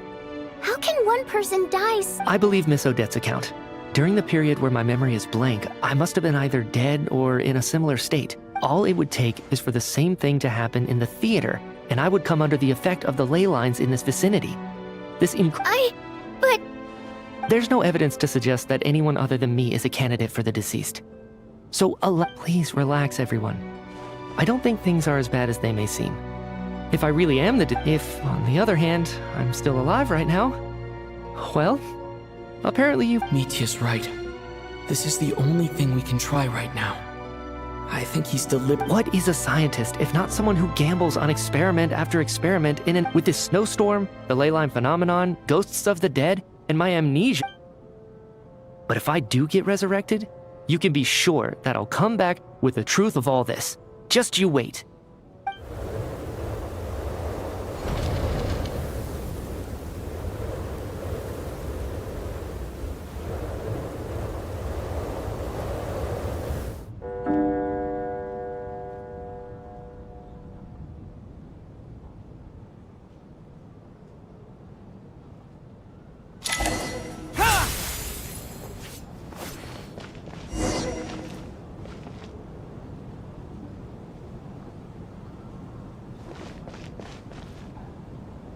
Poor Mr. Micha. I didn't even get to... Maybe it's a good thing that you weren't there to see it. It was a hard thing to watch. I hate goodbyes. Maybe it's the realization that, at the end of luck, come to think of it, the main reason we're still alive right now is pure luck. You could take it a step further and say that the same is true outside, too. If I make it out of here, I'm going to cherish every moment that I'm awake and live without any regrets. Without regrets. I feel like a strange sense of anxiety has been quietly growing inside me over the last 2 days. Are you okay? You look really... If something's bugging you, let's talk about it. There's only a few of us left here now. I have a travel companion named Paimon. Alosha and Odette have met her before. She's been feeling unwell recently. You're worried about her, aren't you? That makes sense. To be honest, I used to feel like I was just a spectator in this world. A descender? But with Paimon by my side, over time, I slowly felt my connection to this world growing. She loves eating, sleeping, and having fun. Over the last few days that we've been apart, I've often caught myself wondering,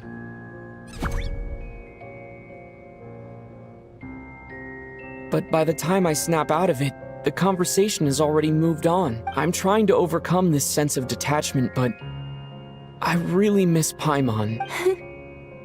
I bet she misses you when you're not there as well. Maybe you're her entire world too. I don't know if this will make you feel any better, but back when the water imps left Snezhnograd in droves, I could be surrounded by people all smiling and having fun, and still feel completely separate from it. So later on I started to think, maybe accepting the fact that our loved ones won't always be with us. All we can do is cherish their companionship from moment to moment. So, once we get out of here, you better hurry back to our side as fast as you can. You can't let your story end in regret. That's the trope I hate the most. Thank you. That's exactly what I needed to hear. But Vodyanitsa, if you hate goodbyes too, why didn't you leave with your people? That's just the choice I made.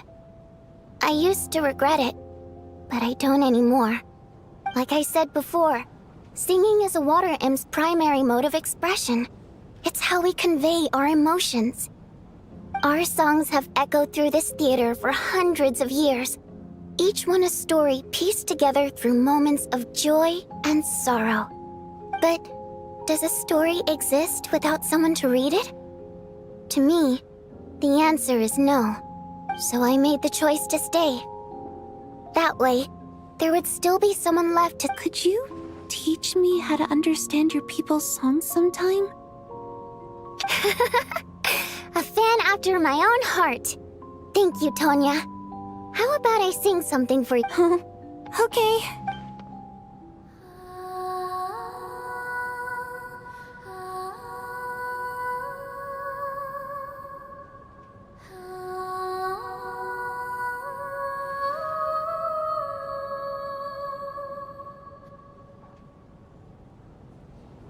I've never heard that one before. I feel like I can... Color me impressed, Tonya. You're a keen listener.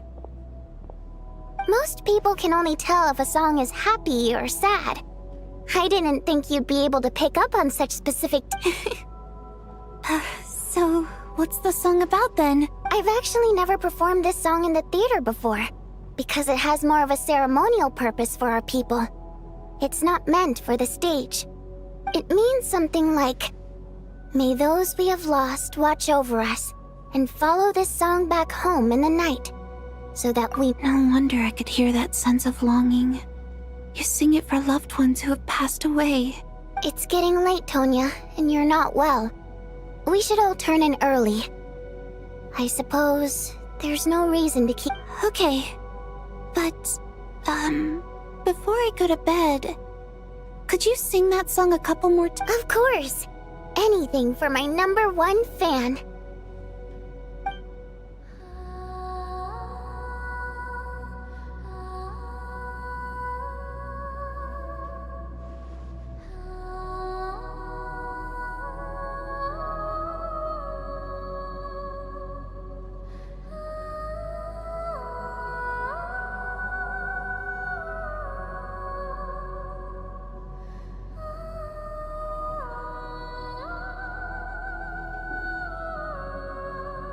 Once I get out of here, I definitely don't plan on ever coming back. But I guess that means I'll never get to hear Vodyanitsa sing again. That's a sad thought. Before I fall asleep, I should cherish this moment of companionship while it lasts.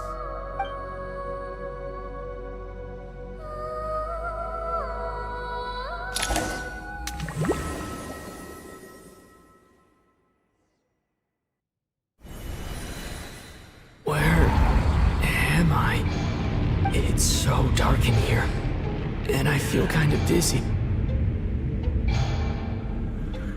Huh? What was that noise?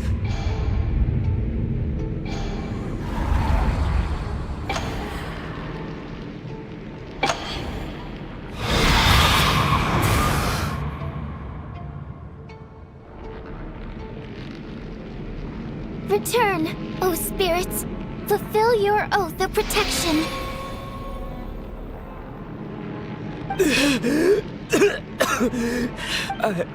I'm alive? What just happened? No time for questions. Quick, over here. Turn on the switch. We need to bring back the light.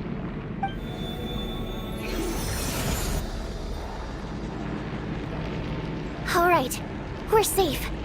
The spirit just now is called Night Prayer. The light subdues her, but she'll attack with that, sort of. I know it's hard, but you can't let this place go dark, or she'll kill you again. Yup. Luckily, I was here to resurrect you. Otherwise, that'd have been a real bum. A bit more than a bummer, I'd say. Wait, so you have the... Sure I do. I'm your guardians. I specialize in soul recall. Oh, Thanks. It's nice to meet you too. All right, there's no time to waste. The black mist is already catching up. We need to avoid it at Night Prayer. We need to reach the next switch before the place gets too dark. If we bring the light back, Night Prayer won't be able to get to us. Sweet, sweet light! It's back! Shh! It's Night Prayer. We need to move quick, but don't let her notice you.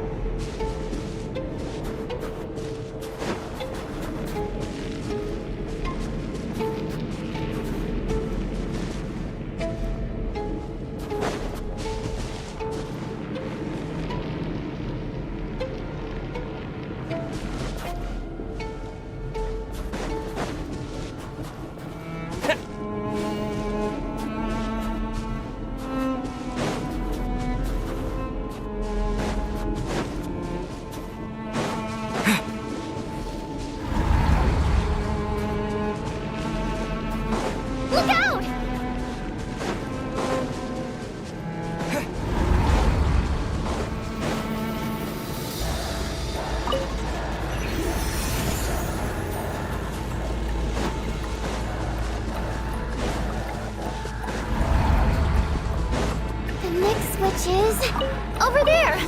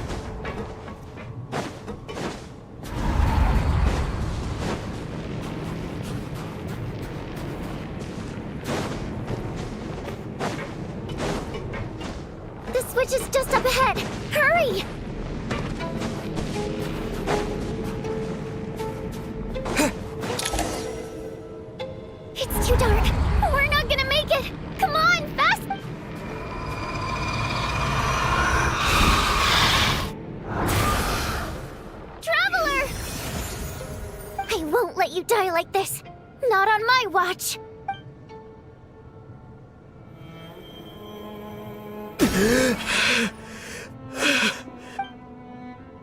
Even though it's not permanent, dying is definitely not a pleasant experience. Great. You're back. Yeah, thanks to you. Time for you to get out of here. Quick. What about you? You're not coming with me? I can't. I've already been used up. A guardian spirit's skills are finite. I can only resurrect. I might not look any different, but my essence has been exhausted. I can go no further. The Black Mist is where I belong. Why didn't you tell me sooner? Because it wouldn't have changed anything. That knowledge would have just...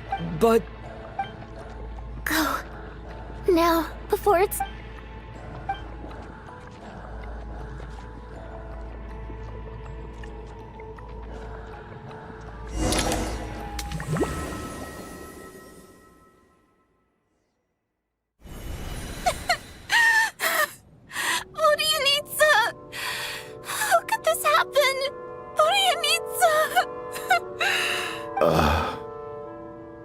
Well, I guess there's no need to inspect the body.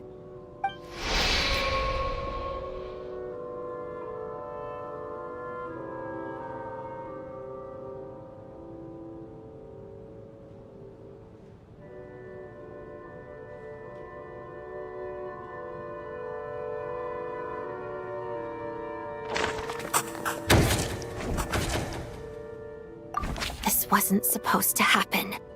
You lied to us, didn't you, Chuganov? You've been lying from the start. Take a long, hard look at yourself before you go around accusing other people. I suspected you on day one, Lelik, and now look where we are. By some strange coincidence, you've never been targeted. You just... And you, little hunter, ever so content with staying on the sidelines. Yet, you were the one who stopped... Now you're just lashing out indiscriminately.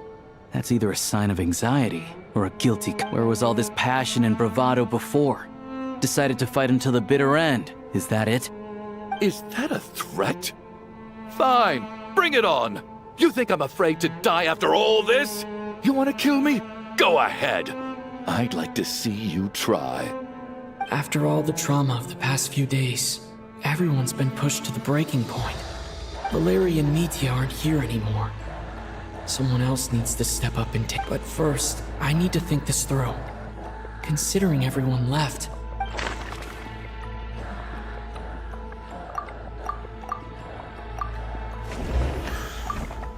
Of those who remain, the only person people are easily misled by... But Mr. Chuganov vouched...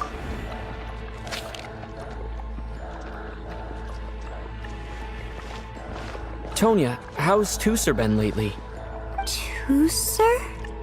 Your brother Ajax must have mentioned me in his letters home, right? Did he say anything about a blonde traveler? No. And my brother's name is Razik. Chuganov, looks like it's your turn to do some explaining. Yesterday, you said you could vouch for Tonya. Why did you give us a I knew you were behind this, Chuganov.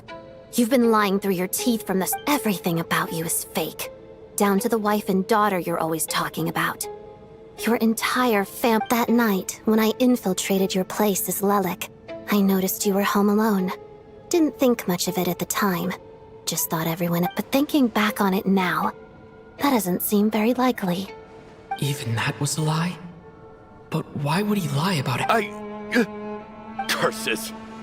Oh, why is there no end to this blasted snowstorm? If it would just stop! I think I remember now. I know the reason I'm always coughing is because I got sick with frostbite. The locals usually call it It's not a very common illness. It's partly genetic and partly caused by the cold climate. After a while, I felt myself growing weaker and weaker. Nothing seemed to be working anymore. Neither the treatment So one day, I told my brother that I wanted him to take me outside for once. so things could be like they used to, just for one day.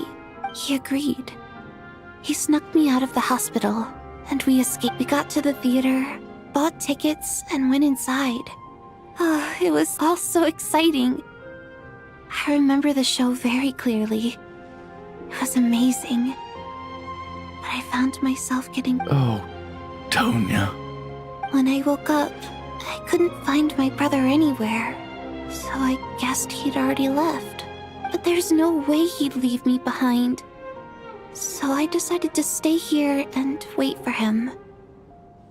At the time, I figured he'd probably gone to brew some more medicine for me. Tonya, it sounds like by then you'd already... Yeah, I know. I understand now. After all of that, it turns out I can't blame my brother after all. I'm sorry, everyone. I realized this much too late. Your name probably isn't even Tonya, is it? Didn't that ever strike? Well, when I was little, my brother and I read a storybook when we escaped from the hospital, our family and... So when you first approached me and said my brother had sent you, I thought he must have chosen a fake name that only the two of us would know. At least your memory of death isn't painful. That is a small comfort. Now it's your turn, Chuganov. Talk to us. I believe no lie is... You're right. I was lying. I happen to know that the Harbinger child and his sister Tonya, and yes, the truth of the matter is, I lost them a long time ago. I just refused to accept reality. And now I've spent the second half of my life living a lie. I'm a joke. My daughter's name was Iskra. And before you ask, she also died from the snow cough. After Iskra passed, my wife, one day when I came home from work and saw the empty room, I soon discovered that this was the only thing that... Nothing more than a pathetic means of escapism, I know. But at least it's not... So explain your false testimony, then. The night before last, when I was chatting with Tonya, she mentioned that her brother would brew medicine combined with her various symptoms. I suddenly understood. The snow cough used to be an incurable illness. I would pick frost fairy flower leaves to brew medicine for but the year after my daughter passed away, the jester of the Fatui announced that a cure for frost blight, also known as the snow cough, had finally been developed. It turned out that all previous treatments were completely ineffective. No better than random concoctions. That was the final straw for me. I just couldn't take it anymore. Just one more year. One more year. So, more than anyone, I know full well that in this day and age, no one in their right mind would still be using frost flower leaves to brew medicine for the snow cough. Poor Miss Tonya, therefore, had to have been from an era when snow cough was still a terminal illness. So, you projected your daughter onto her? Even though you knew she was one of... That doesn't make any sense. You knew she was already dead.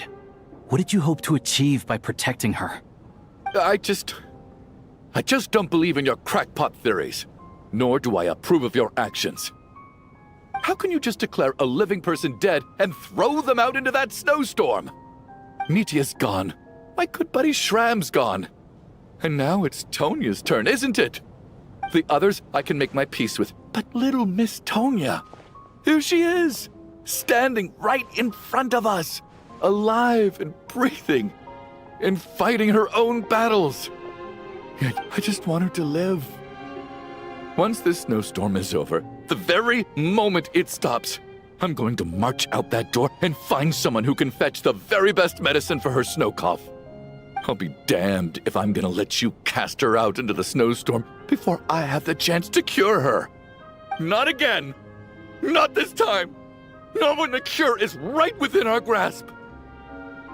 I'd never be able to forgive myself. Mr. Chuganov, stop. I can't let you do this. Tonya, By the sounds of it, you've known I was dead since the night before last, right? I really liked Mr. Valeri, Mr. Mitya, and Miss Vodyanitsa. And I'm not happy about that. The reality is, you've been trying to— No! Listen to me. Well, at this point, I'm quite sure that I'm dead. Despite all the bad things that kept happening, I got to meet so many interesting people and spend so many days and nights by your side. Since the day I escaped that hospital until now, I'm very fond of you all. If it were only possible, I'd trade my soul to bring back the ones. And that's why I'm not fond of you at all, Mr. Chuganov. It's them that you owe an apology to, sir. Well then, I suppose this is it. It's time for my adventure to end. I've caused enough trouble. You're leaving already? It's still early. Don't you want to stay a little longer? No thank you. My name is Patashka.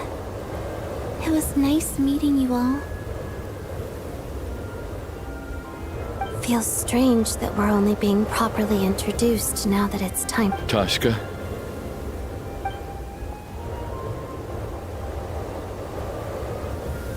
What are you doing, Chuganov? Are you crazy?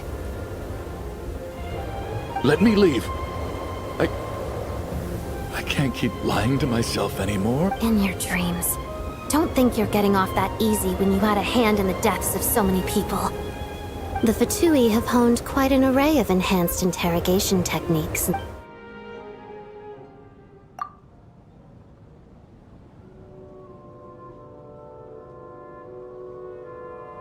I think we should leave. I doubt this snowstorm is ever going to stop. For all we know, this storm might have destroyed— Wait, we finally solved the mystery of the haunted theater today. Maybe let's at least try to enjoy tonight? Fair enough. I don't particularly feel like dying and And yet you won't let me die first. Hey, Chuganov, on a serious note, if we do make it out of here, you should— Is this really the time to be discussing my factory? All right, fine. I'll shut it down. Doesn't... Am I hearing things? Or was that a knock at the door? There it is again. But I don't understand.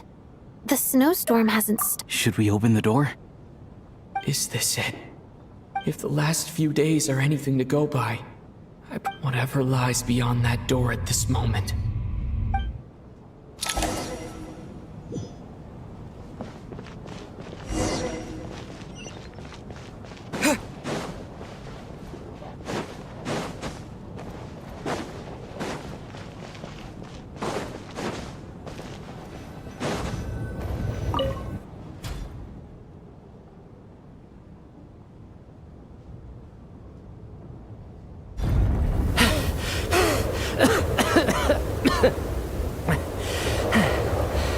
Hey, everyone. How are you doing? Feeling any better? Much better, thanks. Whew, it is so good to have you guys here. I was a little worried that the theater would be— Let me see. Tonya and Vodyanitsa are missing, which means Vodyanitsa died last night. And then you discovered that Tonya was the other dead person. Not Tonya. Patashka. First, tell us how you made it back here. Given the conditions outside, no one should be able to return alive. You're right. The thing that got me back safely was a song. I heard someone singing. After walking into the snowstorm, my mind grew hazy. I don't know how long I walked through the storm before my mind completely slipped away. Then, suddenly, I heard the sound of singing. The voice instantly brought me back to my senses, and I regained consciousness. So I followed the voice, searching for the source of the singing. I searched and searched, until finally, just a few moments ago, there was the entrance to the theater, right in front of me. I've actually never performed this song in the theater before. Because it has more of a ceremony. It means something like, may those we have lost watch over us, and follow this song. That must have been Vodyanitsa's Requiem. Who knew it actually worked?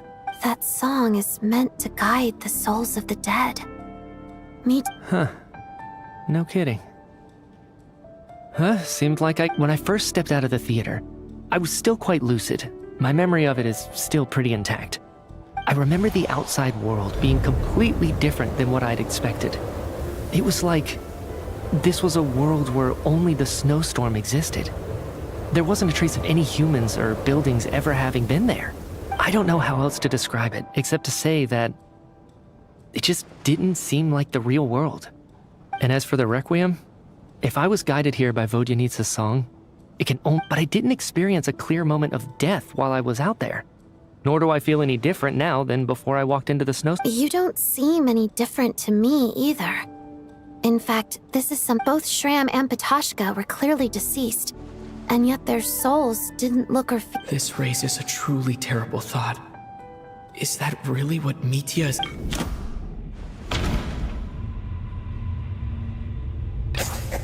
Mitya's soul was, of course. Then maybe we've all...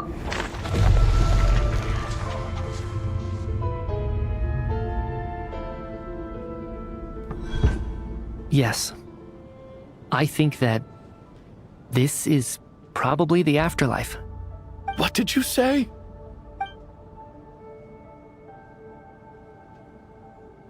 You heard me. We died in the theater. All of us did. But due to an obstruction in the theater's ley lines, our souls are trapped here. It's ironic, really. All that time, we were working so hard to figure out who the deceased among us were. Do you remember that note, "Death is near"? Seems like we misunderstood what it meant after all.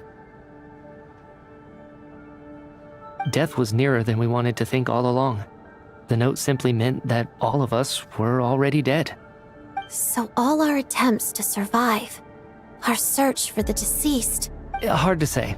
At the very least, we hope 2 lost souls find clarity and go to where they belong. The presence of those 2 is probably what caused our souls to be drawn in by the ley lines.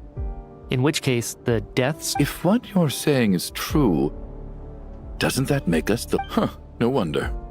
This afternoon, when I was moving Vodyanitsa's body, I noticed... That's further proof that those aren't physical bodies at all, but merely our... Am I really dead?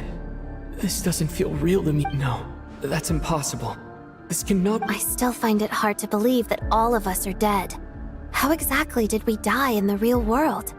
None of... Not even knowing how we died is preposterous. Good grief. Exactly.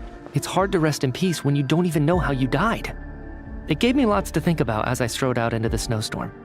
I racked my brains trying to remember the cause of my death, the exact moment I died, the root of... Wait. Hold on. Right before I lost consciousness, I think I saw... I can't remember. And I think I lost my notebook and pen. Mitya, your hand. Is that blood on your fingers? Huh? You're right. There's blood on the fingertips of my right hand. Looks like it's already dried. When did that happen? What the... I guess... this was what I saw. I must have desperately drawn it in my own blood right before losing consciousness. What's wrong? Do you recognize the symbol? It's... Renova. The ruler of death. Huh? Alosha, do you still remember that Snezhnayan folktale you told me about? It was about the Grim Reaper. When someone's about to die, he appears as an incarnation of someone familiar. And as soon as you recognize his face, your life is over. I heard a similar tale when I was little. You think the Grim Reaper in this story refers to the ruler of death you mentioned? That's right. In which case, death is near could also mean that the Grim Reaper is here disguised in a familiar form. Death, the deceased, and the Grim Reaper? So it's a triple When I first saw this note, I thought it contradicted the investigation report. But now it seems like that was the whole intention. So the Grim Reaper deliberately misled us. Then, we started suspecting each other and searched for the...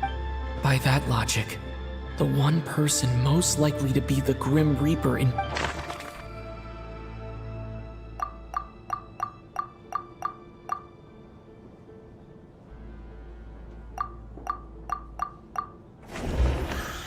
Identifying the Grim Reaper.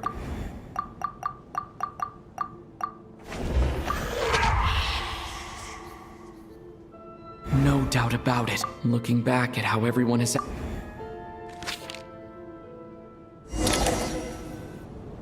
Is it you, Alosha? You were the first to discover the investigation report, and you had plenty of time to slip the note inside to mislead us. So? Surely you can't suspect me based on that alone. What if someone else found the investigation report first, slipped the note inside, and then put it back without telling anyone? There's no denying it. The note could easily have been slipped in much earlier than it was discovered. That's not all. I've also noticed that although on the surface, Valeri, Mitya, and sometimes I were looking back now, even though you didn't say much, you were always subtly guiding everyone from the sideline. What do you mean? You were the one who emphasized how dangerous it was outside and insisted we all stay here. It was also you who suggested that we all sleep in the same place. And earlier today, you tried to convince Patashka to stay. I don't understand why, but it was out of character. So, you didn't understand my intentions, and now you're assuming the worst. He still won't admit it. Fine. Let's see how he responds to... The biggest question I have right now is, if the Grim Reaper is impersonating Alosha, then where's the real Alosha?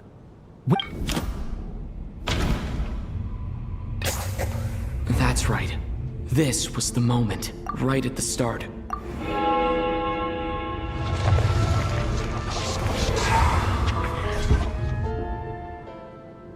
When all this began, right after the performance ended and the snowstorm began to pick up, no one suspected anything unusual.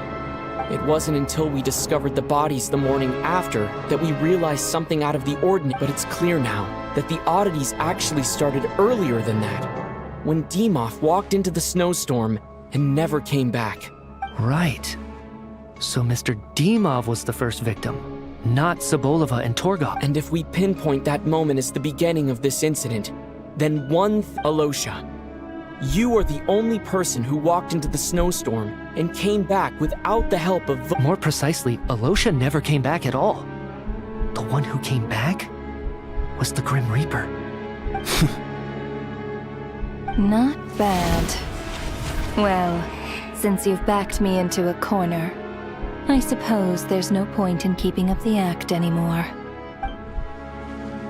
Alosha? You're the Grim Reaper? I am no such tired cliché. Mortals should address me as the ruler of death.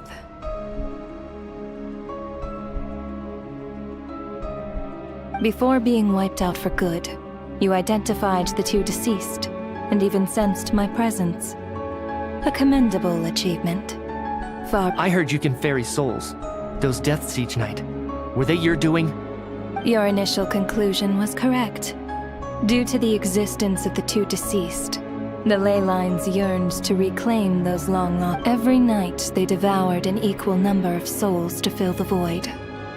This required no... Here, take a look.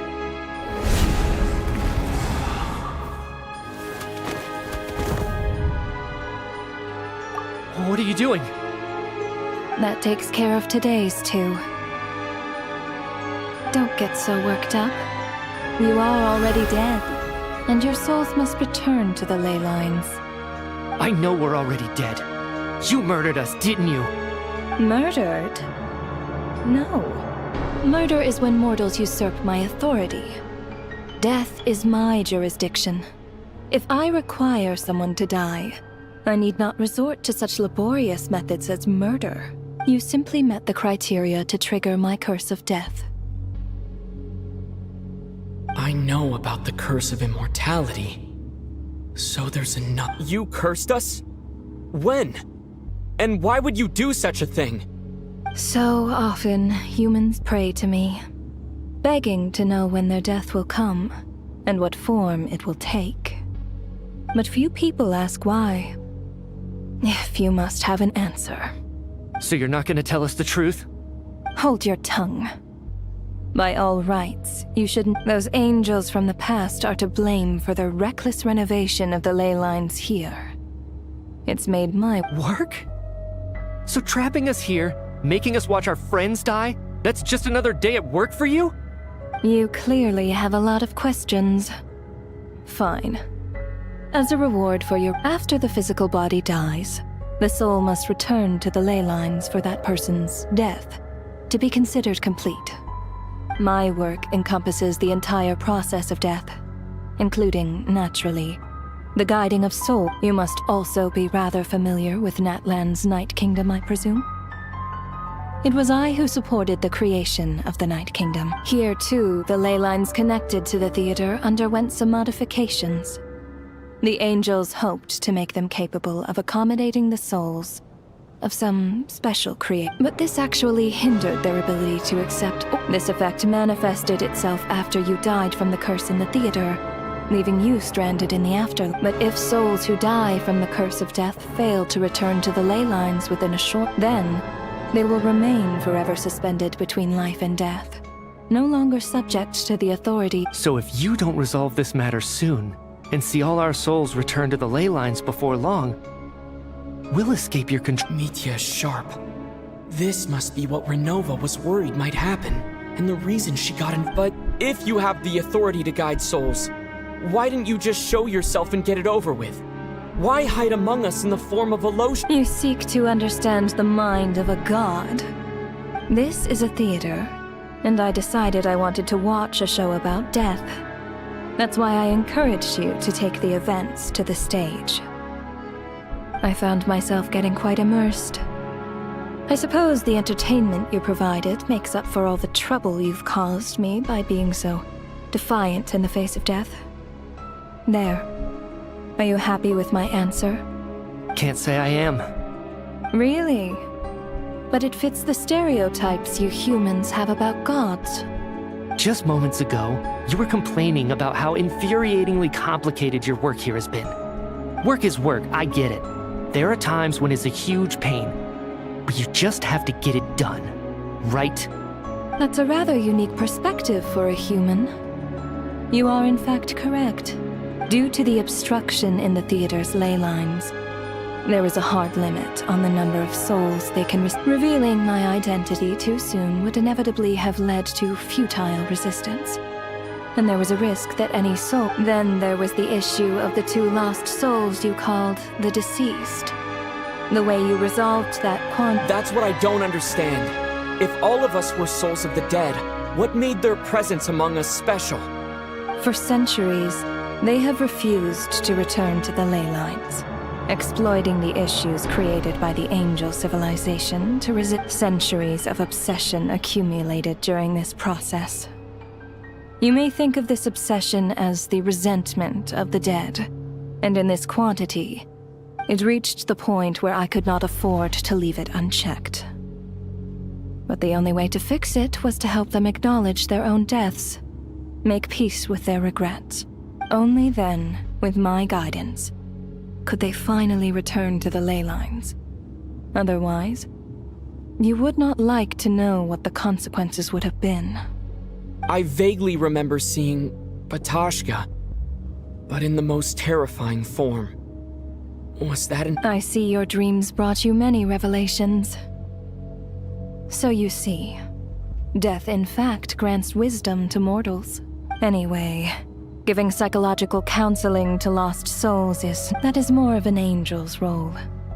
It was something I could not resolve directly using. Meanwhile, of course, their presence caused the souls of other members of your... As both issues slowly resolved one another without me having to lift a finger, all I had to do was stay close by and keep the situation. And, of course, while I was at it, I thoroughly enjoyed watching this drama. Sounds like you had it all figured out, Grim Reaper. I just did the math.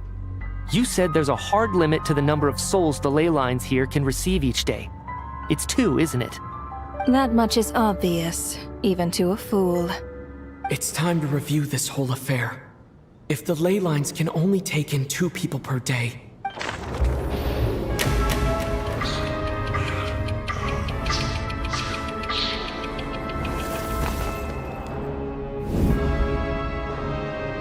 looking back now, none of us had the faintest idea at the time.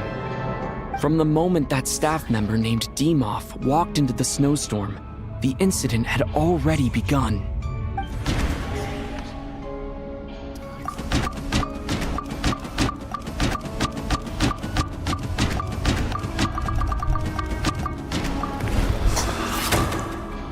Alosha was the second to walk into this during this process.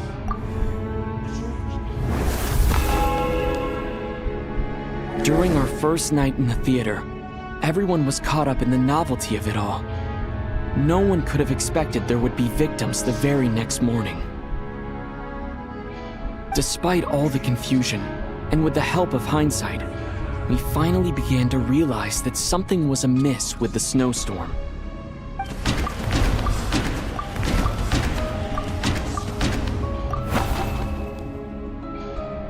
No, let me go over this.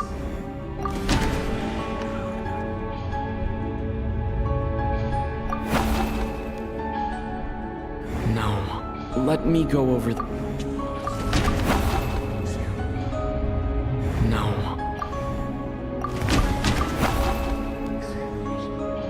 No. Let me go...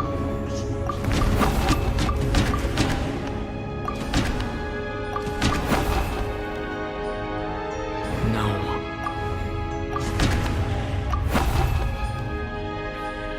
No.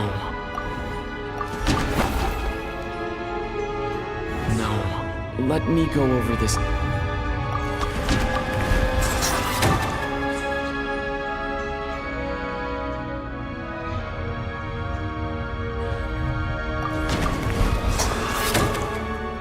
The ley lines devoured Torgov and Sobolova on the first night.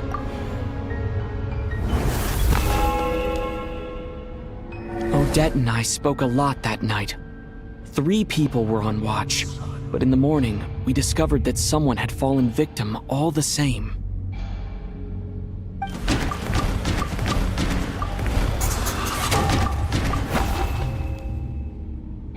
Now, let me go...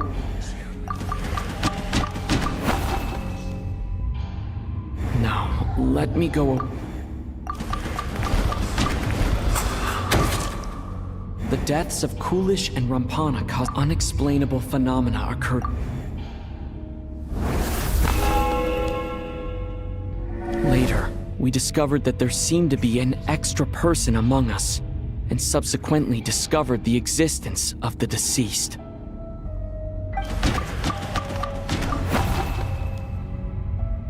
No,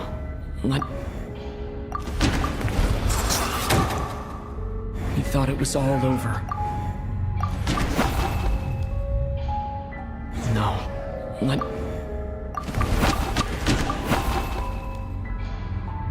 No.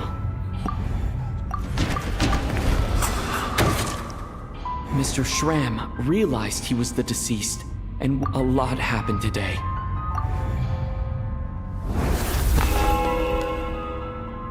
The fact that there was more than one deceased seemed to bring us back to square one. Odette revealed some information she had been keeping to herself.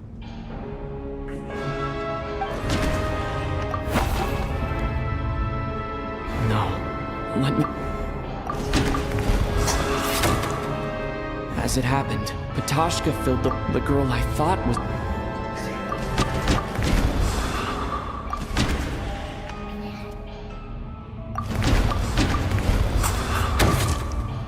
Vodianitsa was swallowed. Come to think of it, Patat and Renova. Unaware that Mitya, looking back,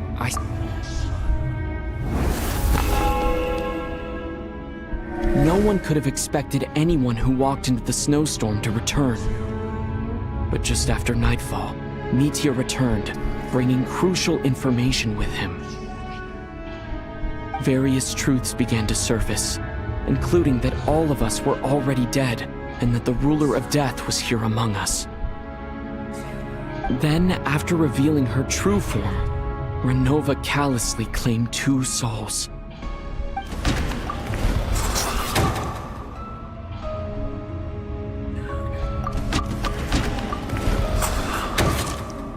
In fact, everyone was already dead now. Only... That covers everything. It's all clear now. Your work isn't finished here yet, is it? The Traveler and I are still standing here, safe and sound. The Water Imp's song threw things off a little, but it is of no consequence. The ley lines have already anchored your soul, and the first ray of light tomorrow morning will take you back.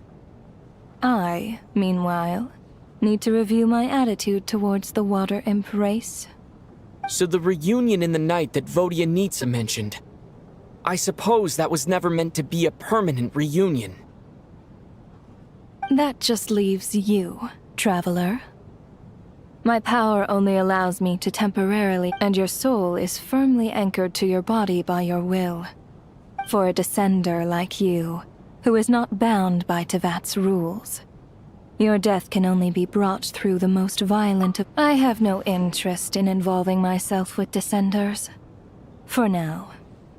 Although, this may change if Asmodee remains... One last question then. All our struggles and sacrifices here, they were meaning... Death abides no reason. Besides, what you call sacrifice is merely a to me. It is nothing more than a self-indulgent charade in the face of death. Mere mortals fantasize... Grim Reaper, you really know how to get on my nerves. I'm not here to ingratiate myself with you. I kill merely because your deaths are necessary. Oh, you've made that quite clear. But humans don't take well to being scorned. Not even by the gods.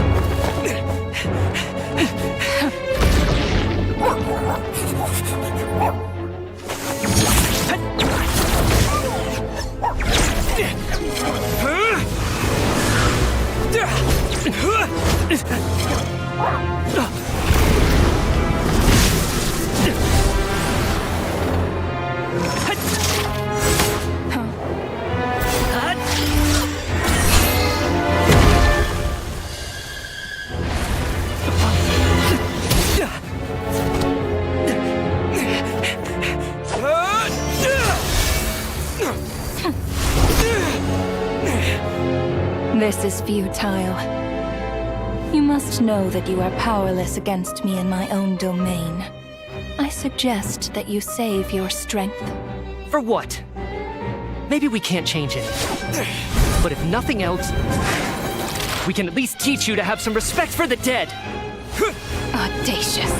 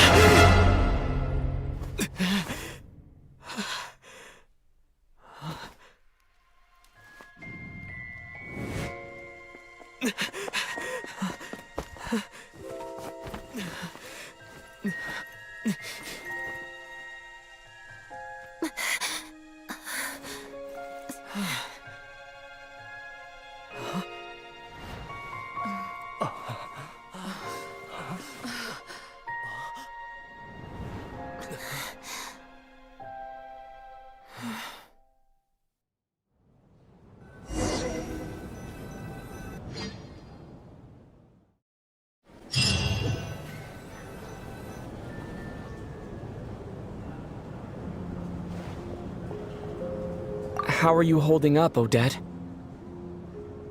What happened to me? How much do you remember?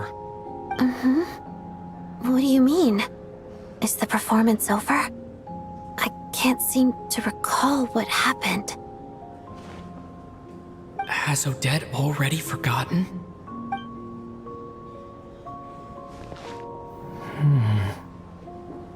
Mitya? Oh, I'm sorry. I guess I... Don't you remember anything?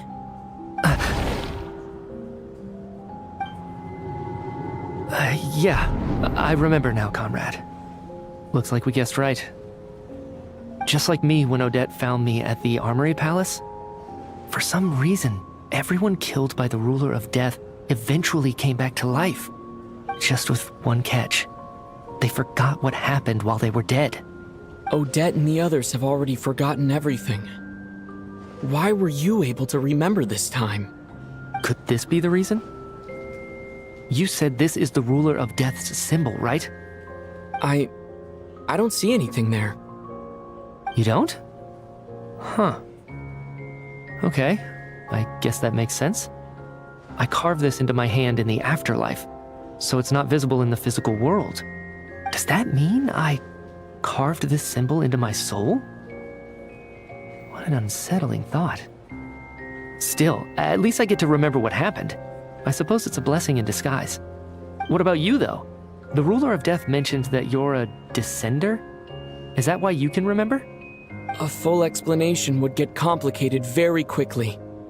Well then, now that it's all over, let's figure out what we've learned.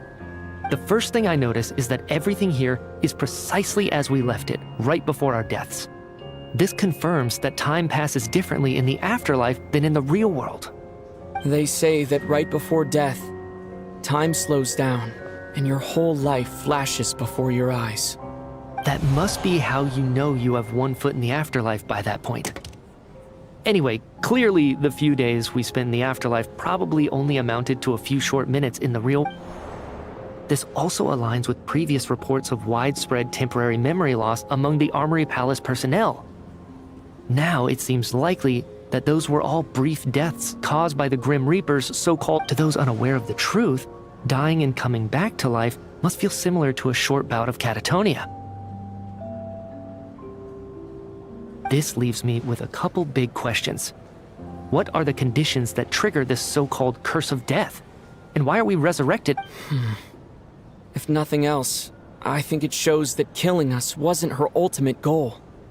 We still don't— Right. This time only got complicated because of the situation with the theater's ley lines. That's why she had to approach it differently.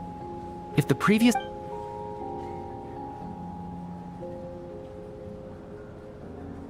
Come to think of it, wasn't I about to note something down before I died? I can't remember what it was, but I think it was something related to my research project. Sorry, Traveler. I'll catch up with you again later. Right now, I have to make a trip back to the Armory Palace. Sir, if I may, no one of your description has ever shown up in my investigations, and yet you two seem very familiar with each other. Could you perhaps tell me where he was in such a... And, by the way, have we ever crossed paths? Forgive the presumptuousness, but I feel a vague and indescribable sense of familiarity about you. I can explain everything. Could you help me gather everyone in the theater in one place?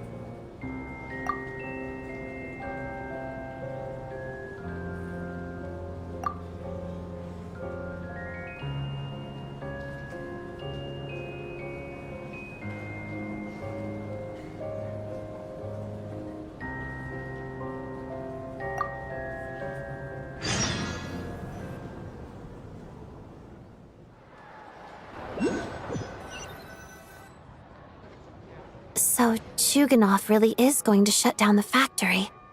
I guess this theater incident actually did us some good after all.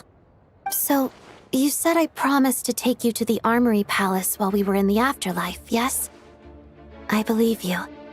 I think I even have a vague... Agreed. Let's check in on her first. The whole reason for our trip to the Armory Palace anyway is to figure out what's going on with her health.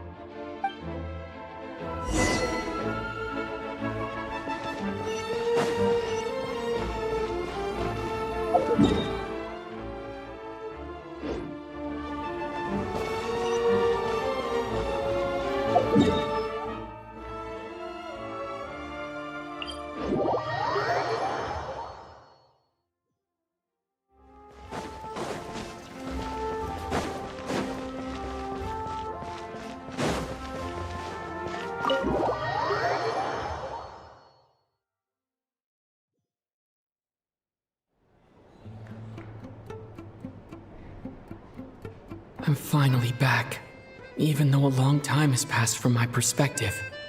I should keep my emotions in check when I see Paimon again. Wait.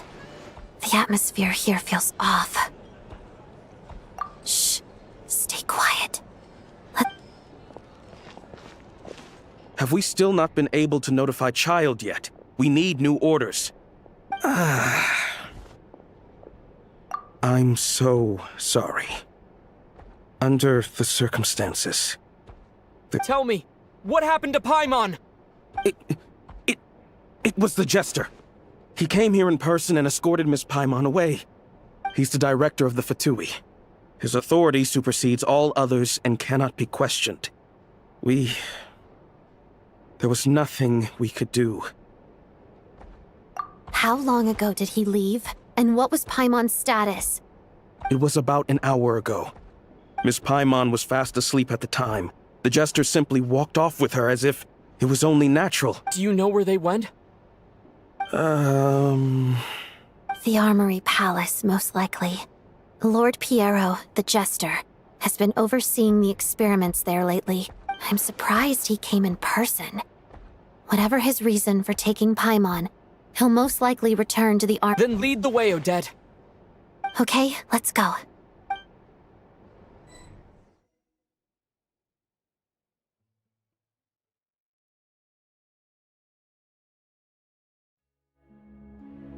It's just up ahead. Quick, let's get inside. No, I'll go alone. You know I'm planning to force my way in. You're with the Fatui, so you should stay outside. I was hardly planning on taking you through the official channels anyway. I'm here to force my way in, just like you. I may be a Fatus, but I'm also Lelek, enemy of Project Stuja. Paimon's safety is paramount right now. With me around, you'll have an extra pair of hands. If you say so.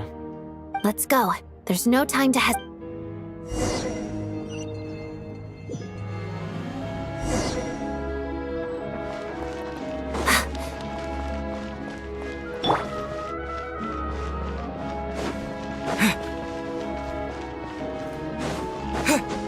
Hey, who are you? This part of the Armory Palace is under restricted access. What do you think you're doing? No questions, please. We're short on time. Let's begin. I'll race back to the mission. Potted death.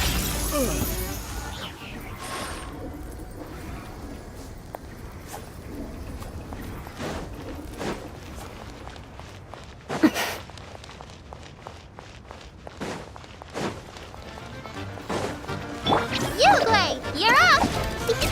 Cryostorm! Target acquired.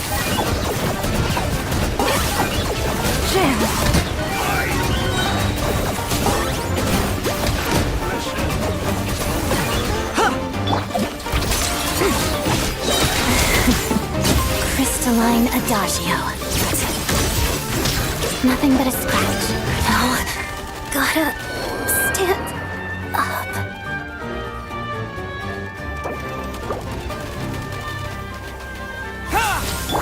Stay put! I got him cornered.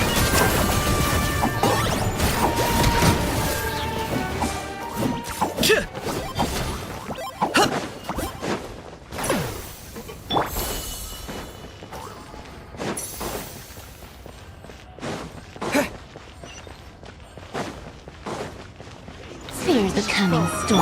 Ready, go! Where are you? Locked on.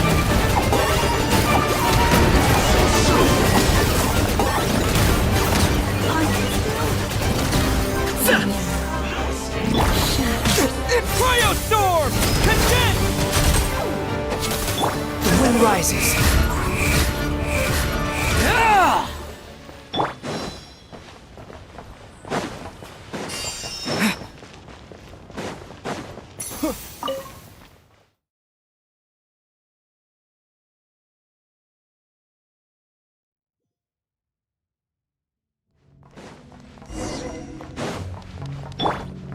Do you have a pass?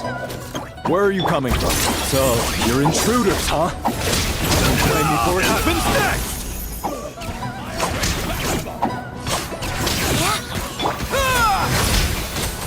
Swarm Fury!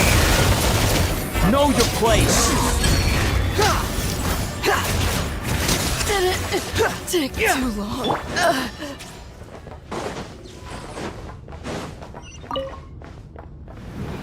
The Armory Palace is hidden this deep in? This place is much bigger than I imagined. They're conducting top-secret research after all. The deeper it's hidden, the better, is standard Fatui logic. The style doesn't really look like the Fatui's handiwork, though. They must have requisitioned some structures from a past civilization. It also... Intruders! Stay alert! Got a corner. Glory to which none can compare! Especially not when I'm in a bad mood. Measly insects! You must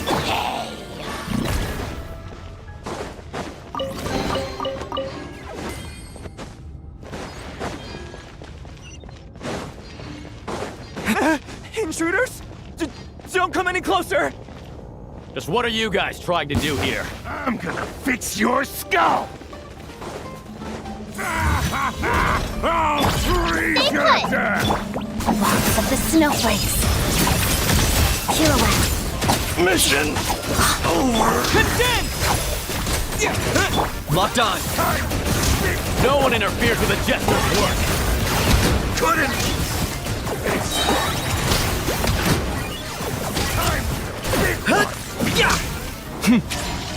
Shadow me.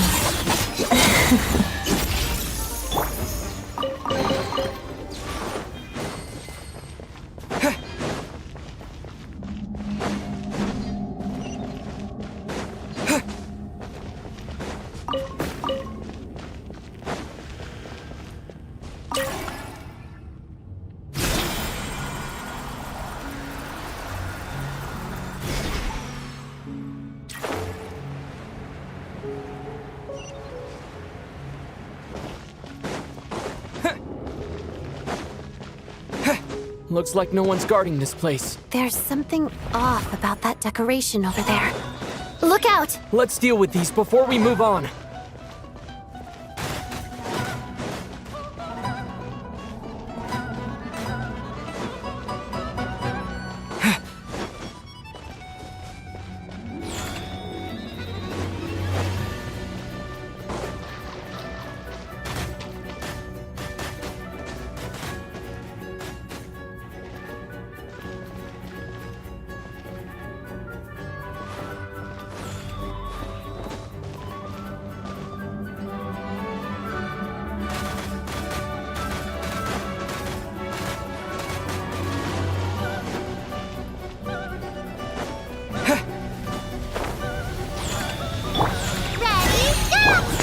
Souls. Target acquired. The dead would blaze in dragon fire. Burn it all up.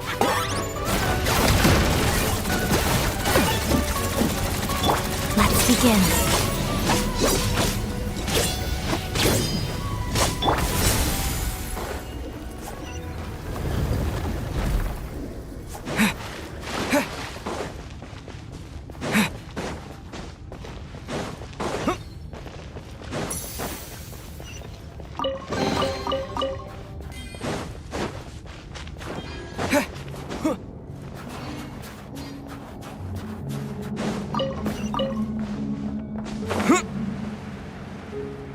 The researchers here probably don't know that we're uninvited guests. Let's try not to hurt them. What's the big star from the theater doing here? That's Miss Odette. She's a member of the Fatui. Don't tell me you didn't know that. Was the whole reason for Project Stuja to support the research here at the Armory Palace? Just what are the Fatui and the Tsaritsa planning?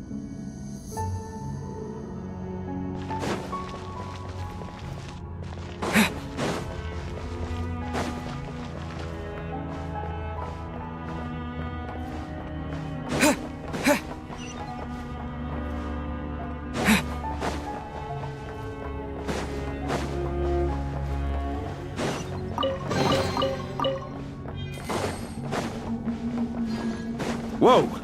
Who are you? Never seen you around here before. Looks like there's no way through here. Maybe using the power of this prism could help?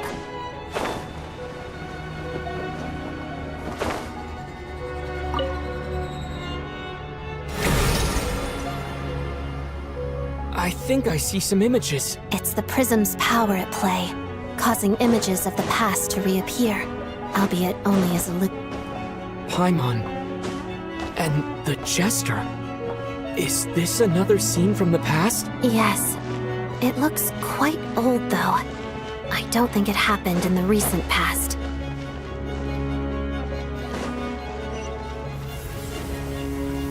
What's going on here? What happened? The source seems to be the Armory Palace.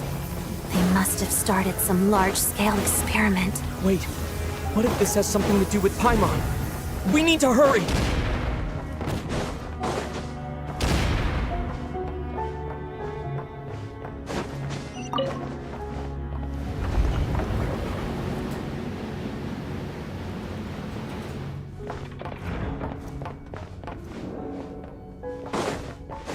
We're almost there.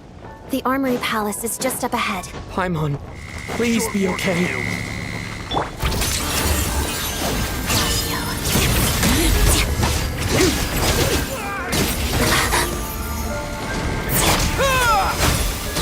Don't be scared! The wind rises. I got him cornered.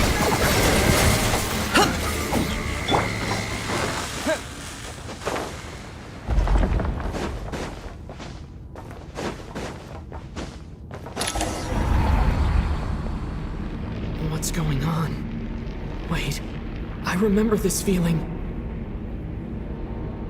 It's the curse of death. No, no, not now! Why is the curse of death strike Odette?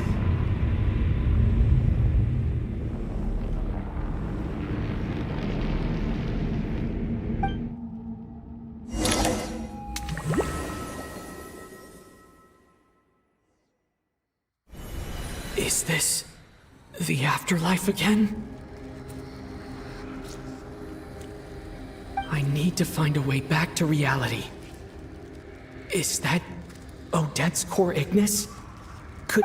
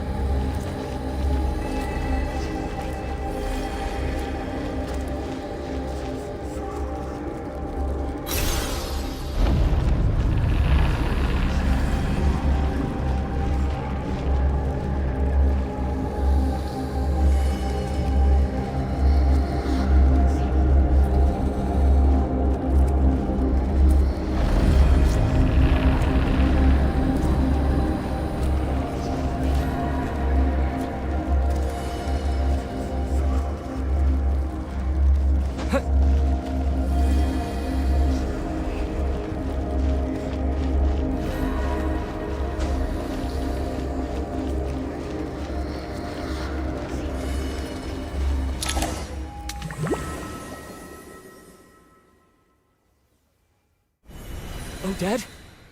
Odette! No signs of life. But past experience says that she should. Did Odette intentionally use her core Ignis to guide my soul? Thank you, Odette. If not for you, but I'm sorry. I don't have time to protect you.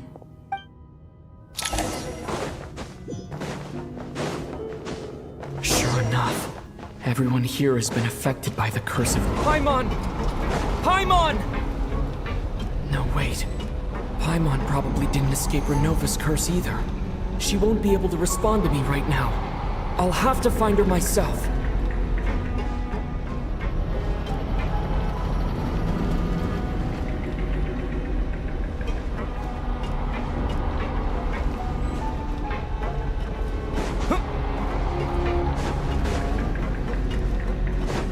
Mitya!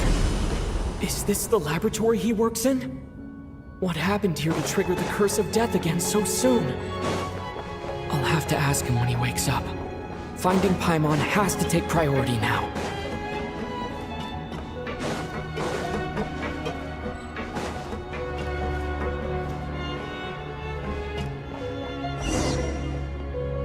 Found her! Paimon really is here!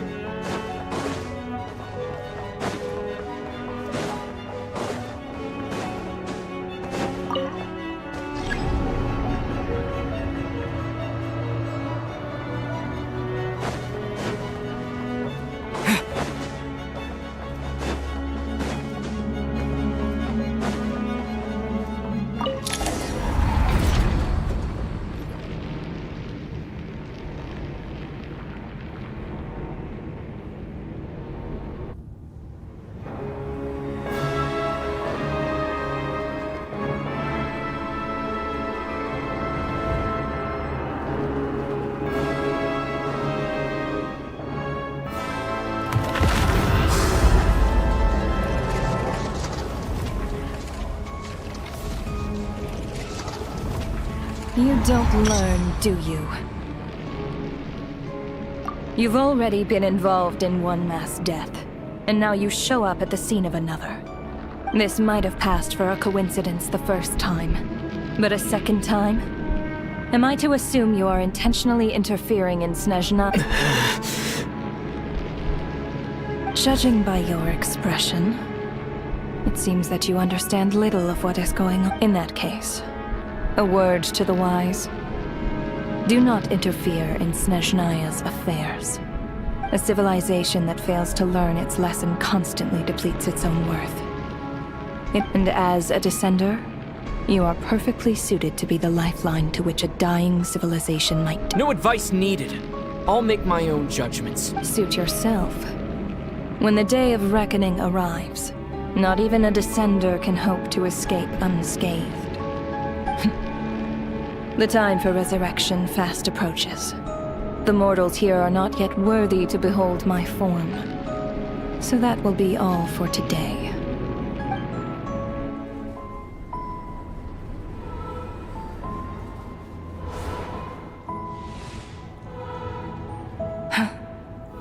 That thing is coming with me.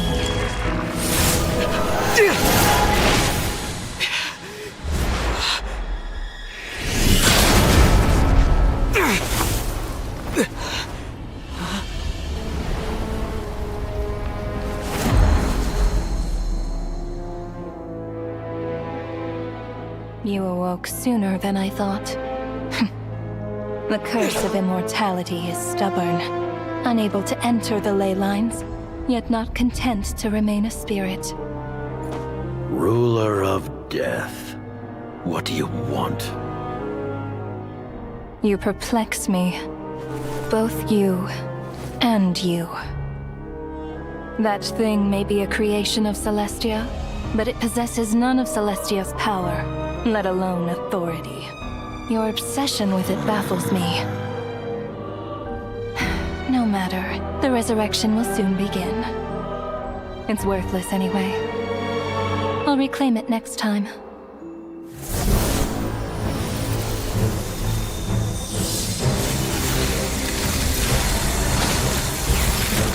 Hey, who says there'll be a next time?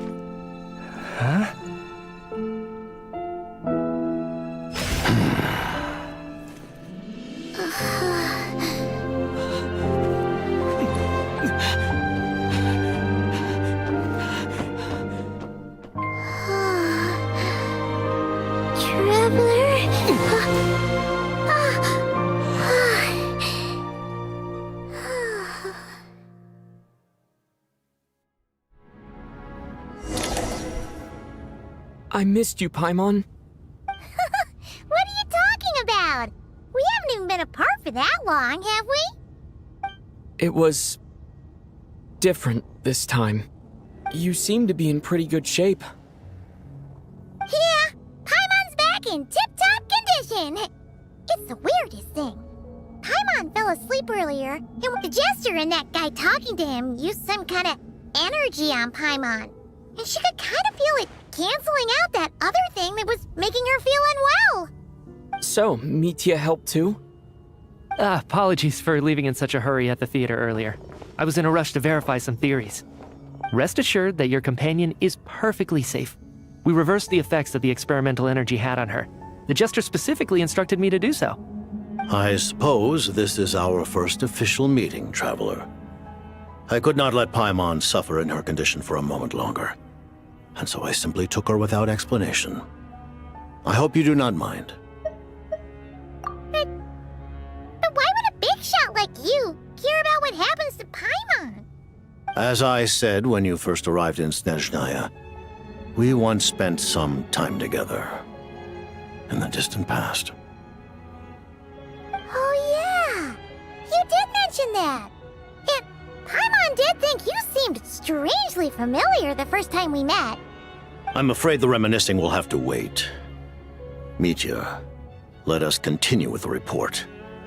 What conclusions, if any, did you reach from The good news is, my hypothesis regarding the Ruler of Death has been verified. As for the bad news, I recommend we suspend the experiments and Project Mistleton until further notice. Currently, we have...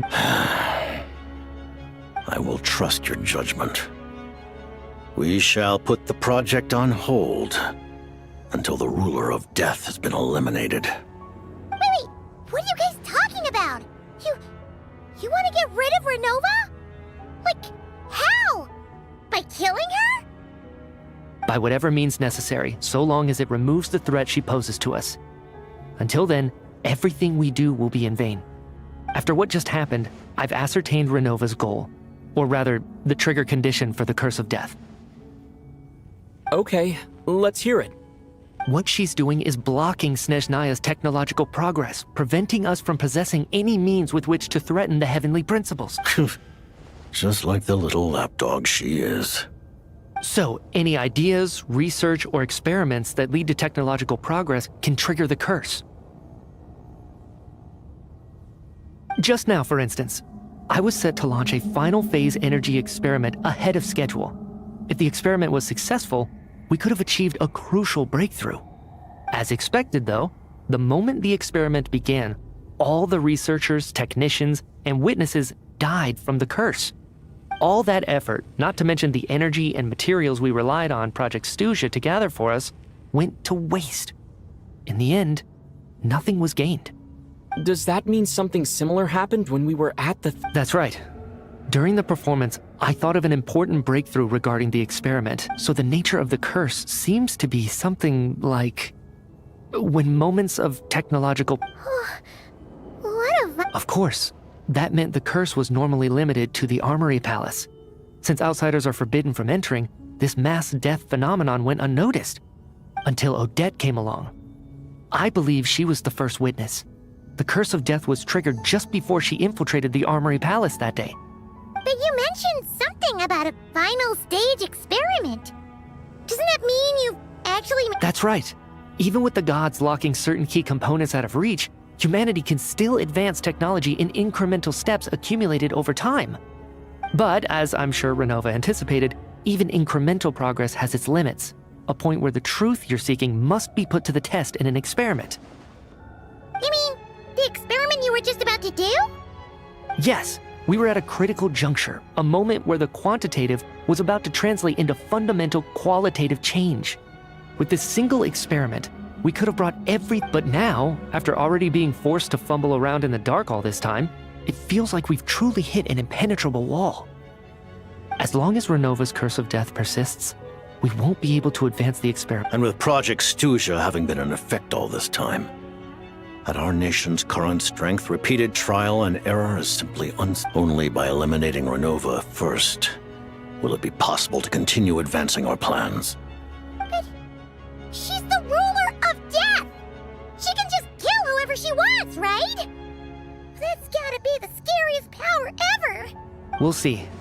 But one thing's for sure. She definitely can't... You're saying...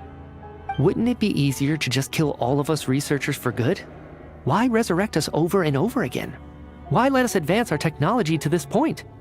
So, you're saying even the ruler of death has limitations we don't know about? Exactly. And I think that's where the key to our breakthrough lies. Regardless, the ruler of death has always been an obstacle we must overcome. Indeed, we must face life, death. Our goal is the heavenly principles. The Fatui want to challenge the heavenly... For a long time, I've had a vague suspicion the Fatui and the Tsaritsa were targeting the heavenly principles. But hearing the Jester admit it is still a shock. No wonder the Tsaritsa's goal has always been kept a secret from the people. What kind of road will that lead Snezhnaya down? In that case... Lord Jester, I would like to request some leave. I'd like some time to organize... Granted. Get some rest, put the experiment out of your mind, and take care that the curse of death doesn't affect any civilians.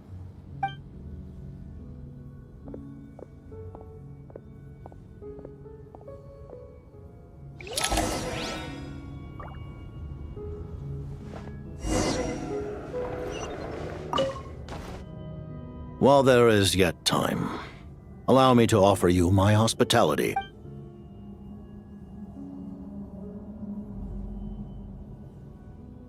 I remember hearing the term Mistelton from Columbina. Yeah!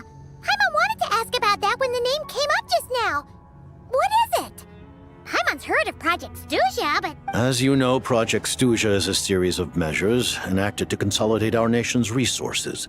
The greater purpose, many of the things you have encountered thus far are essentially for the... This includes the Kuvaki Experimental Design Bureau in Notdry. Researching Kuvaki was merely a facade. And that's a weapon built for the final battle against the heavenly principles, is... Huh? How did you know? I was given some intel, and I made some deductions. Wait! You must mean that thing over there! Oh... Kuvaki alone will not break through Celestia's defenses. Let alone, the heavenly principles are no doubt accustomed to combating the power of the light realm. And elemental energy is simply the For now, therefore, we have set our sights on the form of energy associated with the third descender. You could say that by reverse engineering the stellar linchpins to extract the energy within. The Kuvaki Experimental Design Bureau, Project Stuja, And it looks like your plan is almost complete. Her Majesty the Tsaritsa has embarked upon an expedition to vanquish a monster. Seems like the powers that be in Snezhnaya don't intend to hold my The Harbingers have been granted significant autonomy in retrieving the Gnosis. But by the same token, they do not completely You read my mind. Speaking of the Gnosis, Paimon's been dying to ask this question since forever. What? The Gnosis will undoubtedly serve as a key bargaining chip when she confronts the Heavenly Principle. What do you mean? Not sure. Don't you? Taking on the heavenly principles is something most people wouldn't even entertain in their wildest Into that today, civilization, our civilization, may very well be destroyed in the struggle, but as things stand, the heavenly principles could choose to negate our only by changing the state of affairs. Only by overthrowing the heavenly principles can our civilization truly be said to have taken. Otherwise, the fate of the people of Conria and Hyperborea. Accepting potential destruction? Furthermore, perhaps this is still somewhat difficult for you to understand. Are you aware that all the rules of this world... Huh? All of them? Paimon knows about the curse of death you mentioned. Then the birth of the Hilly Churls, the rules of Natlan's Ode of Resurrection. Those are curses too? For Rena's long life? Yes. Even a god's love for humanity. What? The Tsaritsa has always had ample reason to hate. If she can seize their authority, she will reconstruct the entire world and look forward to it. It will be a world beyond you. Though the ordinary people of Snezhnaya may not understand these details, we all believe that standing in solidarity with the Tsar...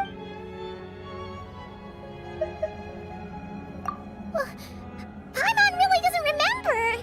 He's basically a stranger. You've got to believe Paimon. Allow me to explain. The reason Paimon reacted is because she comes from Celestia herself. Paimon? Oh, right. I was blinded by anger earlier, but thinking back on it, Renova also said that As you know, the lunar fragments in Nodcry were pulled down from the sky, but the first application of this technology was in Conria. Over 500. I used this technology upon the heavens, and the response I received. I presented her to the Vinster King, but he took no interest in this gift. Paimon then took up temporary residence in my palace until... Wait, Paimon's a little confused. You're talking about things that happened in Conria, but Paimon doesn't remember any of that. Falling from the sky, being given... Having lived through the cataclysm, perhaps you too were burdened with some manner of curse. It's not just her memories from Conria. Paimon doesn't even know how she spent the last 500 years. She only has... What was Paimon like back in Conria? Did she know a whole lot because she came from... Unfortunately, when you arrived in Conria, your consciousness was... During the time you lived in Conria, your personality was no different from how it... Aw, man! Paimon's planned to get her memories back and become super... You know, even though Paimon lost her memories, she still feels weirdly close to you for some reason. On the contrary, I completely ignored your existence, but now, as I see it, it is as if you are the only sane thing that survived. Noted. Man, but, Traveler? Even though you know Paimon's some creation of Celestia now, you still want her, right? You're not going to abandon... Oh, phew! That's a relief.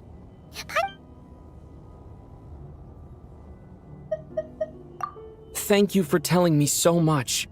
I'm a bit surprised, honestly. I didn't expect you to be quite... Given the circumstances, the Fatui need not hide anything from... realize... To advance Project Mistleton, we must first resolve our issue with the ruler of death. That's right. Ever since she said she intends to reclaim Paimon when we next meet. Against an opponent of this caliber, deliberating over our allegiances would waste time we do. You're going to challenge the ruler of death? Just for Paimon? But Paimon's only... Thank you. Thank you. Oh, gee. Now Paimon doesn't even... The Tsaritsa will return in triumph in short order, and the Fatui shall hold internal discussions regarding the enemy. The time for us to meet again will come very soon. Got it. Thanks for your help with Paimon. I'll be sure to look after her for you. There was just one other thing. Well, it's just a request, really. Paimon really wants to see what this Mistleton thingy you're gonna use against the Heavenly Principles looks. Of course, Paimon knows it's top secret and stuff. Certainly you may. Oh, for real? Actually, maybe it's best not to. While the technology is not yet fully developed, it has nevertheless reached the stage where Oh. Wow. No wonder Paimon felt so...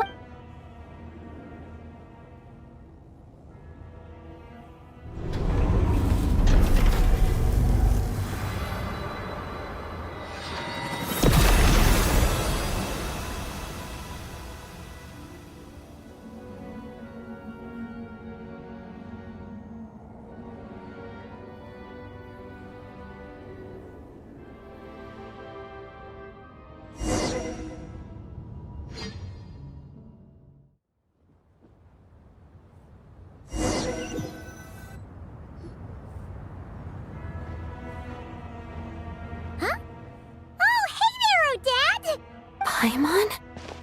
You're okay. Thank goodness. Long story short, yep, Paimon's all better. What are you... That's right. When I woke up, I wanted to go in after you, but the guards had woken up as well. It would have been... So I returned the way I came and waited for you here. It was thanks to you that my soul found its way back to my body so quickly.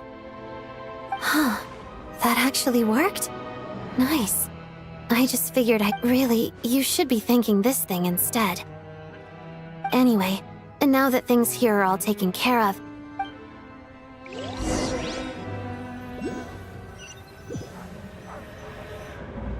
Ah, Director Chuganoth, you're back. We just received notice that Project Stuja has been suspended. So this is the preliminary plan. In addition to expanding production capacity, we've also discussed feasible layoff plans Our calculations indicate that the factory's profits will increase by at least 30%. That won't be necessary. Leave the energy for those who need it. Whether they use it just to get by or to run a business, that's up. Start preparing to halt production and lay off the staff. Make sure the workers are able to land on their feet and that they are duly compensated. Am I hearing you right? Why? After all the tough... I just... suddenly... Iskra.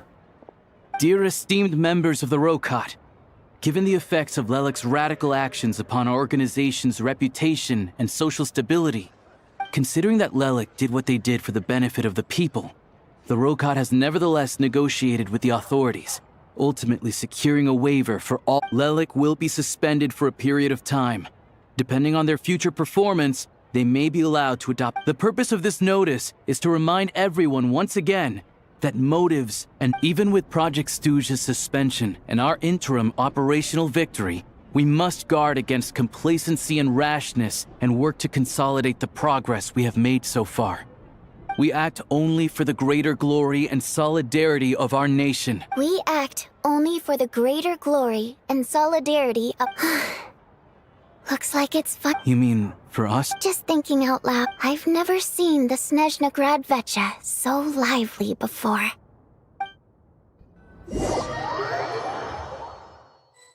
I never once thought I'd come here.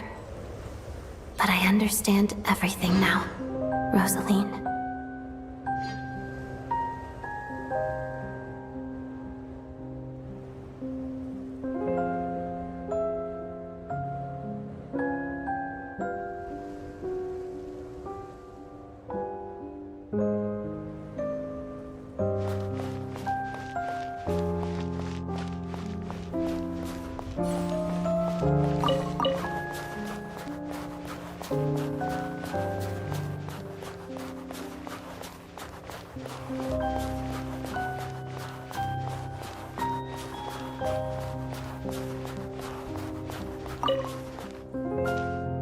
I've seen Spirit Seeker performed many times, including by your mother.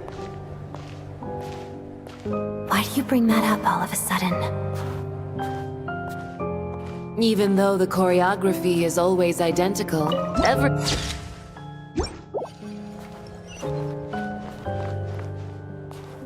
So you actually want to talk to me about ballet? I just think it would be a pity if the dance was lost to history. She didn't teach it to you, did she? That was an unusually subtle taunt for you.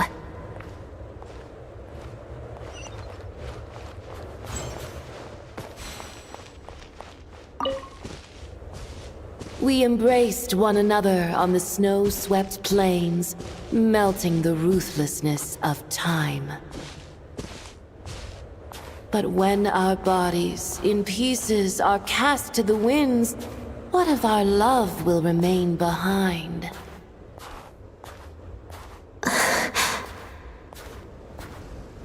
Don't tell me you can't sing. Shush.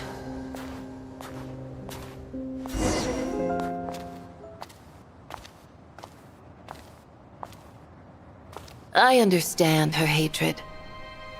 The Fatui robbed her of the life she should have had. I never opposed her dancing. Yet still I became an enemy of her ballet. I'll just keep my distance. Many despise me. I'm used to it. You're certainly not one to shy away from confrontation. But children, they need a different approach. I'm hardly the most maternal figure. Yet, she is a child. In my experience, while a father commands authority, he must still yield to love. You should tell her what you think about her dancing.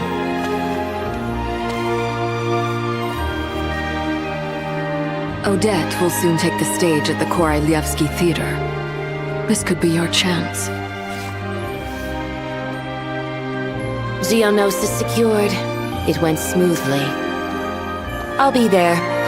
Have them send me an invitation.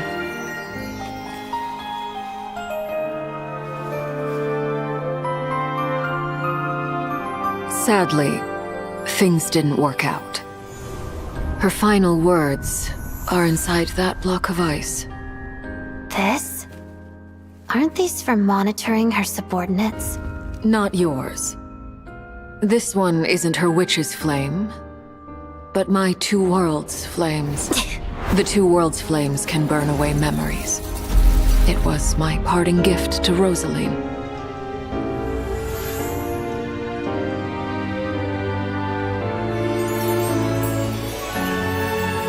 If all goes to plan, she and I will both live to see the Tsaritsa succeed. I believe she'll find peace. But if anything happens to me, she needn't follow in my footsteps. The cryo-energy will fade away in time. Then the two worlds' flames will burn away all memories of the Fatui. She'll be free to dance. She deserves this. I will handle the aftermath. The choice is yours, child.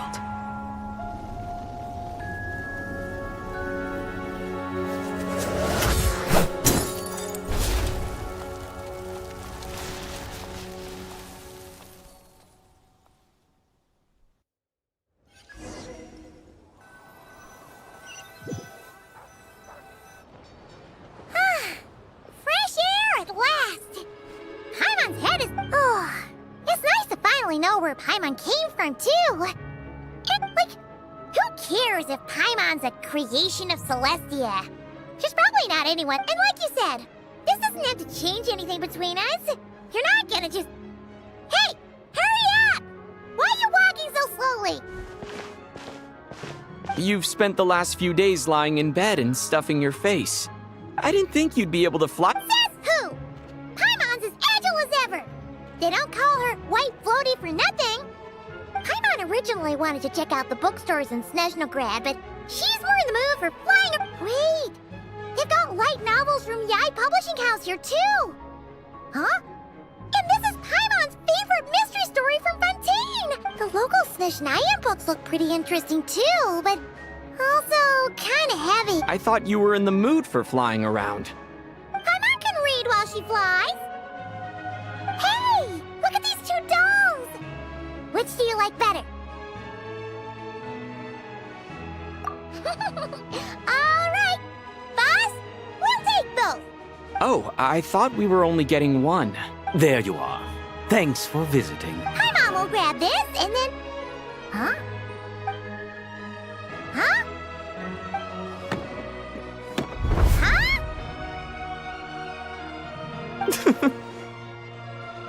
How many layers does this thing have? And... a whole bunch of people are gathered over by the plaza! Hey, look! That looks like Tartaglia! Hey, Tartaglia! I know that voice. Of course. If it isn't Paimon and my old comrade. Yeah! The jester knew what was wrong and fixed Paimon right up! Thanks for sending someone to keep... Oh, yeah, about that. That was kind of embarrassing. Who could have known? Oh, right. Let me introduce you. This is my little sister, Tonya. Hello, Tonya! Hello. Firstly, I'm really sorry about my brother.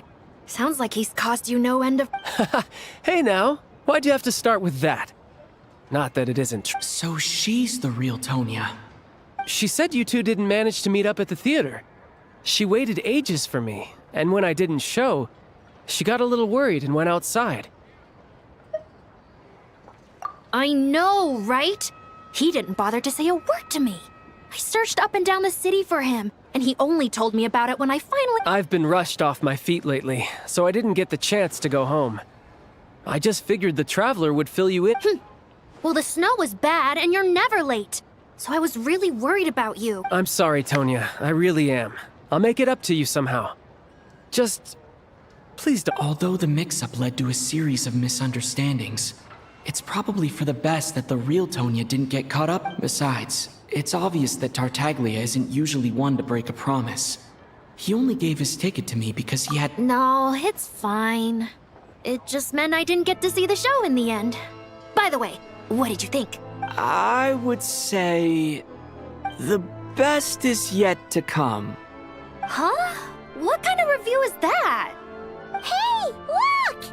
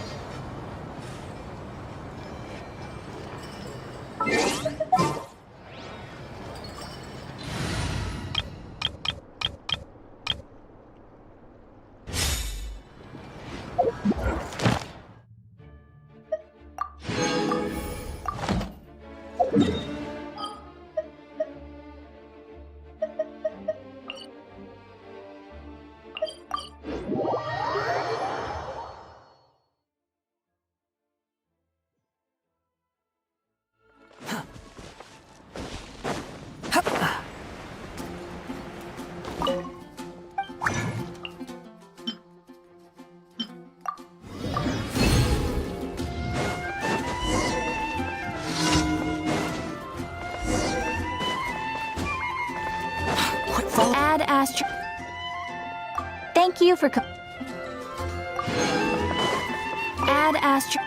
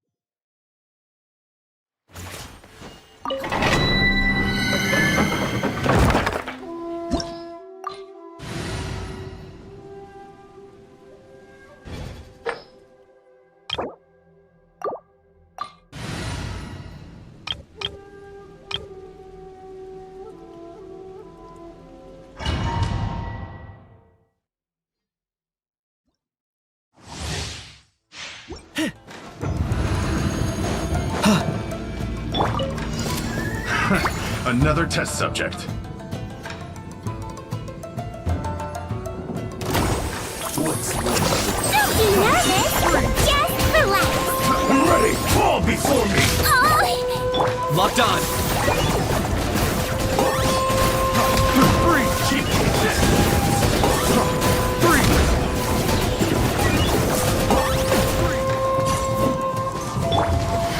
Let's nip that in the bud. And trap! Yeah. Yes! Free! Cut to the chase!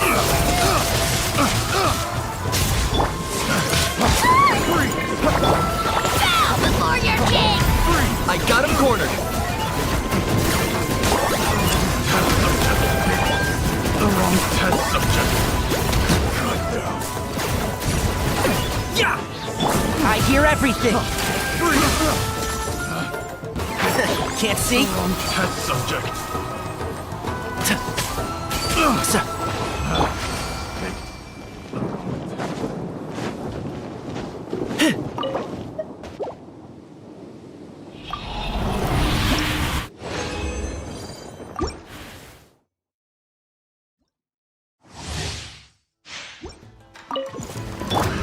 Let's blow bubbles! I swear, it's for medical research! Taste ready! Play these souls! The dead population drag!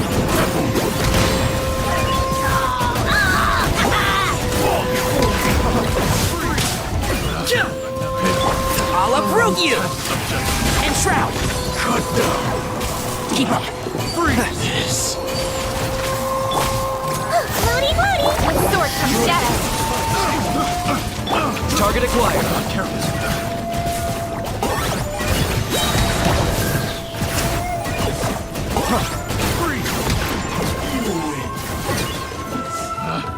Picked the wrong test. Incoming!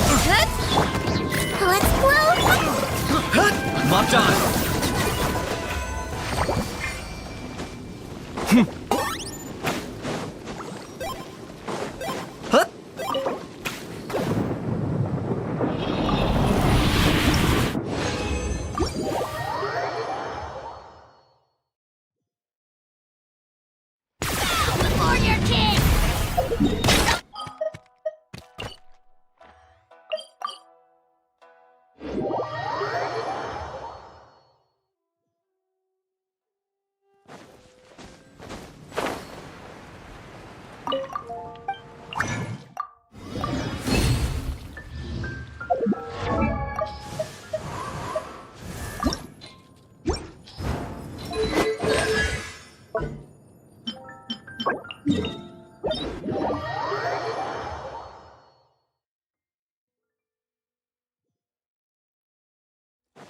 You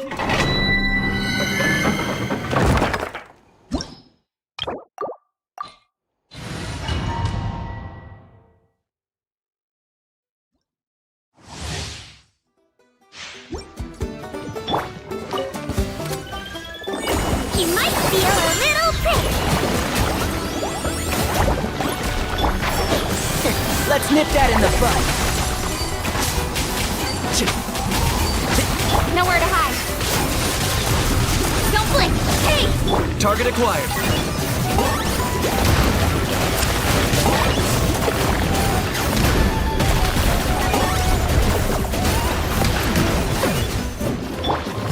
Floaty floaty! Can't see?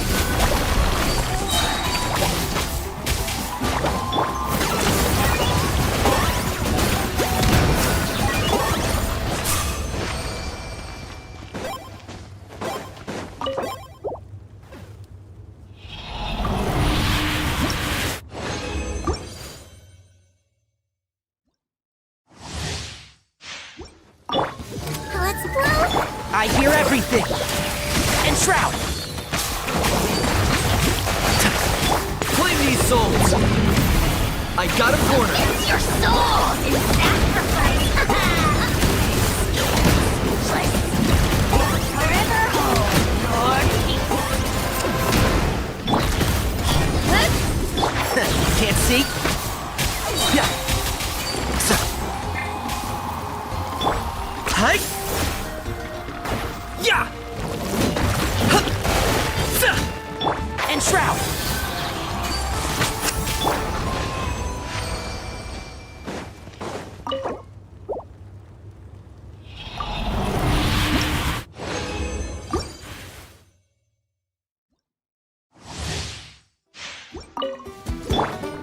Floaty floaty! Don't be nervous. Just relax. Let's nip that in the bud.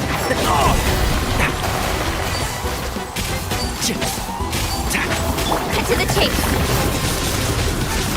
Speed of light.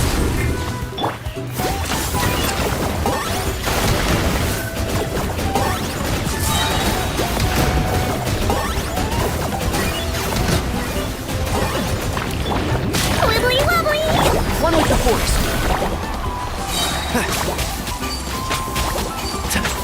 Locked on.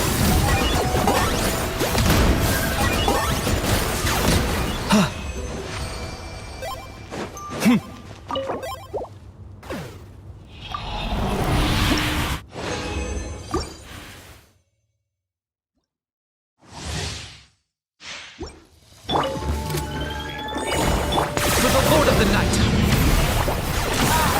Glory which none there. I want to miss that mood. Measly insect. Can't see? I'll uproot you! Yeah. So. Let's flip. Target acquired.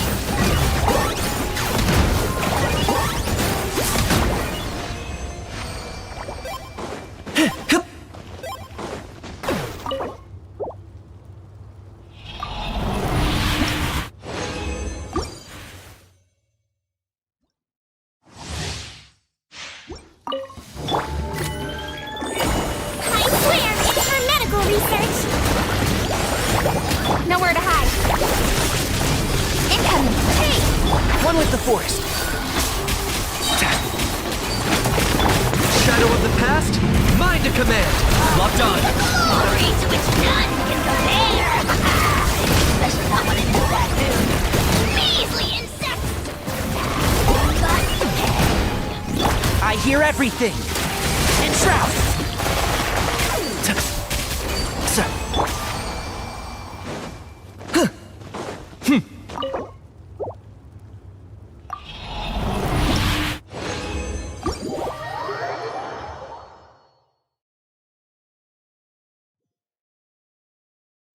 Hey!